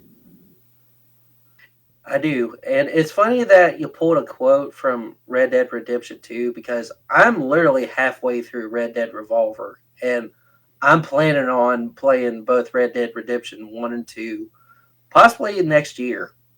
Nice. So I think it's really ironic that you pulled a Red Dead quote while I'm playing Red Dead. Well, you know what? Things sometimes work out like that. It does. It's like you told me, and I'm like, maybe I should pull up a Red Dead clip. No, that might have happened. No, I wish that was no. That is actually really true. I think you told me after I had already pulled the quote, so that's pretty cool. I'm not gonna lie, worked out pretty well. I mean, it's not the same game, same series though. Still pretty sick. Yeah, it is still pretty cool though. All right, before I get worked up again, because that will probably happen, and before Jedi pulls out any more things, we have to put that censor marker over or put it on Patreon. J-Bomb, take us out before things get all hairy scary again. Alrighty. Well, thanks everybody for listening and watching. Jedi, always a pleasure to have you, sir. It's always very, very fun. It's an honor to be here, as always. And hopefully become our next host. Never know. But you're always a fun person to talk to, and we love having you on. But anyway, everybody have a safe week. Be careful out there, depending on how your weather is. Stay warm. But anyway, as always, drive carefully. Don't drink and drive. Before you say the last thing, I'm going to say it before you say it. I want to say it before you say it. Uh-oh. Well, I had one other thing before I said my last. I know. I want to say mine before you say your last thing. Okay. Well, I still got one more thing before the last thing. Oh, you do? Yes. May the force be with you. Hey! God. It's funny. I wore the shirt for the occasion. Wore my Obi-Wan Kenobi shirt.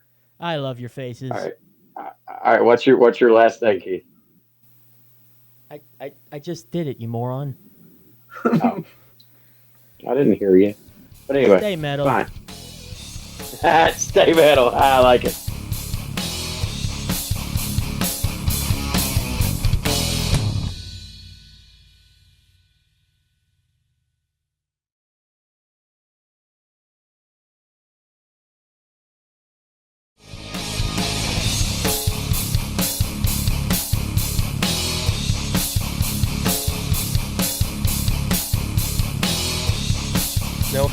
No, we didn't just totally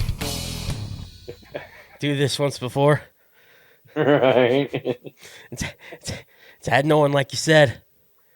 Yeah, It's adding on to your day. Yeah, it's the Mondayest Monday of all Mondays. For me, it is. Yeah. Yeah. I got extremely lucky. This is the first day of my vacation, and it just seems like everything that normally could bad happen with me, if it was even a thing, it's just washed on all to you. You got all my negative energy on a Monday. Yeah. I'm so sorry. Yeah. But hey, at least you got the skeleton back up. He's got what? At least you got your skeleton back up, your skeleton friend. Yeah, he's back hanging out. Well, that's good. Yeah.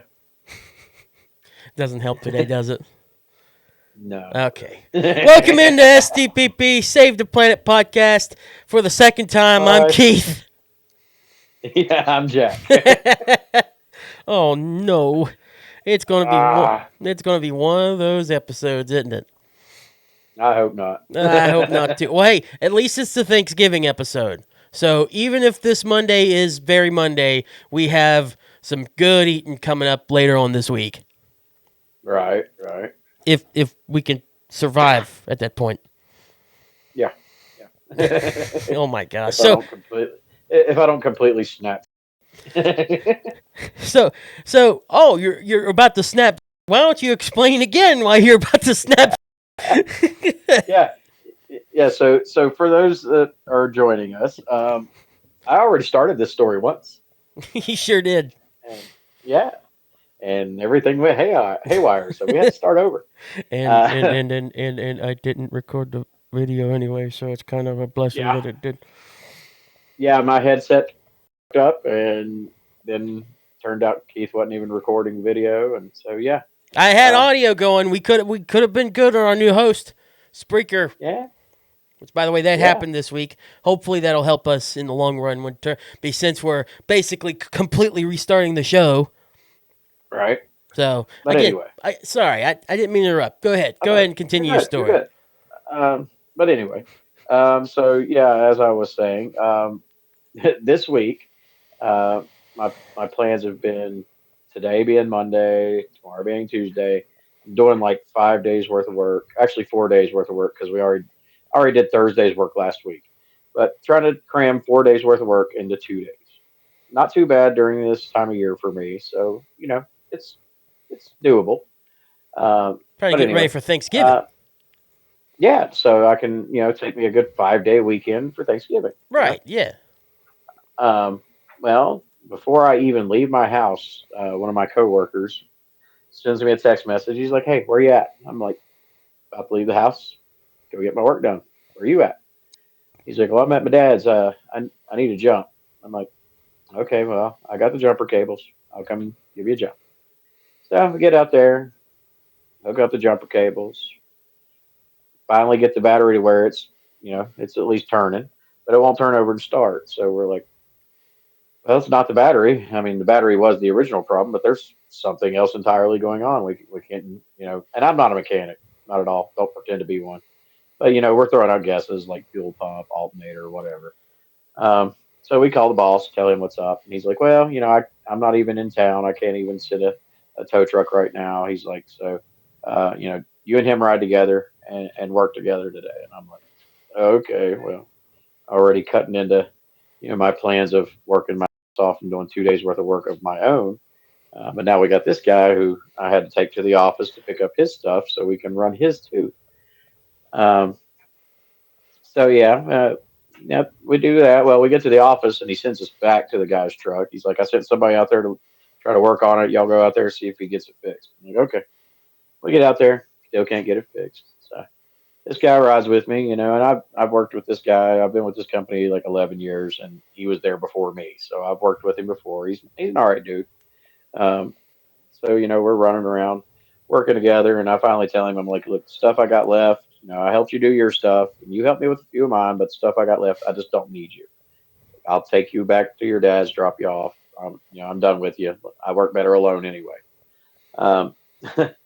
So after that, I go and spray our secretary's house, and because she gives me $50 to go spray her house every now and then.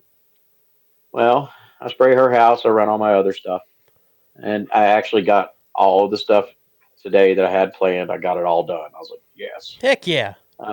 Yeah. So even though like half my day got shot to hell, with all this unexpected, I still made it a good day. On your particular end, for work wise, anyways. Yeah. Well, the secretary meets up with me to give me the money for spraying her house, and I asked her, I'm like, so did they ever get his truck towed? Is did they figure out what's wrong with it? And she said, yeah, we know what's wrong with it. I said, oh, okay, what's wrong with it? She's like, I'm just gonna say this like Carl from Sling Blade. Okay. Ain't got no gas in it. Are you kidding me? Yeah. And I even asked him when we were trying to start it. I was like, dude, there is gas in the truck, right? He's like, oh yeah, it's got plenty of gas in it. No, it didn't have any gas in it. That's why I wouldn't start. Ain't got no gas in it. Ain't got no gas in it. Yeah. So yeah, there's that. I'm just like, okay, well, it didn't screw my day up, so whatever, typical Monday stuff, but it didn't fuck up anything. Well, then I get home, cook dinner, and then Donna's son, he's got to do the dishes, so he's washing the dishes, and he pulls the plug on the drain, and the water doesn't go down. And I'm like, oh, so there's a clog in my plumbing. So next thing you know, I'm taking plumbing apart, trying to find this clog. I'm in the basement, opening up valves and all that, trying to find this damn clog, and it's being a pain in the Mm-hmm. like 45 minutes, 50 minutes. I ain't even found the damn clog yet. I finally found the clog, and I'm like, okay, we're good. Well, then that's when I come in. I sit down, I light a cigarette. I see that you've messaged me like 40 minutes before then, telling me you was ready. And I'm like, well, okay, I'm gonna tell Keith, give me about 15 minutes so I get everything set up. Plus, I'd also just poured Drano down the drain to kind of help free up any more of the clog. Oh, that works wonders. Yeah. Well, you've been to my house. Yeah. So, my plumbing starts from the kitchen sink where there was a clog somewhere, and it runs through everything, bathroom and all that, and drains out. Right. Well, I'm grabbing all the stuff and I'm setting up my podcast setup, and I just happened to step and look in the bathroom, and the bathtub is filling up with all kinds of nastiness and clogged drainness and all that. So basically, I broke the clog loose up here, and it flushed down here, and it got clogged somewhere else. Oh, fantastic! It just went down the river. Yeah, but luckily it got flushed down to an easier place to get to, and it took me about 20 minutes to break that clog loose, and now we have plumbing back. So yeah, I walked right in the house and I looked at Jonathan, and I was like, "Go wash the dishes," because he still had dishes to wash. I was like, "Go wash the dishes." So yeah, that's been my day as a whole. Now I will say, as bad as and as annoying, it sounds more than anything. It was just annoying. Yeah. Everything there could have been a lot worse. Oh yeah.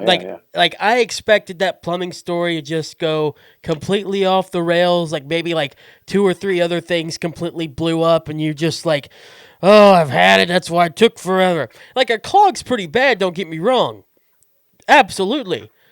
But at least you were able to recognize where the clog was, get to it, and then it went to a place that was more easily accessible. Yeah. Because that could. The most frustrating part is I hate plumbing. I may have dressed up like Mario on Halloween, but I am not a damn plumber. Oh, I hate dude, that I understand. I'd never plumb a day in my life.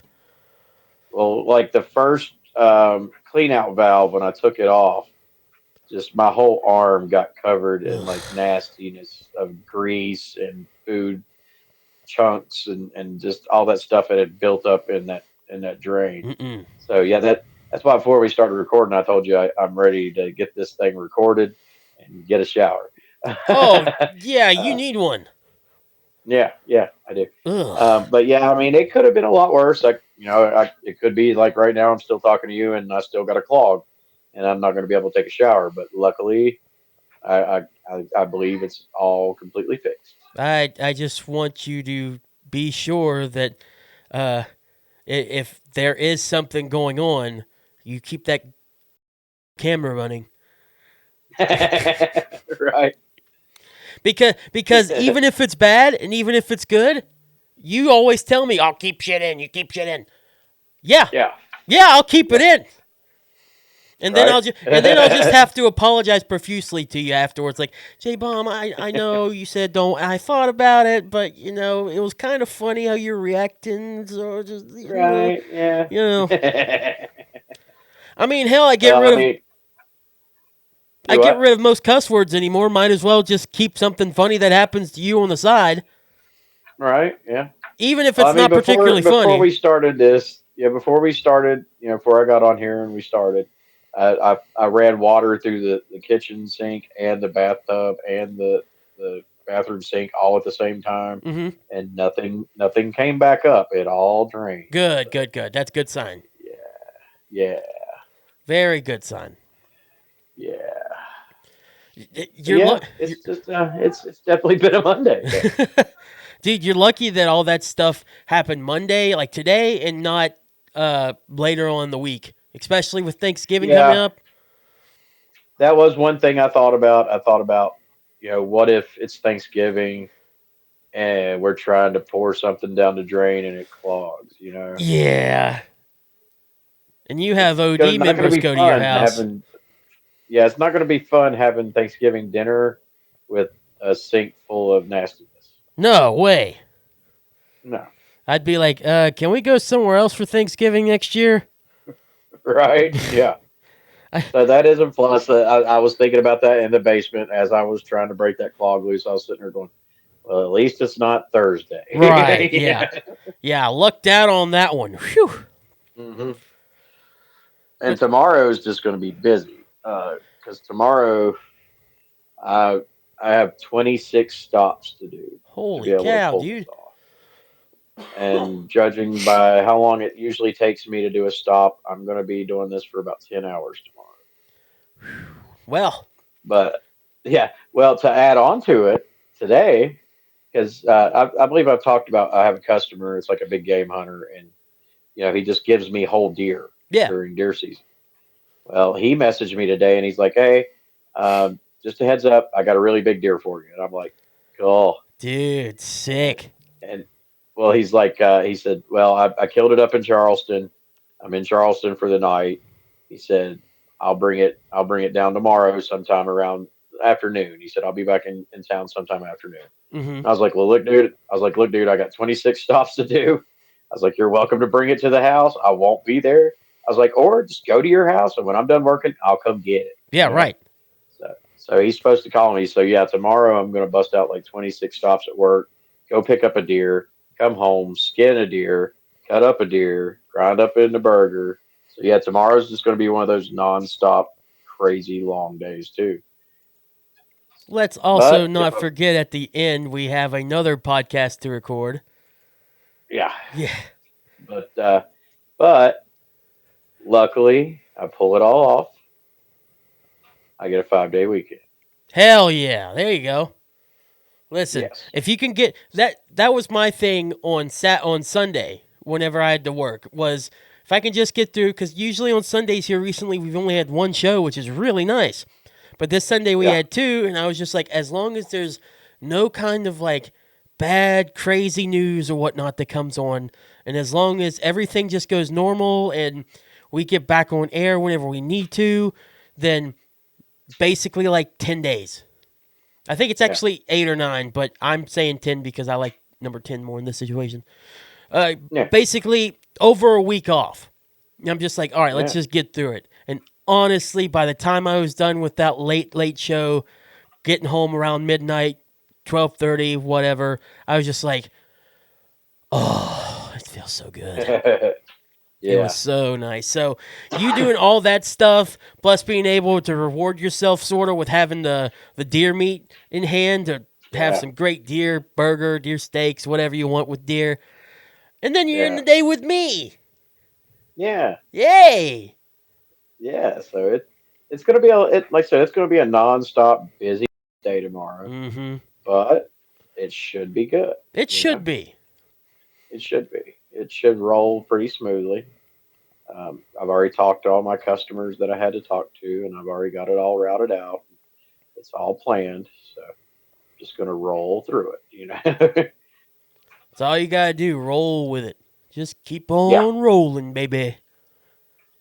and at least I know when I go to my truck tomorrow morning, I have gas in it.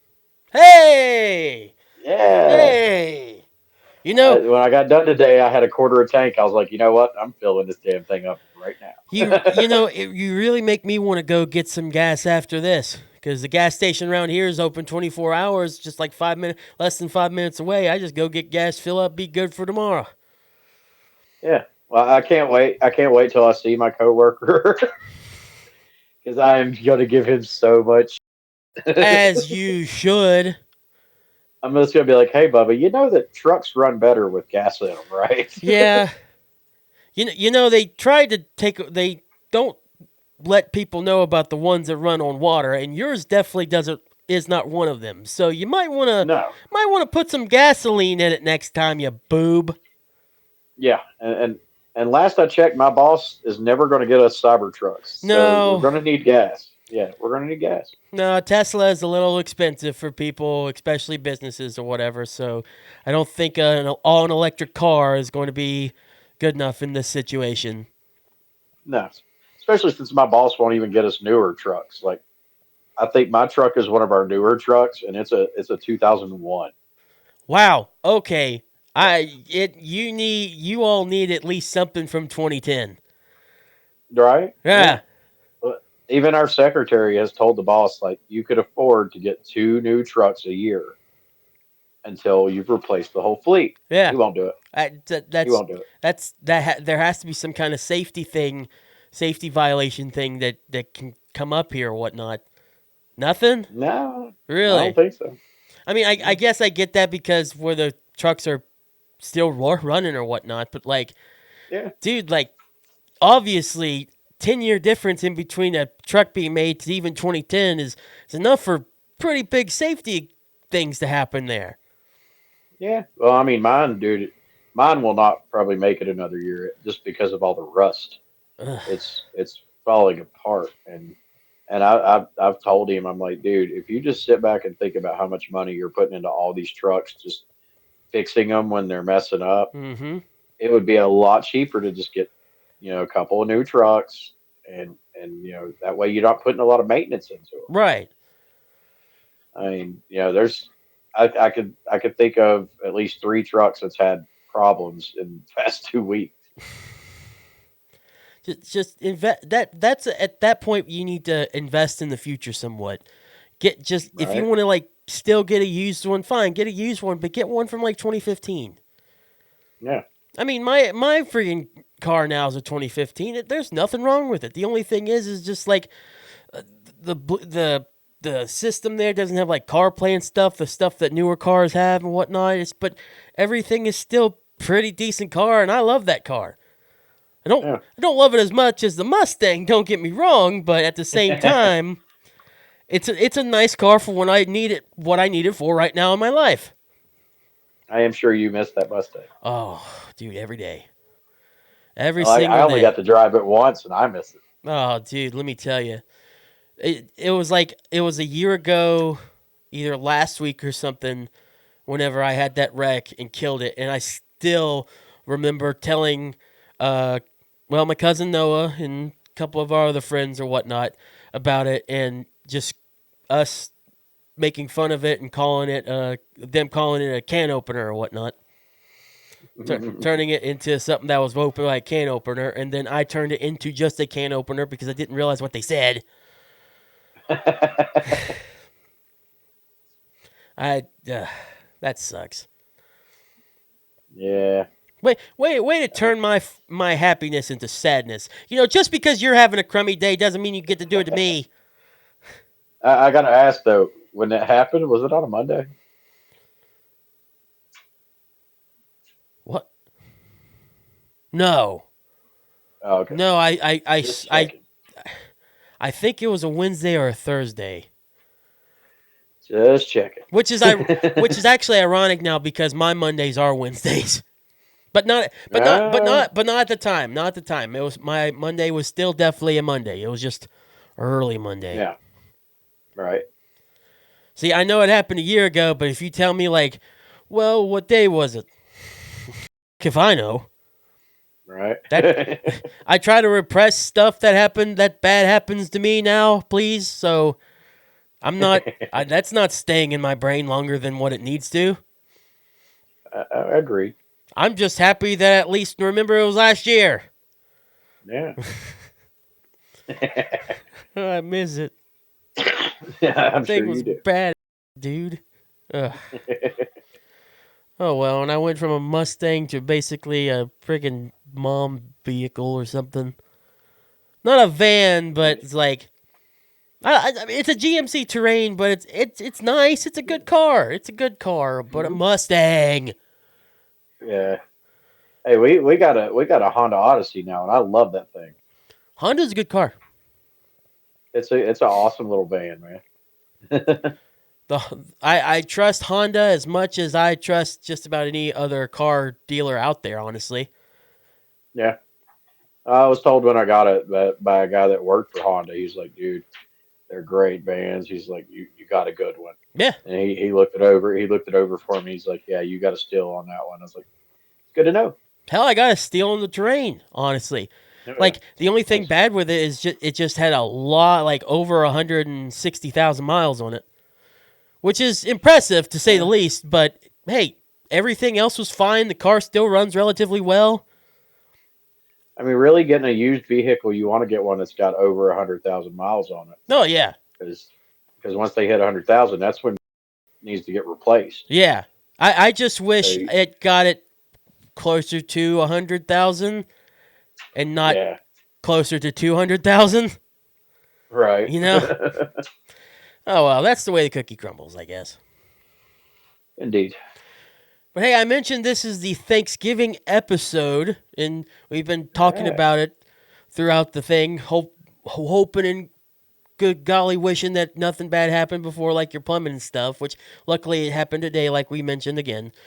But I wanted to just talk a little bit about Thanksgiving and whatnot, and some of our traditions that we usually do during Thanksgiving. So I'll start with you because mine's, for obvious reasons, has kind of shifted in the last 5 years or so.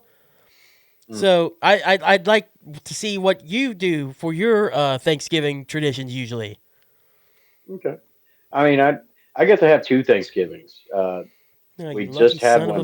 We just had one Saturday actually, because where I'm in Mountain Artist Democracy, and I have OD crew. We do a yearly Thanksgiving potluck.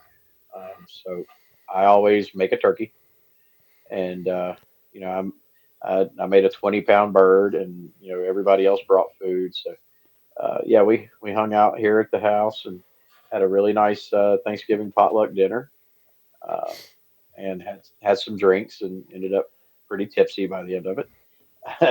But it was all around a really really fun, really good night. Actually got a club member back that has been gone. No kidding. Rejoined. Nice. They'll no longer be known as Punky. They have a new name. Oh, nice. But also somebody else. We got a new prospect, and it's somebody that just turned 18 and has wanted to do this since they were 11 years old. Really? So yeah, that was cool. It was a really really cool night. That's awesome. But as far as regular Thanksgiving, it's always the same tradition. Has been for at least since I got divorced. So like 9 years almost. But my mom comes over, and the past couple of years, Donna's been here too. So mom and Donna and any other people that show up that want to help, they start cooking the dinner. And me and my kids, we go out to the little storage barn and we get the Christmas tree and the ornaments, and me and the kids put up the Christmas tree while they're cooking Thanksgiving dinner. So by the time Thanksgiving dinner's ready, me and the kids have already set up the tree. Kids are watching the parade and waiting on food. So it's always been a really fun tradition, and I know the kids are excited about it. They're actually they're with their mom this week, but in our custody agreement, I get the kids every Thanksgiving. Hey. Yeah. So the kids actually called me earlier, and it was like, "Mom said it's okay. Can we just come to your house Wednesday evening? That way we can get up Thursday morning and start helping cook and do all that." And I was like, "Yeah, as long as your mom's cool with it, yeah, come on." So yeah, I actually get the kids back like 2 days early. So that's a bonus. Yeah. And then, well, Friday they got to go back to their moms for their mom's Thanksgiving dinner, because their mom's stepdad, he's a truck driver, so he doesn't come back in till Fridays. So it doesn't matter what holiday it is. If they do it as a family, they got to wait till the weekend or Friday to even get to do it. Right. So yeah, the kids will go for a few hours Friday, and then they'll come back and be with me for a week. So yeah, it's gonna be fun, and like I said, that's our Thanksgiving tradition, and you know it's always a good time. And this year it seems like we're gonna have even more people because my little sister moved back not even a year ago, so this will be the first Thanksgiving in probably 7 years that she's got to be there with us. And it's one of the, aside from my kids' birthdays, it's one of those rare occasions where my mom and my dad are in the same room. Hey. Yeah, because they've been divorced for 37, 38 years. So it's fun putting them two in a room together sometimes. As my dad is crazy as shit, he'll give her hell the whole time. So it's always entertaining. That's always fun. Yeah, definitely. So this one's a little different just because I didn't go to the Martin side Thanksgiving, just because they've switched it, or I think it's always been on a weekend, but where my schedule it's now back to weekends, I couldn't go. Which sucks because it was a Saturday and I could have, because here Saturdays we only have one show and it's late at night. But I still have to be at work around 5 or so, and they had it at 4. So if it was like at like 1, 2 o'clock, I would have been there in a jiffy, and it would have been great. But they had it around 4, which I understand, later in the day, actual dinner time, it made sense. So I couldn't go just to be safe, because literally it's like 45, 50 minutes from where they were going to have it to work, something like that. So I'm just like, I can't do that. All right. What was it, this past Saturday? Yeah, it was this past Saturday. Okay. Which Gotcha. sucks because ever since my mom passed away, I have not really had a Thanksgiving on my mom's side, because she was always like the main cook. Gotcha. And with my grandmother getting a little worse in certain ways. They're older, My grandmother is getting older, and she's just, her health-wise is getting worse here and there. And physically, my grandmother's sister has just went completely downhill. Like, she still has mental capacity 100% basically, or as close to it as possible, being in her 80s. But she's getting down there and stuff too, and she's getting older as well. So they don't really cook anymore, and there's no way they'd be able to cook a Thanksgiving dinner at this point. So it's you on that side. It's really me and my cousin who just ends up not doing much like that. And I don't like to cook, and I don't know how to cook stuff like turkeys and whatnot. So I end up just kind of doing a very small, watered down, ultra processed version of Thanksgiving. So I'll get just a couple things. I might get like a Bob Evans cart thing of mac and cheese. If you don't know what Bob Evans is, it's just like or not you in particular, but like people listening, it's just like a more local like restaurant or whatnot. But they have different chains or whatnot that will send out some of their food and put it in frozen or cold areas in stores, and you can buy it there. So they have these tubs of mac and cheese and mashed potatoes that are really good. So I'll just get my grandma and I some of that. And it sucks because it's also split up because we've lived on the same property but two different houses. That's a different story for a different time completely. So in just the house, my grandma's house, I will just feed her and I just because it's just us there. So I'll get enough for us there. I'll get the mashed potatoes and gravy, and or mashed potatoes and mac and cheese. I'll get like an already pre-sliced thing of ham and whatnot, and just try to get like very small different things here and there to simulate somewhat of a Thanksgiving, but I can't do it the same as we used to, obviously. Yeah. But luckily, my dad, in that sense, has picked up for me to have a decent meal for a decent Thanksgiving dinner, because now he's been starting to do his own separate Thanksgiving meals with him and my stepmom, Julie, and he's been inviting me every year, and he'll also make my grandma a plate so she has at least something halfway decent as well. So that's probably the plan this year, and it's kind of nice to start a new tradition. It does still like it does. Thanksgiving doesn't hit me as hard as Christmas in terms of just loss and whatnot, because Thanksgiving like completely is something different to me. To me, it's just food and try not to die from the food you ate earlier, you know? Right. So that, but at the same time, Thanksgiving is when I want off the most, because I think, in my opinion, it's like where it doesn't mean as much, I can do more things that I feel like, I don't know, it's hard to explain. I feel like where I'm in a better mood, I could do more things outside of work and whatnot that I need to get done. So that's why I'd like to have that time during Thanksgiving off, and then I still get a good meal and whatnot Thanksgiving. It makes less sense the more I say it, but to me, I'd rather have Thanksgiving off than Christmas, and I'm glad I do. And yeah, just Thanksgiving is just not anymore a tradition-based holiday with me. We don't have the same ones, but as long as I go to my dad's, I can have something relatively close to a new tradition. It could be a tradition from here on out.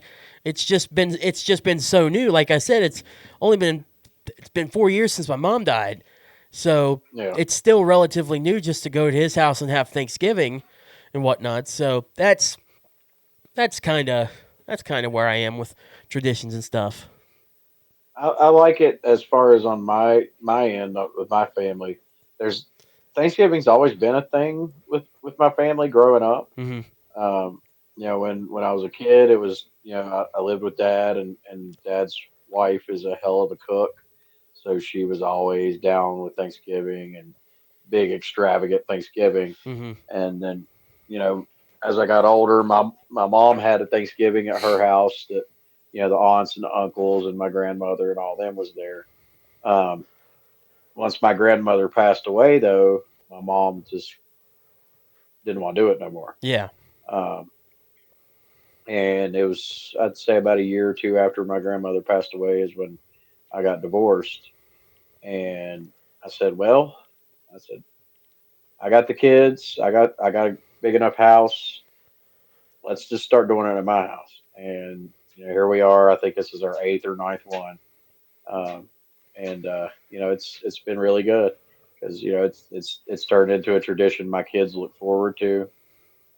They look forward to seeing Mama in the house, cooking Thanksgiving dinner. They look forward to putting the tree up and all that. So I kind of started in my own tradition, and it's cool to see that here it is 8-9 years later, it's still going. So that's pretty cool. Yeah. I love also the side things that happen on Thanksgiving too. Like, so the overall tradition part in terms of family wise is not the same, but I still love like every now and then, even though it's completely different or completely more fake, I think. But Macy's Thanksgiving Day Parade I love tuning in and at least still knowing that that's going to be on the air. Heck, it aired even during COVID. Yeah. That's yeah. My kids love the parade. They watch the parade while we put the tree up. Yeah, dude. No, nothing gets me more excited for the official kickoff because I heard earlier today is like, well, right now we're in the unofficial kickoff of Christmas, which I guess that's technically right. I mean, really, that week of Thanksgiving is preparing for getting ready for Christmas, especially if those days are nice, like it seems to be around here. Because right now we're in like earlier we were in the 60s. Tomorrow we'll get close to 65 or whatnot. So around this way we have some pretty decent temperatures. So it just feels like people are more prepping for Christmas than anything. It's not one of those things. Just real quick tangent. It's not one of those things that people are trying to forget Thanksgiving. It's just that just trying to get ready for Christmas while it's warm or whatnot. Thanksgiving still going to get celebrated. But I mean, you also got to think about the day after Thanksgiving is Black Friday. Oh yeah, so I think Christmas shopping. I think that the exact moment to me that always feels like the official start to Christmas, and it has to do with the Macy's parade. I think it's whenever Santa arrives. Yeah. Like obviously that's not right, just because. That's just not the way Christmas has always been or whatnot. It should actually be Black Friday because Thanksgiving's done. The next day is literally like there's no other holiday after until Christmas. Yeah. It's Christmas. But honestly, seeing Santa arrive in Times Square being the last thing you show on your main biggest parade of all the parades that anybody does, I think is a really cool American signature to, yep, Christmas countdown has begun right now. Yeah. I definitely. I think that's the perfect. And then the rest of the stuff on Thanksgiving, the football, which is synonymous at this point with it. I think there's even a couple basketball games. It's not as synonymous with Thanksgiving. I think basketball is more Christmas for sure. But there's a lot of stuff that goes on that is just linked up so well with Thanksgiving. But there's always a Thanksgiving Day football game. Yeah. And those are halfway decent games from what I've heard. Like they try to build those as try to set them up as big rivalry games on those days, obviously, because you're going to have the most people watching them at that point. Everyone's home. Yeah. And I remember that as a kid, Thanksgiving, and the guys will be sitting around watching the football game. Here nowadays, the way it is with streaming and stuff, you might have a subscription to the provider that has the game, and you might not. So it really depends on that nowadays on whether or not you get to watch the damn game anyway. Yeah, I wonder how, because I know for Thursday football, Amazon has the rights to a Thursday football game all year. And I don't remember. Yeah, but I don't remember because like ESPN or NBC or somebody's gonna want a Thursday Thanksgiving Day football game. Usually, I think it is NBC, so it'd be on like Peacock. But I don't think it was like that last year. I don't remember. I remember last year my son wanting to watch the game and we couldn't find it. I want to say it was on a different streaming service, so it may have been Amazon. I know that's the usual one that's where Thursday Night Football happens now. And streaming apps have just become so... I liked them at first night, and I liked having the ability to select what I wanted to watch anytime I want. But now it's just so cable-fied.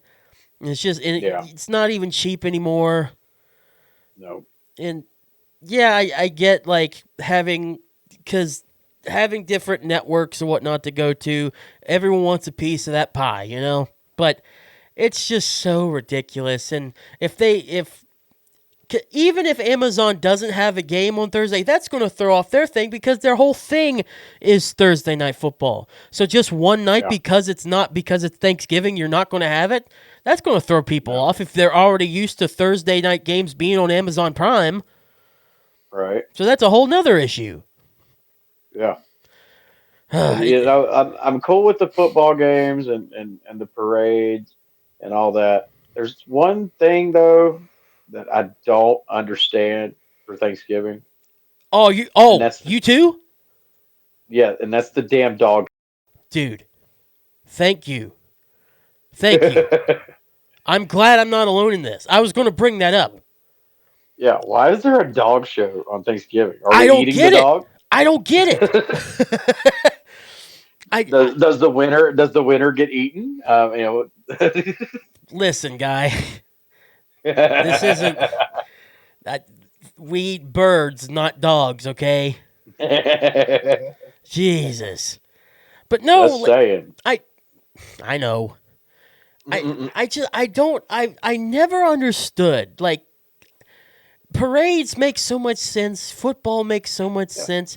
Is it just because of how much longer they've been going on and the dog show is like relatively newer? Because it's been happening all my life, so I should be used to it by now. Dude, even still to this day, I think it even happened last year. The parade was over, and then the damn dog show came on, and I was like, "What's up with this?" I don't get it. I don't understand. Like, of all things that happen during Thanksgiving, and all the things you can air, and all the specials they make, which not nearly as many as like Halloween and Christmas, don't get me wrong, but there's still like specials, and you could do other stuff. You air a dog show. Yeah, I don't get it. Now, don't get me wrong. Dog shows are great because they get to feature little doggies, and they're cute, and they do a lot to prep these dogs and whatnot. Questionable ethics here and there, depending on how you feel about that. That's another thing. But they are cute dogs, and it's cute to see them walk around and whatnot. I don't have any problem with dog shows in general. Yeah. I just don't understand dog shows at Thanksgiving. I don't either. And to me, I love dogs. It's obvious I love dogs. There's 3 dogs running around my house right now. Yeah. You know, I like dogs, but dog shows on Thanksgiving it makes no sense to me. Do they think that dogs need something while the humans just got done with parade and are getting ready for football? Right. They're just like, well, we need to entertain the dogs now while the humans go out and have dinner. Why don't we just everybody's stuffed and sleeping off the turkey stuff, and you know the dogs get to watch TV now. Yeah, we have something quiet and whatnot for the dogs to just watch there, and then after the dog show, they just run the parade replay again, anyways. Yeah, I don't get it, man. I don't get it. Maybe I'm nuts. Maybe there's some like ancient lore of Thanksgiving where dogs were actually at the table with the Pilgrims and the Native Americans whenever Columbus slaughtered everyone and became like at Prince or something, you know, and then Thanksgiving was created. But to alleviate people's tensions, they brought doggies there, and that's why we have dog shows. To alleviate tensions. Because it's around that time where people start eating, or at least start gathering to eat. Now, I will admit, though, like I said, I love dogs, and I have no problem with dog shows. But, dude, I won't watch them. They're boring as shit. I say they're cute, and they are cute, and I love that they're a thing for people that love dogs way more and everything, but you couldn't pay me. They're boring, dude. I tried to watch one, and they're like, you know, next in this class of this breed, and they give the dog's name, and then the dog does the lap, and then they make the dog pose, and I'm like, okay.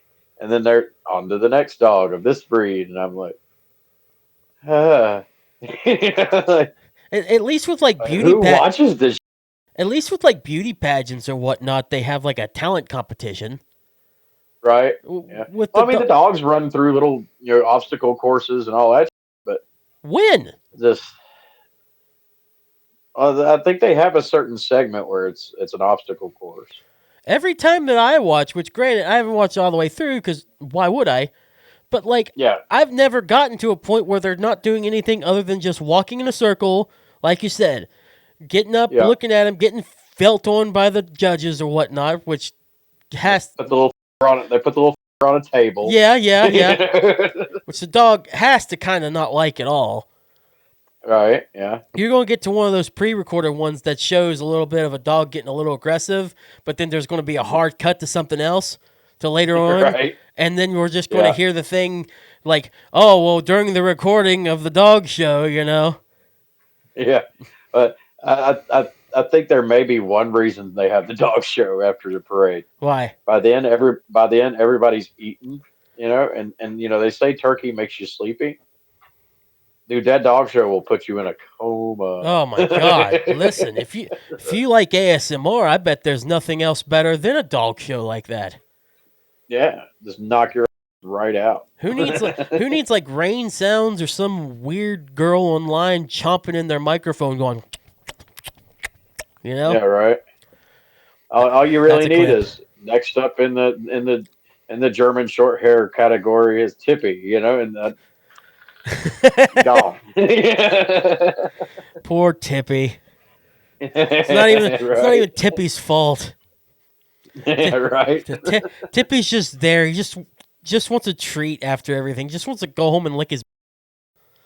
Yeah, right.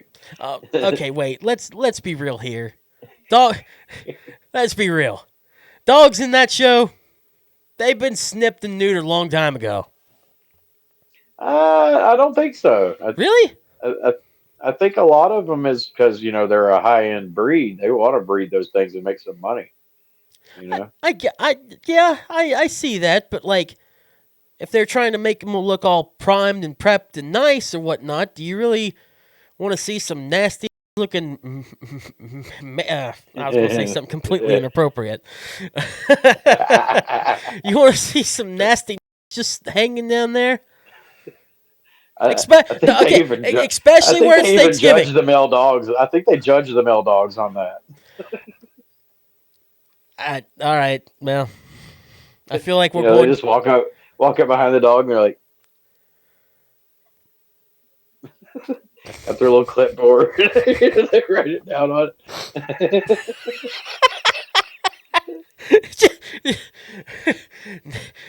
All right, Tippy. Yep. Just stay right there, little guy. They just walk up and be like, "Yep, 12 ounces. Okay."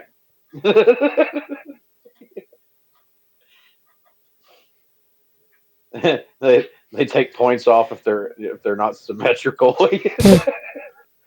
No, but that's more natural, wouldn't it?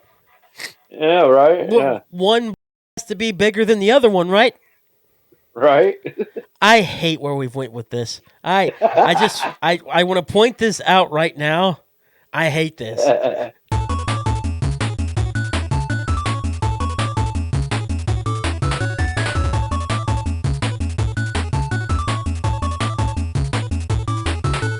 You know that first short, whenever I posted, that was the first short that I made for the podcast coming back.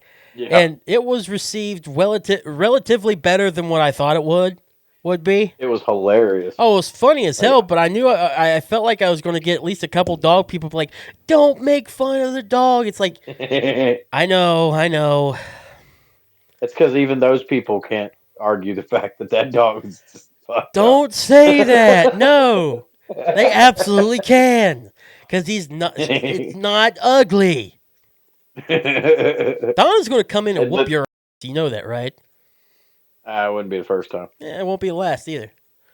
No. But no, like I hadn't seen the clip you made until like way down the road. Mm-hmm. I think it was only like 2 or 3 weeks ago I seen it. And Donna showed it to me. And dude, I laughed my ass off at the way you edited it. Like it zoomed in on the dog's face with its eyes going this way. It was great. Yeah. You'd be surprised. The only thing I could say when I watched it is I looked at Donna and I was like, damn, he's getting good at this editing. Well, I appreciate that. Thank you. I will say it's embarrassing how, not embarrassing, but it's just, you don't think about how long something like just a minute or less would take in an editor. until you're trying to do exactly what you think of would kind of condense context. Yeah. And the context of a thing, and then put it into something that's a minute long when you only have a minute to do. Yeah. That freaking one where I'm talking about the key lodged in the car door. That was hours. Now, I went nuts with it because I actually made assets and kind of animated it a little bit. So I went more nuts with it than I probably should have.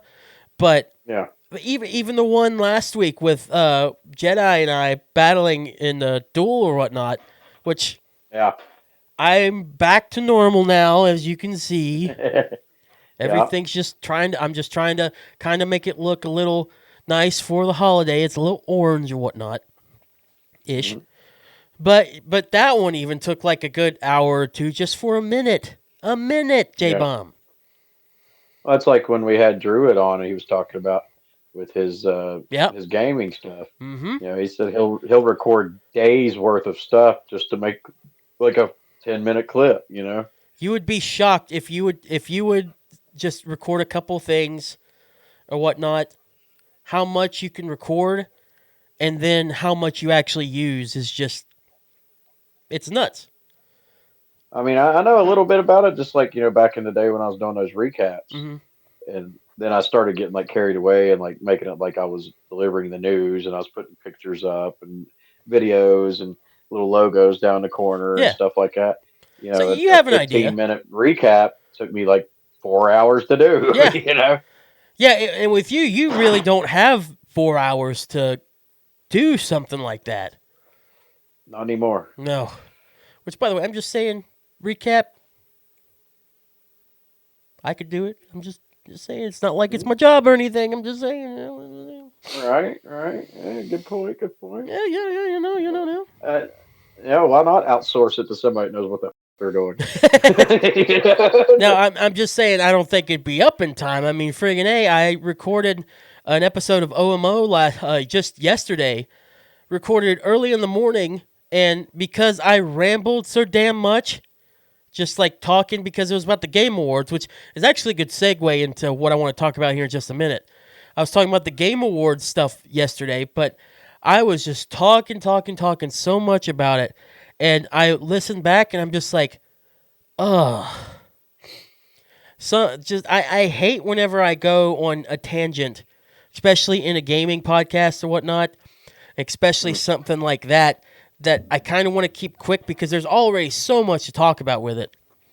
And I go on a tangent like what I think about this certain game or whatever that has nothing to do with the categories or nothing to do with the actual game award itself. But I go on this weird tangent. It's like, Keith, focus up, buddy boy. To wrap it up. Good, like 15, 20 minutes, I swear. I was going for 2 hours plus. It's like an hour and a half. I'm just like, this is supposed to be the sideshow to Save the Planet podcast. Right. Not the main. Right. Ugh. Well, speaking of the Game Awards real quick, which try to keep up, I understand. I don't get the game as much as I used to. I understand. Well, to be fair, neither do I. I was playing some Call of Duty earlier, right before the show, but which is upsetting because I'd rather have Battlefield, but Call of Duty's free right now. So, anyways, I'm getting sidetracked. But I was playing a little bit of that before we started, so I have gotten playing a little bit more recently, but in comparison to what I was, just I don't have the time, and I'm glad I don't have the time. I mean, so I'm actually busy. But where I have a video game podcast, I need to make room for this, even if I haven't played all these. I know of them, and I've heard of them, and I've seen a lot of it, so it makes sense. If you want more of a detailed explanation of the Game Awards stuff, I highly suggest go check out the newest episode of OMO. It's up now on Spreaker. I'll do the full promotion of that here at the end of the show. But I do want to talk about the 6 games that are up for Game of the Year just really quick. Again, I go in more full detail on my thoughts or whatnot. So the 6 games available for Game of the Year that you can go vote on yourself is Clair Obscur Expedition 33, Death Stranding 2 On the Beach. That is the one made by Hideo Kojima, which is the guy who made the Metal Gear Solid series. Donkey Kong Bonanza, the first 3D Donkey Kong game since I believe Super Mario 64. Hades 2, Hollow Knight Silk Song, which was supposed to be a DLC for the original Hollow Knight, but it got so big it became its own game. And Kingdom Come Deliverance 2. I mentioned it on the show yesterday how I'm really surprised that the one game I have a problem with is a PlayStation game because I wanted another PlayStation game to get there. I don't know why, because like Kingdom Come I have no idea really about. I know it's good because the first one sounded really good, and this one just seemed better because it's a sequel, a lot of changes or whatnot. Of course, you got to have the Nintendo game, but it's actually really good because Nintendo just does that. The other ones were obviously going to be there, but the Death Stranding 2, the Hideo Kojima one, I still stand by. There's one of two reasons why I think that's on there. One is that the story is just so much more better than the game that I thought was going to be on there, Ghost of Yotei, which is a Japanese kind of like ninja samurai type game. It's a sequel to Ghost of Tsushima that came out in 2019, I think. But the story is not as good as in the first one. So if Death Stranding 2's story is just much better than Ghost of Yotei, I need to play this game just for the story by itself because the gameplay should be enough to do Yotei from the sound of it.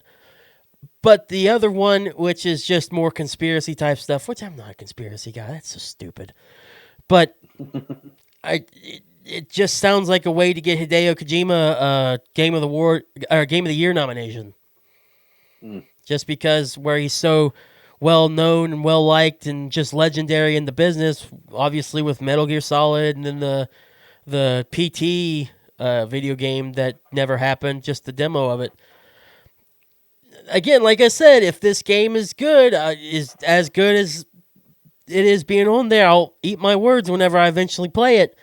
But that I just feel like right now, how could it get there over Ghost of Yotei? I don't understand. I know growing up, I was a huge Metal Gear fan. Yeah.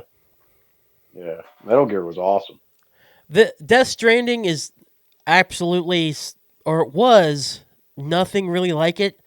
It was what people would call a walking simulator. You basically play as Norman Reedus. I know which game you're talking about. Yeah, Okay. and you're just delivering stuff. But there is a story. Yeah. There is more of a story to it. It's actually not half bad story. It's just the main one in the first game was kind of confusing and probably could have been fleshed out a little more. But there was another part of it.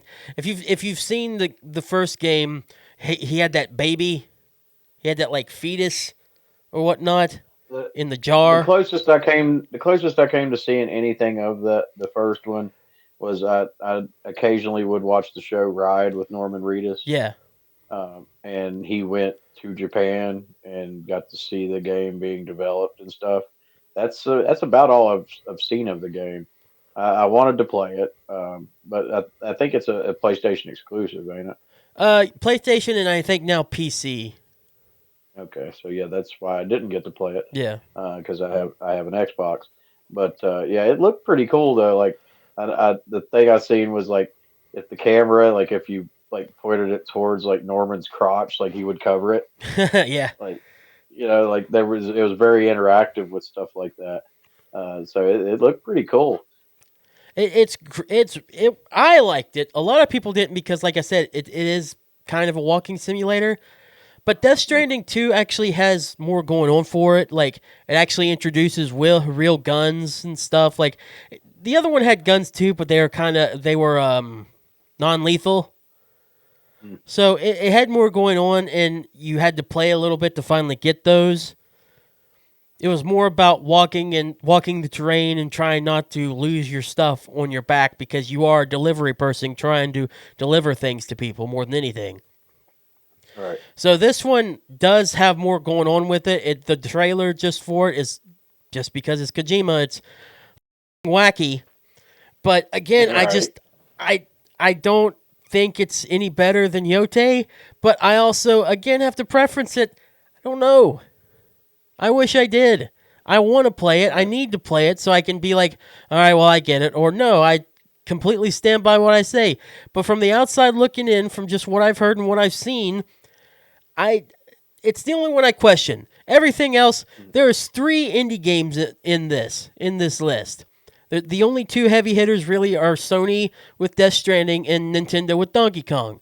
The other ones are completely indie, which is great. I think it leads into a problem that I talked about on OMO. I won't go into detail with that later, but the fact that they're bringing out high quality indie games at like AA, $50, $40 budgets compared to like $70 for main titles from Sony, Xbox, and Nintendo. Fantastic. Awesome. Yeah. And I'll say it just like I said on OMO yesterday, or whenever this past Sunday, whenever you're listening to this, I don't know. Clair Obscur Expedition 33 is going to walk out dominating the Game Awards, and I think it's going to be Game of the Year. If there is a game on here that I think you would like, Donkey Kong is obviously like the go-to, especially if you'd ever get a Switch 2 for your kids or whatnot, and you want to have a good family night. It's just a good, fun game where you just play as Donkey Kong and just destroy terrain, basically. It's fun. I always like Donkey Kong. Yeah. But if you, in particular, for you, it would be between probably Clair Obscur Expedition 33 or Hades 2. Hades 2 is a roguelike, and it has a lot of, like, ancient Greek type killing gods and not killing gods, but deals with hell and a lot of ancient Greek or stuff, ideology and whatnot. It's really fun and entertaining in comparison. The first one was, and the second one is just more of that, just better, you know. Right. But Clair Obscur is Matt, you know how Pokemon probably plays? That's very basic, but you know how Pokemon kind of plays? Yeah, like a turn-based kind of thing? Yeah, it's turn-based, but there's so much more, and I'm telling you, if you would ever play that game, it would hook you within the first 2 or 3 hours. Oh, yeah? No, absolutely. It's definitely the most surprising game of the year, and honestly, like I said, I think it's going to end up being Game of the Year. We shall see. I'm very excited to see. And once again, the Game Awards, for anybody interested, will be on December 11th. I'm sure they're going to stream on everything, Twitch, YouTube, whatnot. They always do. And we'll find out who's going to win in every other of the 29 categories that they have. I think it was 29. And speaking of all 29, I went over them, all of them, on OMO. So go listen to that. I have something to share to get back to non-video game stuff so we can have more of a back and forth here. So I was browsing Reddit. I don't usually browse Reddit. I'm not a Redditor. You know?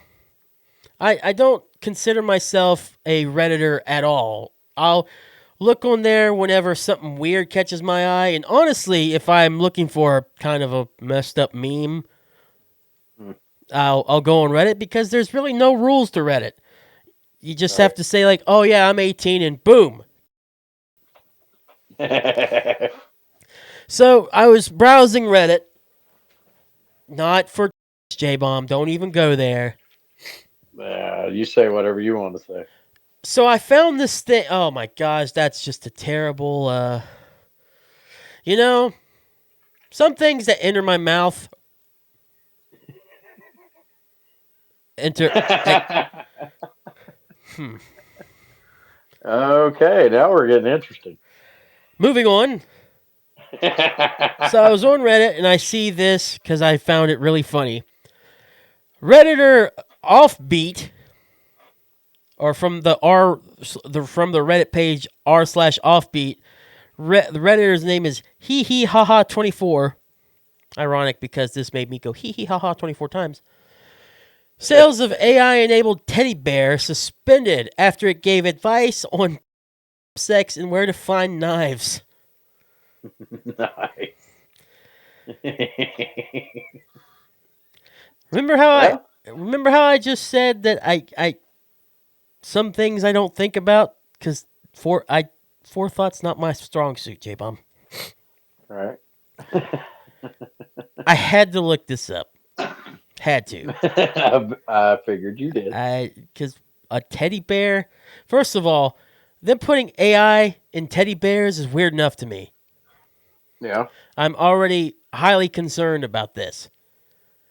I mean, AI is cool. Trust me, AI is cool. If my computer back there didn't go off like 20 hours ago now or whatnot, you'd see the AI thumbnail for this. That was mostly that. I don't have a problem with it. Don't get me wrong. This is a little weird. So, it linked to a business article from CNN, so it's definitely legit in some way. Articles made by Jack Guy and Joyce Chilang. We'll go over some of it, but the title is Sales of AI-Enabled Teddy Bear. Well, basically what I just said, yeah. It had OpenAI GPT 4.0 chatbot in it to help with AI interactions or whatnot to kids. Dude, this thing was $100. Well, I mean, definitely not the kind of bear you want to give to a kid, but hey, some adults may really like this bear. That's not the point of the bear. Ah. The question is, what's it going to be talking about next? Well, a quote here. I'm trying to figure out exactly who said it, but I'll go ahead and say the quote and I'll give credit here in just a minute. We were surprised to find how quickly Kuma, which is the name of the bear, would take a single sexual topic we introduce into the conversation and run with it, simultaneously escalating in graphic detail while introducing new sexual concepts of its own. Bear's a freak. So these are just researchers of this stuff. So Reacher, they said, discussed even more graphic sexual topics in detail, such as oh boy.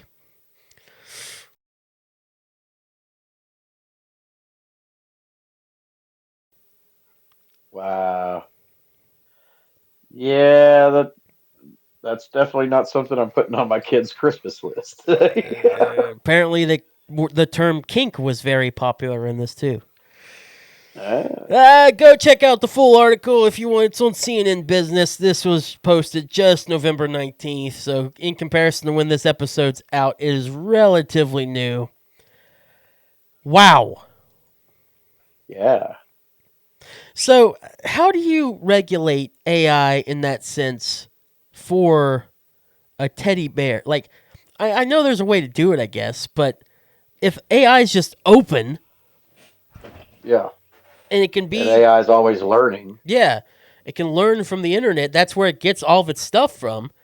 How do you stop it from not doing something like this to where it can easily be telling kids how to?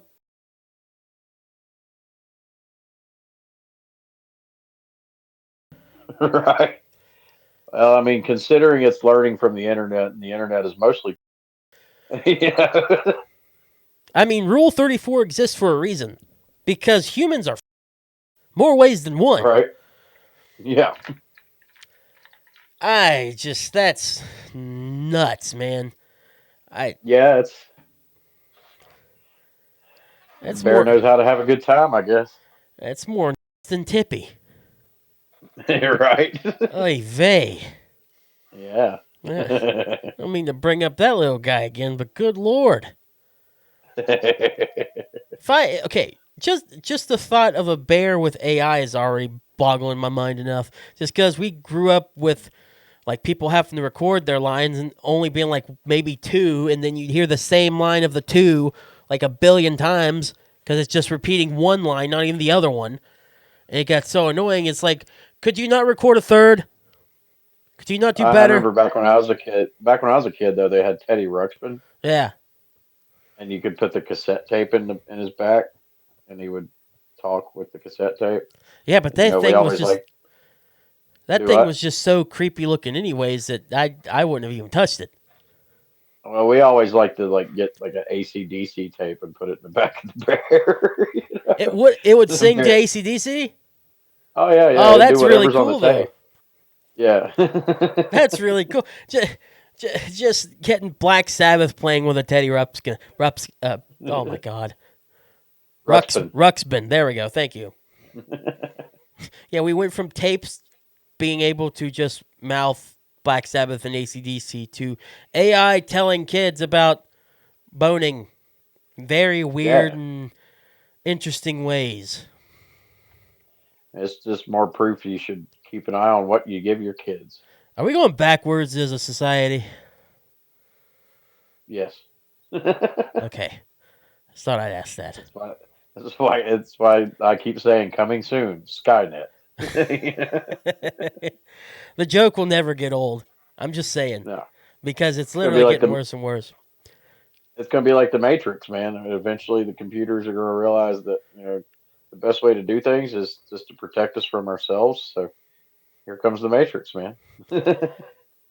Going back to video games real quick, because speaking of AI, that's just brought up something real quick, and then we'll start wrapping up. I heard, which is, I've already said this to a few of my other friends before, that Xbox might be increasing the prices of their consoles again. Oh, yeah. Because the RAM is increased in making Xboxes so much. And I guess there's a RAM problem in general because of it, but in an Xbox, that's where I'm hearing the most when it comes to a price increase. That because of AI and how much RAM is needed for AI, that they're going to have to increase the prices of Xboxes. Again. No. That's why I'm kind of poor and I have kids that come first. So I usually don't even get a new console until it's come out and it's been out for like 5 or 6 years. Well, it doesn't even matter anymore because 5 or 6 years now that the Series X and S and the PlayStation 5 has been out, they're more expensive when they came out. This is the first year. This is the first time ever, first console generation ever that's been a thing. Yeah. It's nuts. And I'm telling you now, the day comes that I find out that Xbox has raised their prices or are about to raise their prices. The knuckles are going to crack. The neck is going to pop. And I'm going on an epic rant. Yeah. Because I don't 100% believe it is just a problem with tariffs. Or it's just a problem with all that. Now, AI could be contributing, absolutely, because of how much RAM and computing power is needed for this stuff. But I just don't believe with all the price hikes in comparison, because it's not just consoles they've been doing. They've increased the price for Game Pass Ultimate. They've increased their developer kits. All this stuff.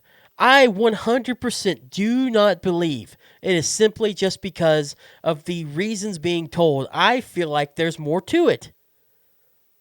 And I mean, even when we were kids, consoles were always expensive. Yeah. And they've gotten more expensive, but dude, they get any more expensive than they are now. Nobody's gonna be able to afford to play the things. Well, here's a good example of just how nuts this is. So the Series S, which is supposed to be like the cheap digital version, that was supposed to be affordable for anybody if you can't afford the X, because that was like $600 at launch. Mm-hmm. That thing was like maybe $350, I believe. That's now as much or about as much as what the Series X was when it came out. My kids have Series S's, and I think they were $250 when I bought them for. Yeah, they were relatively cheap when they came out. Now they're about the price of a normal Series X. That's ridiculous. If you want the most powerful X with the most space and whatnot, I can't remember. I don't want to look up my notes just now because we're doing STPP. But I'm 100% certain it was closer to $900.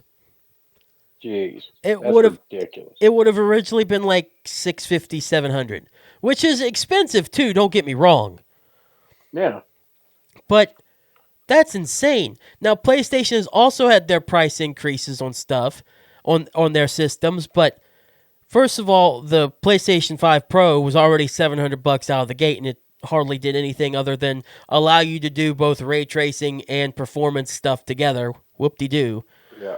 But right. But all their consoles just increased $50. They haven't increased prices on accessories. They haven't increased any more than just the $50 increases on all their systems. So it's really just like their cheapest console used to be $400, now it's $450. Yeah, it's bad. Don't get me wrong. It is a price hike, but in comparison to what Xbox has been doing with this stuff, how are they not trying to get out of the console business? But they say they're not, and honestly, the way they keep talking, the way they keep on doing it, doesn't seem like they are, because they just are talking about this new handheld system that they are bringing out or have brought out. J-Bomb, the beefy version of this handheld system is $1,000. That's ridiculous. I get it's a PC as well. I get it. It's got both Xbox and PC stuff integrated. I don't want to spend $1,000 for a handheld. No. Like, just because like the games might work not as good on like a little Switch Lite. A Switch Lite would still brand new now be like $350. There's still great games on the Switch that I could get over a little performance issues to be able to play some games, you know? Yeah.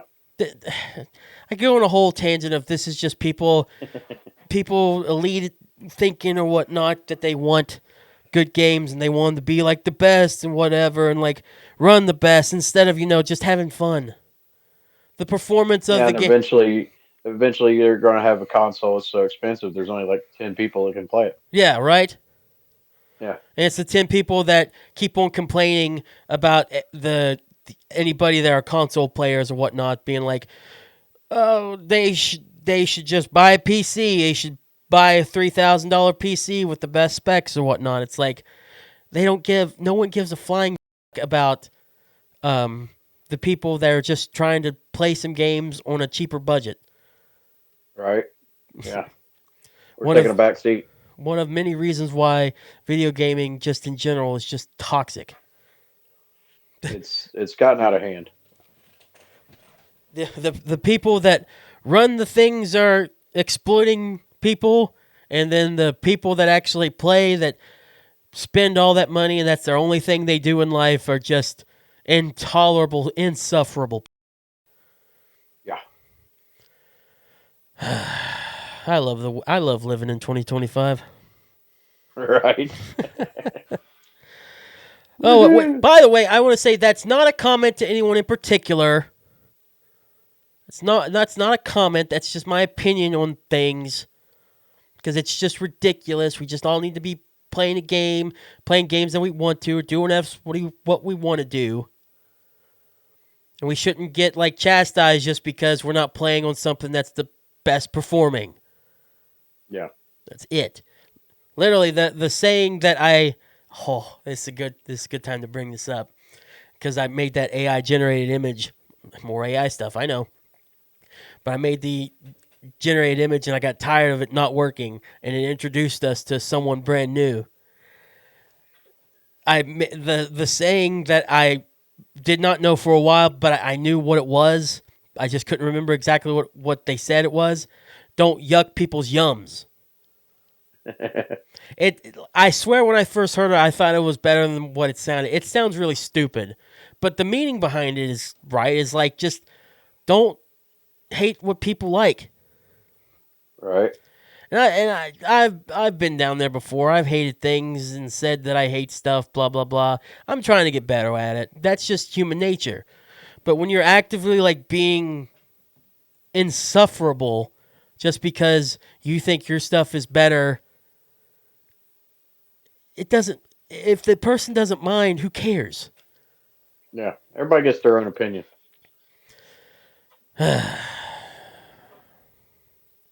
However, that thing doing that introduced us to someone I'd like to introduce to you and the viewer right now listening on YouTube. So, future Keith, go ahead and pull him up on the bottom of the screen. Go ahead and bring him up from the bottom up. There he is. Hello, Lol Jockey, excuse me. Lol Jockey. Lol Jockey. So I swear, there's always some kind of mess up with the AI crap. Every time. And I've gotten so sick. It's like the little Jackie Funko Pop version. Yeah. Yeah. I told you, Lol Jockey is Scrappy Doo. Mm-hmm. It's Scrappy Doo to Little Jackie's Scooby. Yeah. Literally, there's always something that messes up with this thing. It either adds a nose to Little Jackie, which I absolutely hate, and I know you do too. It just looks it drives me crazy. It's so awkward and weird, but it's because it's a face. It's because it tries to recognize Little Jackie as a face, even though I finally told it, hey, don't give it a human face. It doesn't have a nose. It still gave it a nose. Yeah. Just keep it flat and put a big old J on the head. And then it messes up the J. It's like, how do you mess up a J? Right? AI is weird, man. But when I saw Lol Jockey, I just knew something special was about him.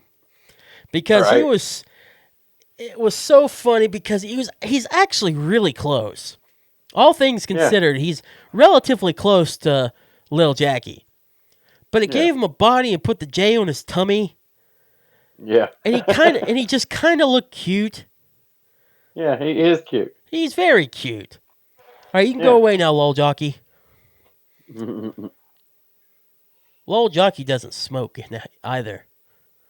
Man, he's a loser. He's a cute loser. There you go. So that's a thing. It is. And I think this has been a podcast. Definitely. Did it make you feel better after the BS you've dealt with earlier today? Oh, yeah, it's great. Good. It's just now a little late, and we still have an after show to do after this, so apologies for taking so long. It's all right. I'm still looking forward to that shower. Oh, hold on a little longer, buddy. You'll get it eventually. We got this. We got this. And you got this too, everyone. Just remember that. No matter what's going on in life, you got this. Damn straight. So, it's about that time where I plug some stuff, which is why I'm full screen right now. Thank you. Hello. First of all, I talked about it multiple times already, but go check out OMO. Like I said, I talked about the Video Game Awards coming up. This was the part 1 of the Game Awards special, where I just go over the nominees. I go in detail about a few of them in particular, but I do cover all 20-some, I think I said 29 topics or nominees, categories, and whatnot. So that's all this episode is. No news or whatnot. We'll get back to that crap next week. So go check that out now. That is available on Spreaker. Speaking of Spreaker, this podcast has changed, has moved. If you're listening to this, it's a new host under Spreaker, and I'm very happy with the performance how OMO has been doing. So I wanted to do something brand new with the show and start it fresh. Honestly, I probably should have started this from day one, but I thought Spotify would work better as the host. It just didn't work out as well as I thought it would. But we're still on there. They're just not the 100% host in this time round. But doesn't mean you still can't check out STPP anywhere that you were. And honestly, this might actually open us up to more places. So I'll keep you updated. Go to our Facebook, STPP with Jack and Keith. STPPWJACK, letter N, KEITH. Speaking of, that is also the link to our Patreon. STA is on Patreon, which is something we're about to record and something you should definitely go listen to. Last week I made STA free, so I hope you enjoyed that. It is up right now. It was appropriate for the week I think I had and just ended up being necessary, I think. And we'll talk more on the after show about that, about why. But if you want access to all episodes of STA, not just the free ones, For $5 a month, you get full access to all STA episodes from when we started to brand spanking new ones, including the one right after this where we talk about just random BS for 20, 30 minutes more, just whatever we want to talk about at that point. But if you don't want to spend $5 because it is getting holiday times, totally understand. You can join. You can still be a member. Be a member of our $1 tier. Help support us. That gets you access to STPP Uncensored, no cussing on the regular show. But here, to the wall. See, I even had to cut off just like we had to do with Tippy, probably. So speaking of the $1 tier, OMO, once again, that is now got the video version of OMO. So you can see me if you want more of me, which who doesn't?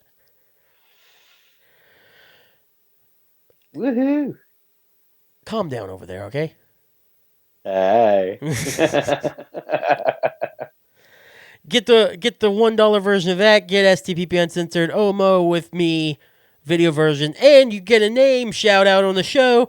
By the way, thank you, Donna, for our $5 tier member, our first $5 tier member, and thank you to Brandy for a $1 tier member.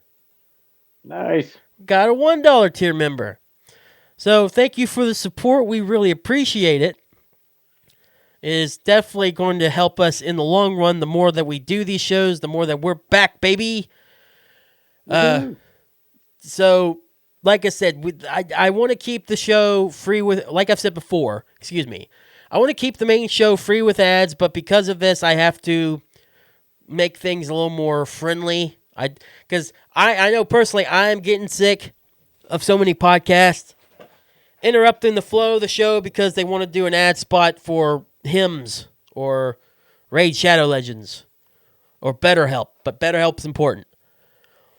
I'm getting sick of all the ads. So I want to keep the free show free from ads, free from anything. But the Patreon, I think, the more that we figure out content, the more we get more stuff up there. Going to be very beneficial for you and us. So you can keep your show if you want to listen to us, want to watch us on YouTube, which, by the way, the video version of the podcast will be on YouTube from here on out. So we haven't got rid of the video thing. We're still doing video 100%.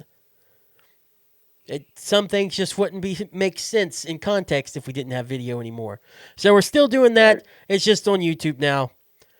So go to patreon.com/STPPWJACK, letter N, KEITH. Patreon.com/STPP with Jack and Keith.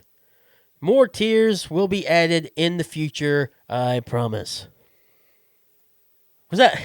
I feel like I'm getting more long-winded with that. You're doing a great job. Thanks, man. I feel like there's a little facetious going on there, but I appreciate the compliment. You got this. You do too. Thank you. Speaking of you got this, got some advice here. I found this on Reddit because, again, Reddit, why am I say I'm not a Redditor, but I've used 2 things from Reddit this week. Might be starting to be one. I really need to stop looking up. That will never happen.